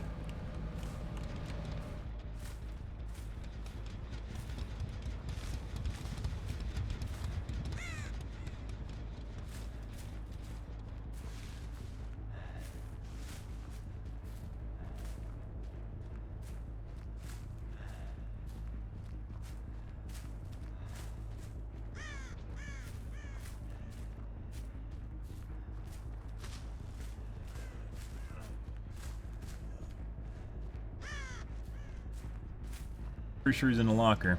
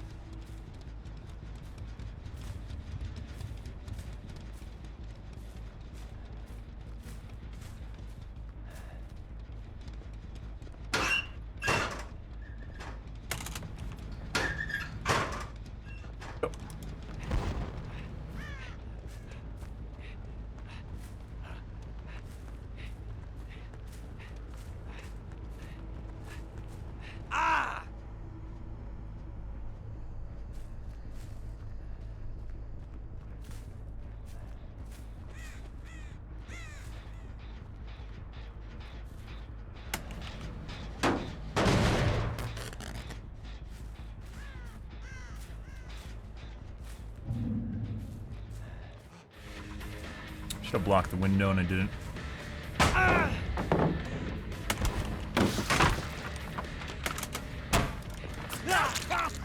Idea where the other guy is. Not showing up on the radar.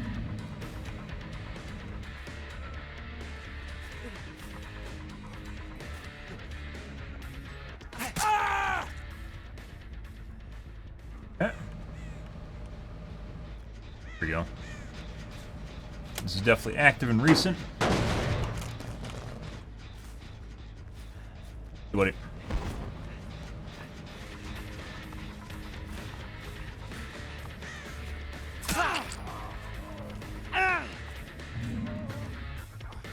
I hate when they fucking run through you as Legion, but that's totally why they do it.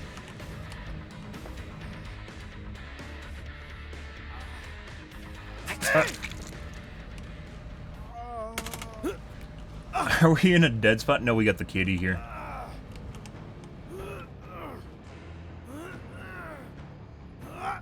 I don't know, guys. Games on Legion, like, they were fun tonight, and I think some of these games were challenging, and we did a pretty good job of it, but this does not feel like some of the cheat lobbies that we were playing against, so... Like, this isn't really a telling sign of how good he does against, like, Super and Ultra Swifts. Like, these guys are relatively chill, as the kids say. Normal players. 4% to deliverance? I don't know. Very weird.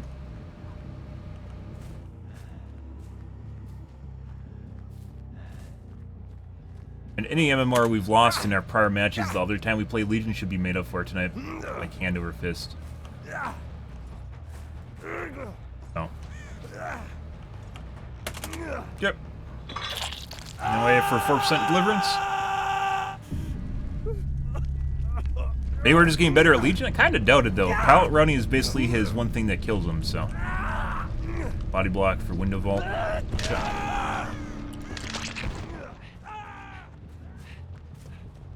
Oh.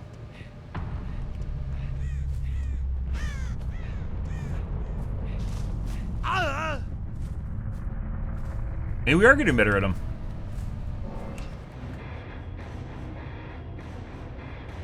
Not sure, guys.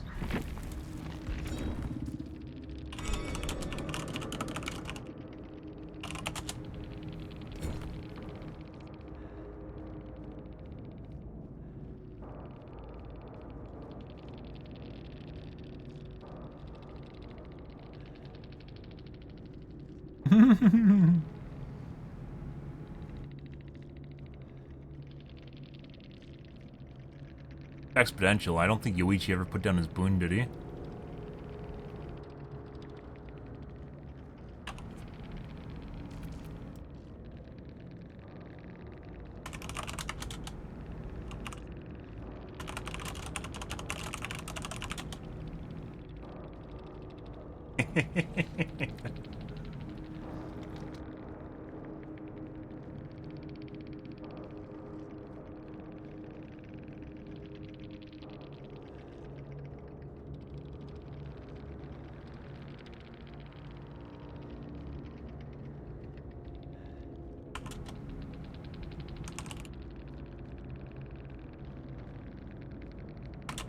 Dude, Bukkake was not censored before. It's censored now.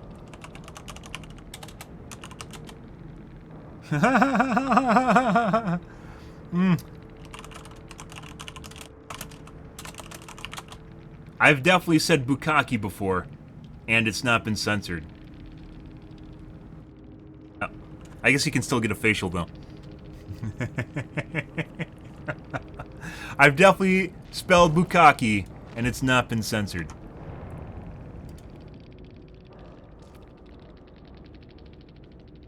Yeah, this is a pretty normal game. I'd say these guys are maybe middle MMR. Normal MMR here. Fucking weird. Weird games tonight, guys. Like look at these levels once again, like low prestige. And my prestige obviously is pretty low on Legion too. Maybe you're in a walled garden on killers, but I don't think so because we've had some killers. Or not some killers. We played Legion last time we played Legion, prior to Kodal, the Kodal playthrough. We got a shitload of routing and they were not low level. And even tonight we've gotten some higher level prestiges, but for some reason it seems like we keep running into lower prestige players. I'm not sure why. But we still end up with matches. I skipped some of them, and it's nothing to do with prestige, but we still end up in matches playing against people of higher prestige. But a lot of low prestige players tonight. Not sure. Maybe people are playing new characters. I don't really know. Something weird's going on. Tonight, as far as games go, pretty solid. I mean, I thought I was doing pretty well, but once again, if we don't play against people that pallet route like all the fucking time, it doesn't... I think some people tried and it just didn't happen, so maybe it means like there's a anti-cheat update or something? I'm not sure. We only had 1 or 2 people... Actually, we had a couple people tonight pallet route on me, but like 2 of them like we cut off, and then the other guy was the guy that stopped in our chat, which is from Wrecker's Haven, I think. Oh, guys, fucking weird. They must watch my stream if they know that I use bukkake as a way of describing what happens to killers. Alright, let's make a highlight, guys. We have 1, I think. Once again, there's no clip. Apparently that guy came in here from a clip. Uh-huh. Good. By the way, if you have people that join a lobby at Purgation, if you have Purgation, this is when we perfectly zoned that hook and gen. People that join.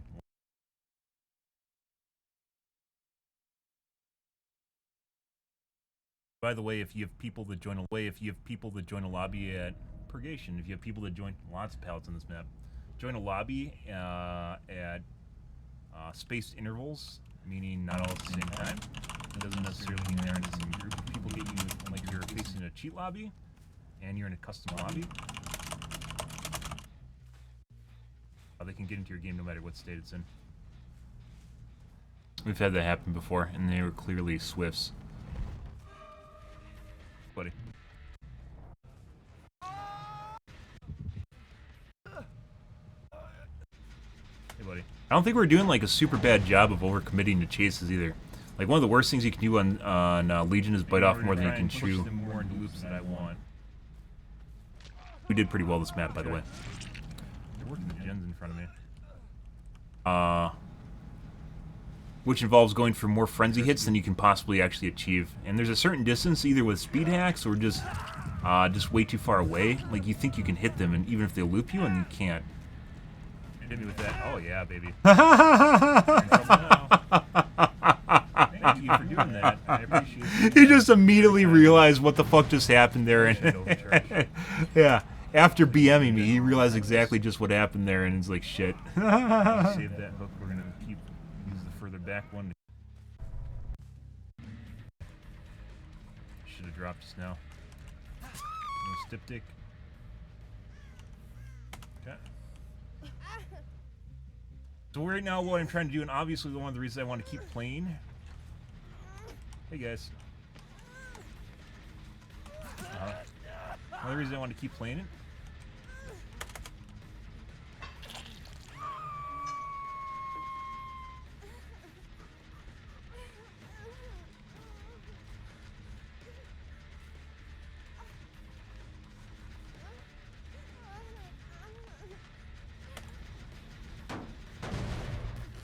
So, when I kicked the gen there's actually a time period in which they could unhook and they could get away. Like, basically, best case scenario for that. The reason I didn't hit him just now is because then he could unhook once again while I'm wiping my blade. Right now, by the way.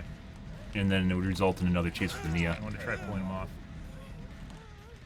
But if you pull him, that's like an instant win. Your turn, my dude.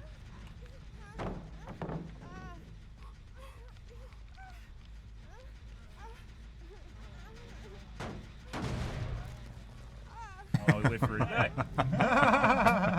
Leon might actually have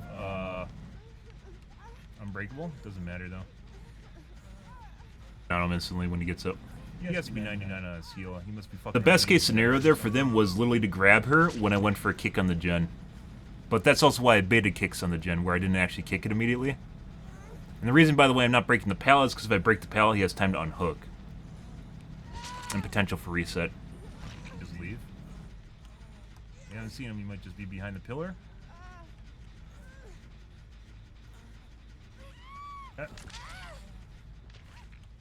He just left.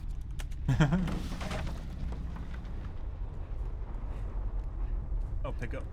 He was. He's literally just waiting there. He's just waiting for me to make a move. That's what the survivors do. Hey, buddy. Also very important to prorate your power on Frenzy. I think you should... I don't think there's a single case in which you should ever hit a survivor to cancel your power. Push him once again back into the used area. Like after they're already in a Frenzy hit. If you hit them again, you break out your power and you have a full reset on your gauge.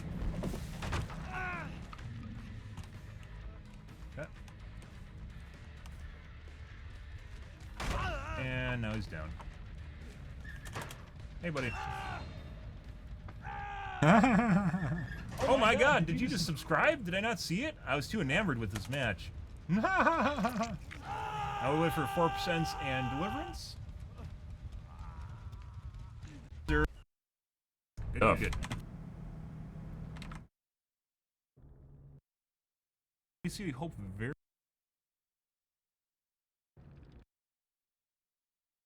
What was that? Who's the first guy we killed? That was Felix? Iron Will. Very rare nowadays. And Distortion. Yeah, we first killed. This is a high chat. Oh. Hey, buddy.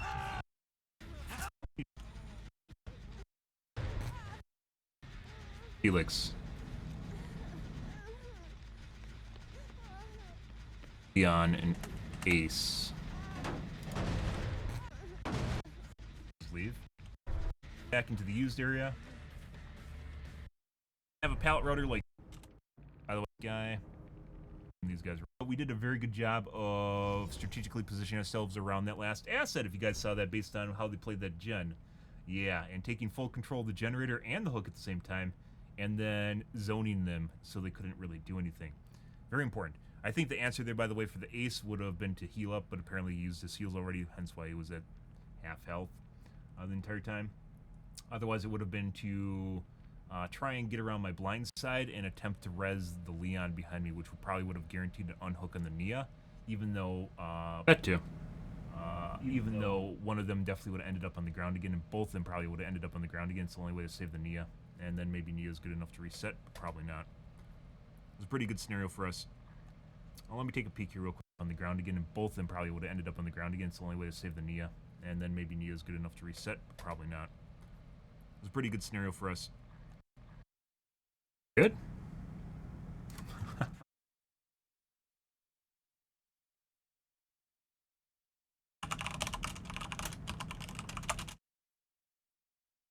The advantageous position for Bensam with 3.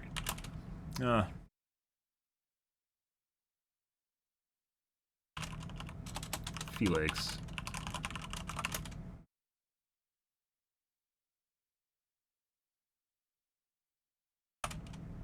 Spirit. Fury. Good. It's a pretty good match, guys.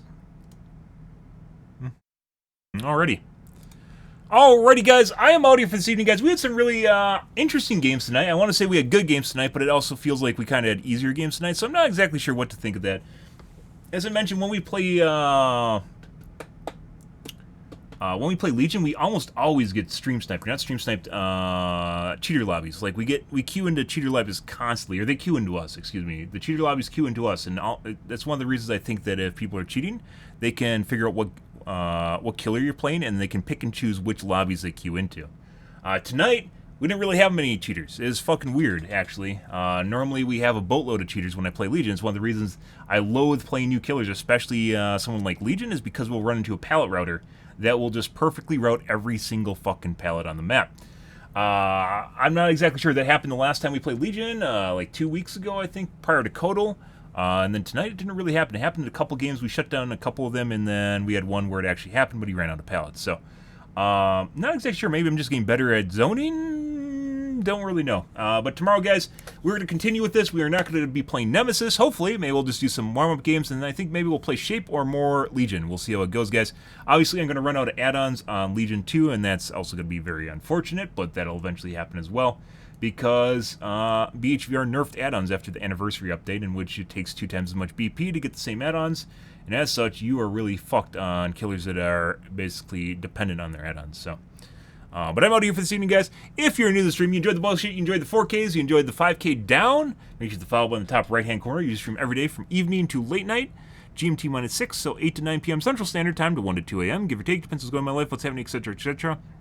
Tomorrow, guys, will be more of the dib-a-lib-dib-dib, so I'm out here for this evening, guys. Thanks for watching my stream as always, and I hope you guys have a wonderfully fantastic Monday night and Tuesday morning. Have a good day, guys.